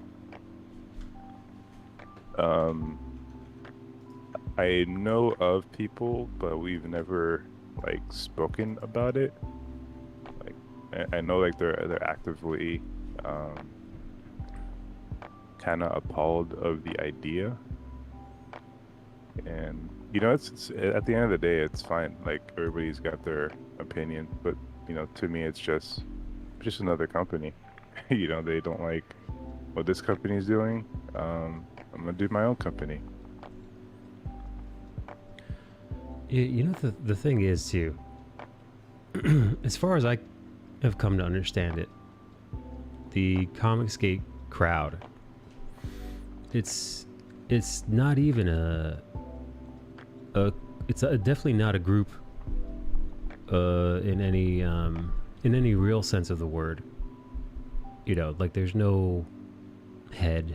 It's not like they're an official party of anything. It's more like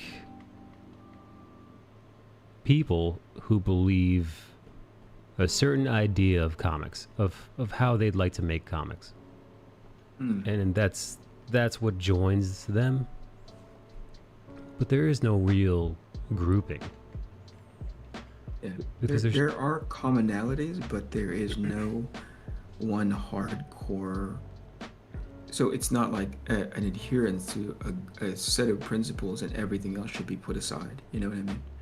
It's these foundational things, and then it starts to become to each individual, and then maybe even a group, right?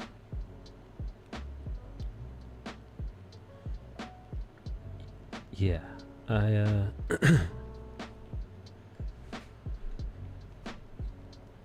here's the thing too. They're so often called a group, and there are some people who are, self-appointed Comicsgate, like they refer to themselves as, and then because of their notoriety and success, people attribute them to be the heads of or leaders of. Yeah. Which isn't the case. It's just like I said, man. I think it's just because the message is so, specific that it's easy to target, this group of people. You could say the same thing for, like I used to work in the gaming industry, and I didn't like it, so I just left. I went to a different industry, and that's it. There's really nothing too complicated about it. It's just I didn't like how things were run here, so I went somewhere else, or easily could have gone to another company that had different principles that I think is better for my well-being. You know, yeah, I'm a comic dude. I used to love to be into the big two, but then I see opportunities at smaller studios, or you know, we have self-publishing now, so sky's the limit. So I'm out. Yeah. You know? Yeah, I don't know. It's that, you know, you can find a substandard, poor, if not reprehensible example of a representative of any group, right? You could say some people say extremists, some people say like the outlier, right? And those are the ones effectively that kind of mess it up for everybody, you know. Right. In this case, there's a very outspoken figurehead in Ethan Van Sciver, and it makes sense. It's like I said, if you are to go look for a villain, and if you look hard enough, Ethan will fit that bill. You know, if that's what you decide, right? But just take a step back and understand what they're trying to say, or at least the principles that are actionable, or the grievances that are actionable. And I don't think you'll be able to deny it, you know. Yeah. Yeah, no, they're you know, why wouldn't you want for the closest thing to a meritocracy in any industry, especially this one? Why wouldn't you want for that? Right? Like, that doesn't make, you know, I just got through talking about how when I broke into the comic book industry, the reason why I didn't feel like I would thrive in it is because it wasn't exclusively about the body of work. It became about one, who you knew, and the secret handshakes that you were cued into, you know, like the secret passwords that could get you into the, you know, the after parties, right?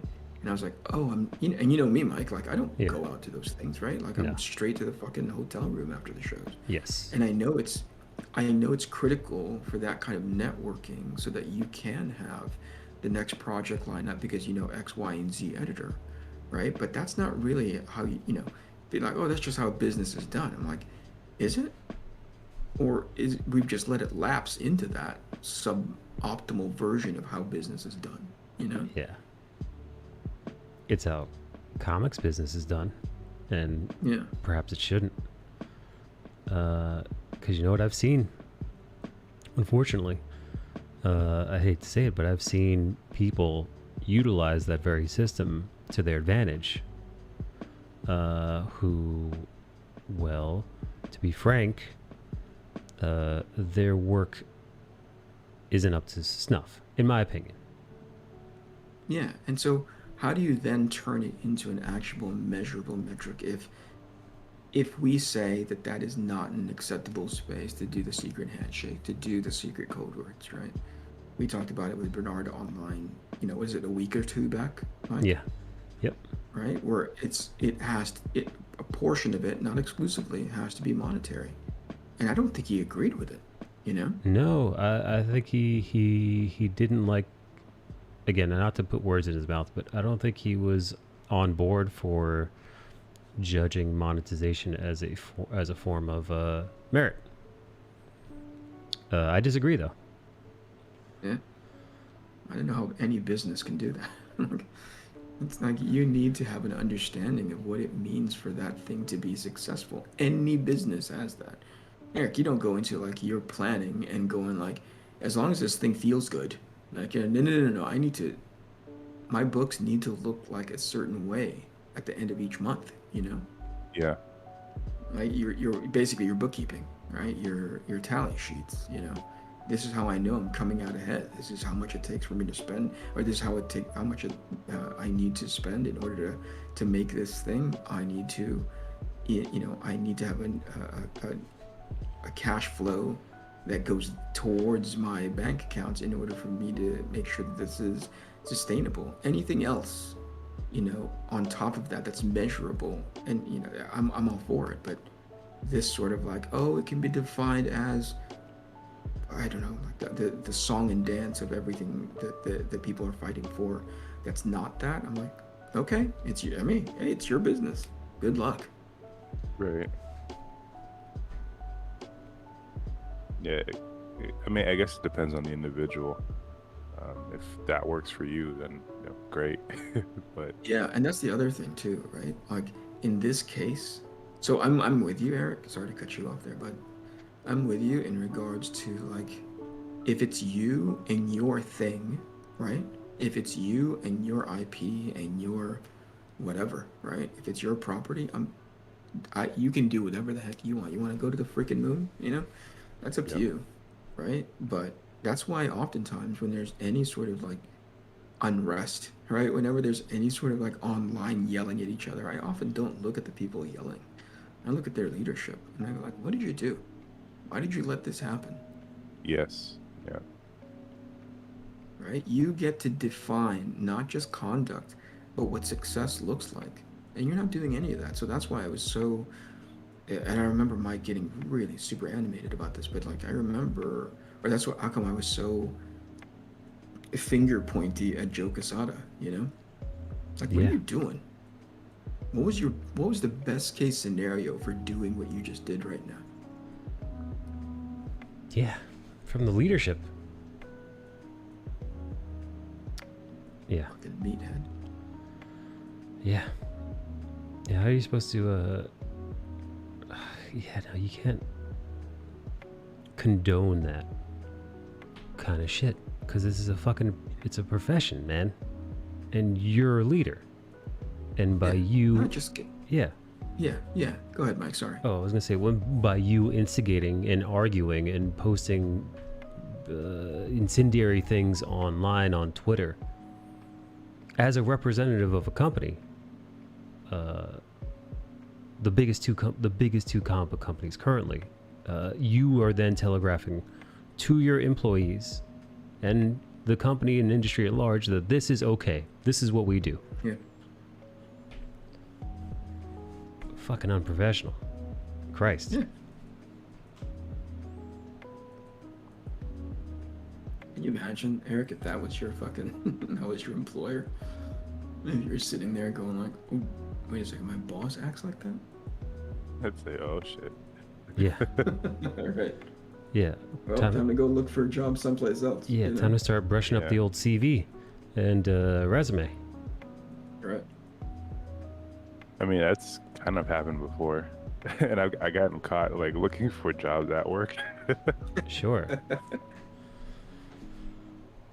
Why are you on LinkedIn? Oh, you know, just posting stuff. It's not just a job site, you know. Yeah. Social media.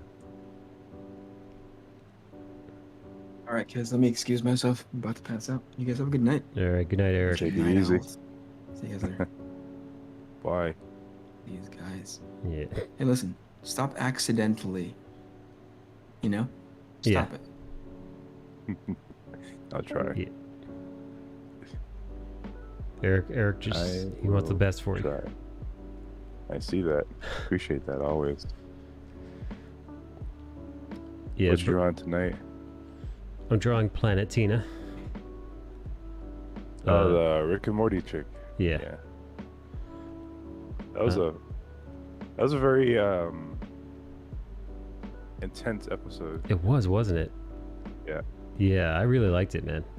Because I love the way they're able to juxtapose something very silly with something very real. Yes. Tough to pull off. Definitely had a lot of layers. Yeah, I love it. I mean, you know, because listen, the show would work even if it was just all goofs all the time. The show would still work, but you know, being able to put humanity in the center of all that chaos, you know, touch on a human element. There's a beautiful nuance to it. Oh man. Yeah, dude. You know, Bernard did make some good points when we were talking about Comicsgate and the comic book industry and all that. He mentioned how people that are constantly comparing comic books to manga they're missing the trick. Because although similar formats, you know, same way anime and you know, Disney films or animation, it's not the same. What's the comparison? Anime and Western? Yeah. Well, you know, Bernard's point was by people comparing manga and comics, it's not a direct one-to-one. People like to pretend like it's apples to apples, but it's apples to oranges. I mean, the art form in itself, you know, are the same. And Yes. I do feel like it's not like a sudden, like, overnight thing that manga has taken over. You know, especially with the Toonami invasion and Cartoon Network back in like the early 2000s. Yeah. You know, when we really were introduced to, you know, all these, you know, awesome animes, and Sci-Fi Channel came in and Hell started yeah. bringing those movies. I think that was the beginning of the end for Western comics in a sense. Just like a different model. Because when you look at the Japanese market, it has stories for anything you would want. Like, you know, Yes. if you wanted a book about somebody that cooks noodles, that exists. Or golf. You know, golf, yeah, whatever skating. it is, Yeah. it's there. Fishing. So it's palatable to anybody, any age, and it was bound to happen here. You know, it's just a really successful formula. It is, and we don't have that. So I think to Bernie's point is, I think Bernie was speaking of the logistics of it, whereas, you know,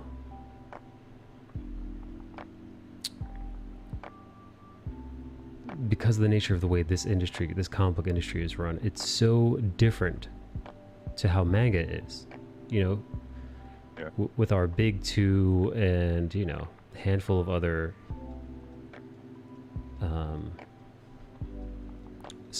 much smaller companies, it doesn't work the same, you know. Yeah. Also, on the logistic standpoint, when you look at a manga, whatever, compared to a comic, you're getting more for your book. Oh yeah. A regular size manga would be like $5.99. That's about maybe 200 to, you know, 250 plus pages. Yeah, man. Versus a comic book, which is, you know, maybe half the price. Actually, now the price has gone up. I think I Yeah. bought a comic the other day for $8, Oof. and I was kind of like, What the fuck? oh, it was the Ultraman that James Herron's doing, and I only got it because of James Herron. Right. And I was okay to pay that, but I was like, holy shit, this is this is a So cheap. $9. Yeah, man. You know, and I could have gotten like maybe 2 mangas. You know, and that was like my whole thing growing up with comics. Like, I couldn't afford comic books, you know, so I was buying comic books in the 10-cent, 50-cent bin. Oh yeah, most people can't. You know, so you're trying to get what's worth it. You know, so if you're putting the price up, you're not really bringing it. You know, this other company is gonna kind of show you how it's done.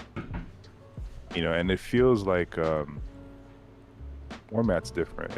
It's very accessible. Like, a book is always handheld. A comic, it's a little bit awkward. You know, the format's a little longer. You know, I love it still, but you know, when you pick up a manga, you're just like, I'm gonna read this to beginning and end. Like, Yes. And also, think about how most of them are released. Most of the most successful mangas, they're released in that Shonen Jump what is it, a weekly book, monthly book? Like a booklet of all the various stories? Yeah, it's like weekly, and then they'll have like a monthly release of the whole volume. Yeah. So it's like, and then you get that for a couple bucks. Yeah, because you know they take the hit from what I'm told, and I could be wrong. I haven't done a lot of research in this, but from what I've been told, the companies don't make much of anything at all. They might even be taking a hit on the manga, selling it for so cheap, but it's the equivalent, them selling it so cheaply, but so making it so affordable and accessible to all these different people, and it containing all different types of stories, not just superheroes. It's very similar to the way comics were accessible when we were kids. Although, you know, like they might have been a little bit more pricey, but they were everywhere. You know, newsstands, the 7-Eleven, Walmart, you know, fucking mom and pop shops, dude, any convenience store, corner store, they were everywhere. So you just pick one up, just give it a run. You might even flip, you know, you can flip through it while you're looking through magazines and stuff if you're curious. And that's where there comes the drawback. You know, you have these weekly books, but not only that they have to come out weekly, this is putting a toll on the artist's health, their personal lives. So they're sacrificing that. And then over here, you're looking at their pay. You know, they're paid probably way more than over in Japan, but their quality is much less in terms of in the turnaround. Yes. And here it's more of like kind of complaining because I'm not getting paid enough. When you have people that are getting underpaid that are outperforming, it's crazy. That's pretty crazy.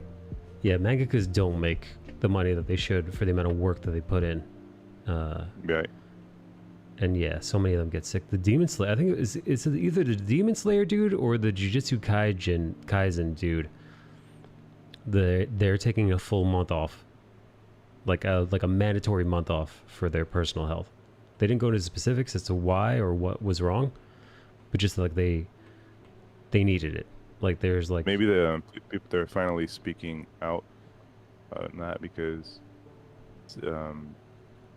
it's kind of like, you know, do you want us to be able to do it, or do you want us to end up dying and then the book is no longer, you know, in production? Sure. You gotta look for somebody else. Yeah, the Berserk dude is, you know, I think what's on everybody's mind recently is like, oh shit, yet again another man dies before the average life expectancy of complex issues that were honestly probably preventable.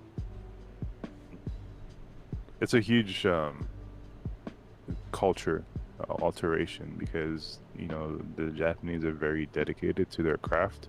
Oh yeah. And oh hell yeah. To get ages of, you know, it's not really mind control. It's more like, this is just the way I've been doing things for so long. You know, it's really hard to change.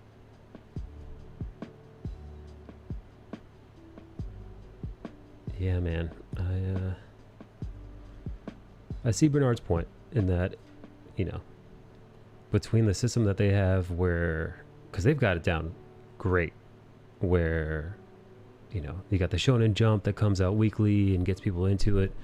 And then through that, you have collected volumes and people pick up the manga. And then as that goes on, there's an anime that's made. If it's successful enough through the anime, people go back to the manga. It's a great system. Yeah. And it's but there is no American equivalent to that whatsoever. It's either you do that or you do the European equivalent. What's where that? You give, it's almost like having just a book deal. You give the creator a year or two. You give him his down payment, half, and then you pay him the other half on completion, and you have a volume. Just like if you were to do with a novel or a children's book. Oh. So like you won't see like European comics come out like monthly. They rather have full-fledged tome. That's the term for them. And it could be 2 months, 3 months, or it could be like a 6-month book or a year. So they work, and they're you could tell like it's just different in different regions of the world. They're super chill. I remember when I lived in Spain, I met a couple dudes who worked in comics over there, and they were just having the very casual life. We met up at a cafe. Wow. They didn't work. They didn't work until late at night. Yeah, they're just kind of hanging out, talking. We're discussing ideas, and you're living life. You're people watching. Maybe pull out your sketchbook, do a little bit of studies, or whatever, writing notes, and then you go back to your studio, and then you're doing what you got to do because you're not really under pressure on trying to meet some sort of insane deadline. Damn. Must be nice. Yeah, life's different in so many parts of the world. Well, it's not nearly as bad here as it is for the Japanese there. But it's not nearly as good as the Europeans have it. Yeah, there's a drawback to anything. There's really no perfect formula.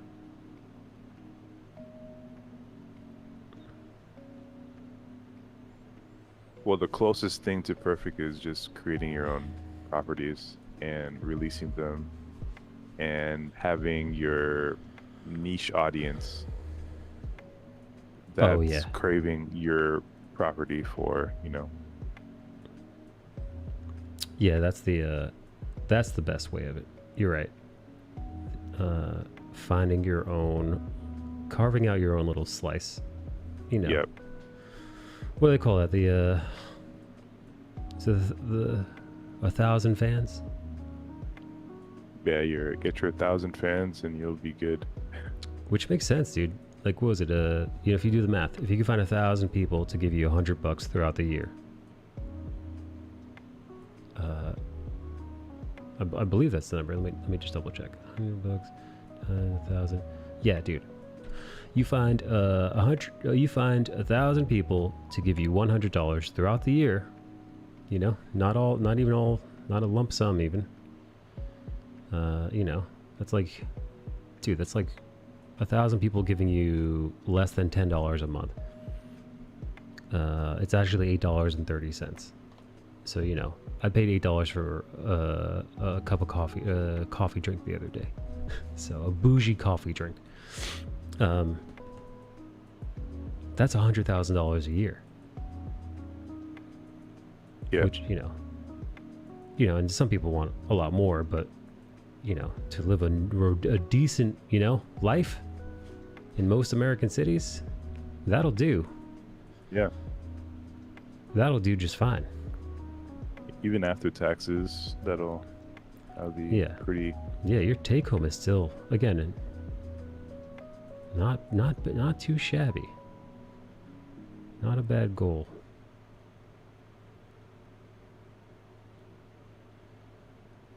How's the YouTube push going for you? It slowed down. I slowed down. I was starting to burn out, but I'm ready to go back in. I'm ready to go back. Oh, motherfucker. Yeah, I'm ready to get back into the grind.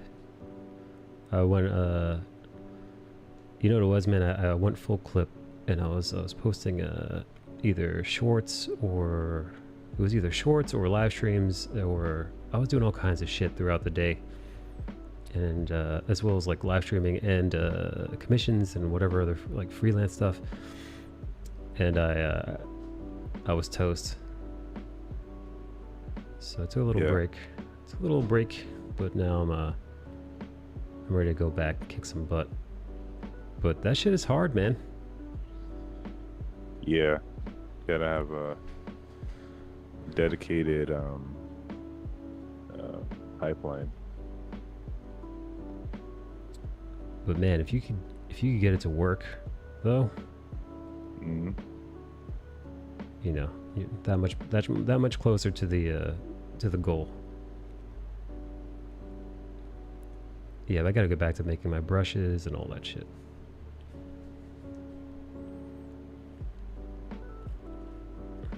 How about you, man? Have you thought about doing a YouTube? Yeah, I actually been scouring Fiverr for some editors, putting some money aside to that. Dude, let me know if you find anybody, you know, somewhat reasonable. Yeah. I mean, I want to see like what they can do, like what they can provide for, you know, I don't want to like chip anybody, you know, trying to find like the cheapest cheap and then, you know, taking advantage of them. Yeah, none of that. You know, trying to find a fair price, and maybe I'll learn a thing or two about it so that I can probably end up doing it on my own and, you know, create a pipeline for myself so that I can, because I have my camera is pretty much set up where I'm top down filming my traditional stuff. Nice. So it's pretty much just pulling out the footage and putting it together in some style. Then I just ordered another tripod so that I can have a different angle being filmed while I'm, you know, up down, so I can just have some variety of that's shots. nice. Yeah. I bet that would look good on live stream too.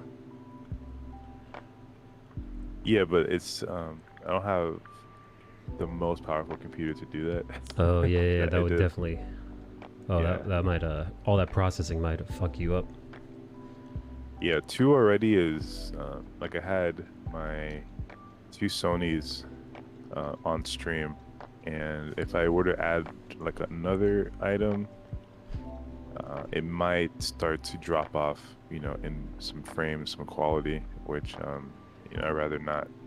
Yeah. You know, do that. Chibi says, expect editing to take longer than expected. That shit is an art form sometimes. Oh, absolutely. Oh yeah, I know this. It would be kind of like batches, like, you know, I would give the editor all the footage, and they would pretty much give me like their time frame, like on how long it would take, and from then on, that's when you could actually create a pipeline. Say, you know, if you tell me you're going to deliver it in 2 weeks, and I have my whole schedule set up for that, and I'm paying you for it, so I expect that to be the case when, you know, the time comes.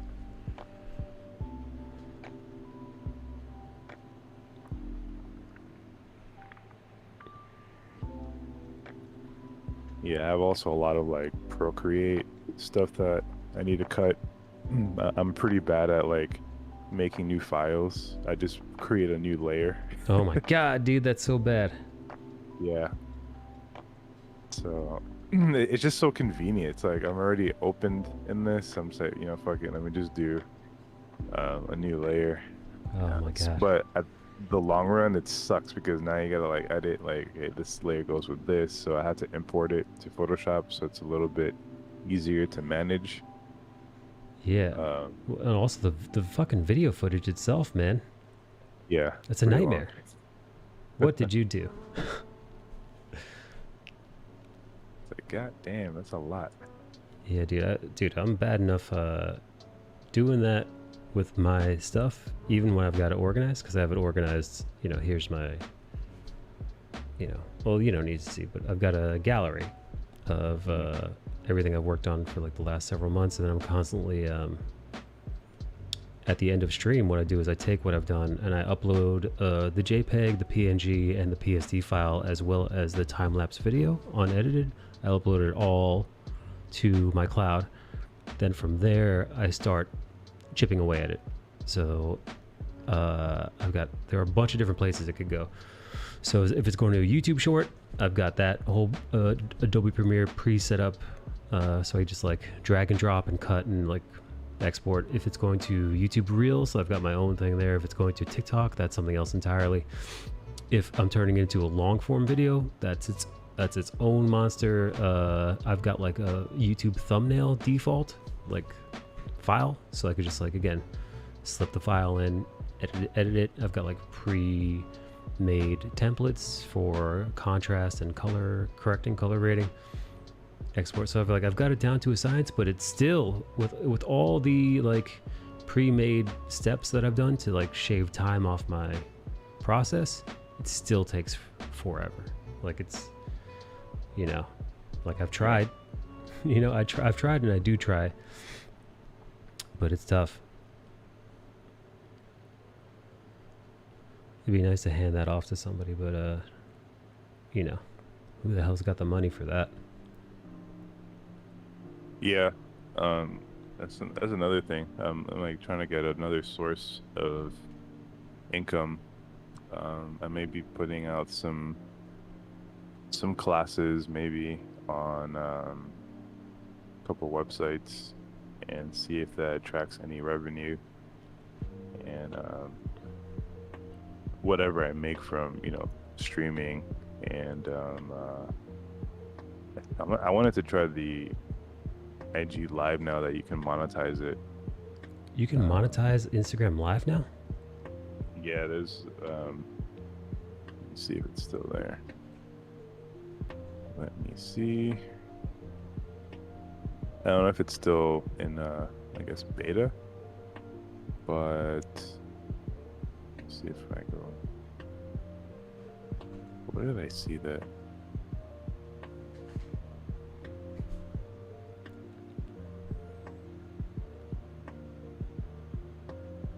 Okay, there you go. Monetization and shops. You are invited to try badges in live.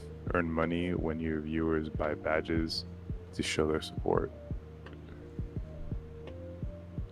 So it's pretty much like, you know, the YouTube, like the cheers or whatever they call it.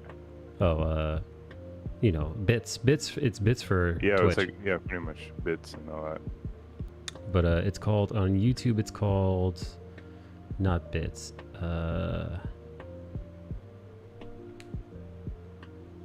What the fuck is it called on YouTube? Oh, super chats, I believe. Super chats. Yeah, there we go.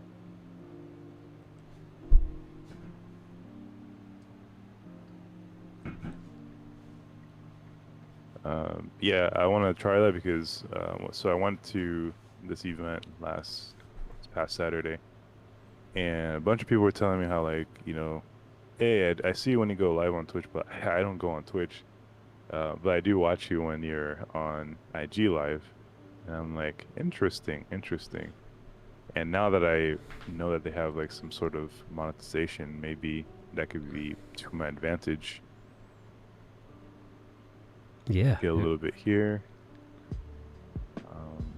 Plus, it's, you know, it's so much easier to set up an IG Live. You don't need people to see your face.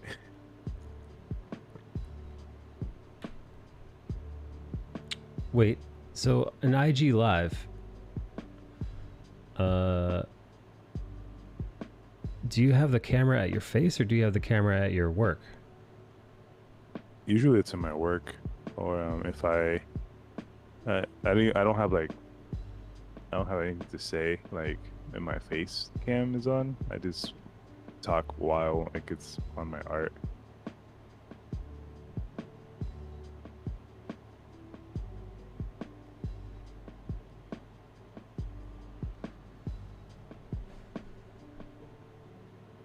But I also do see the difference when you do have a face cam.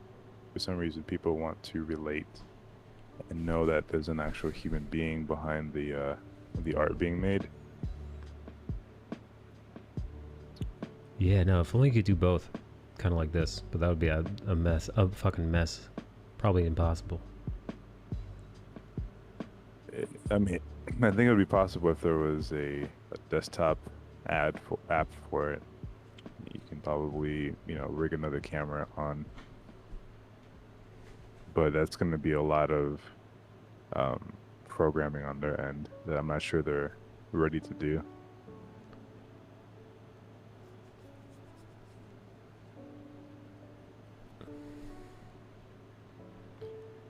Okay, I'm taking off. Shit, I've been on for 5 hours. It's almost 3 o'clock in the morning. Oh, damn. Yeah, it is. Super late for me. It's my bedtime. It's my bedtime.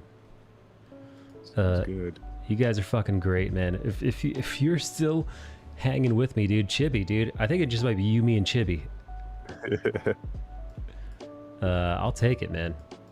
Thanks, Chibi's Chibs. the MVP. Thanks, Chibs. You know, let's host a Volpsy. Why not? Yeah, do it. All right, I'm gonna take off. I gotta go to the restroom. All right, later, buddy. See ya. We're gonna hang out. We're gonna say hello to Volpsy, and yeah, I'll catch you guys. I'm off tomorrow. I'll catch you guys Thursday. Bye, everybody.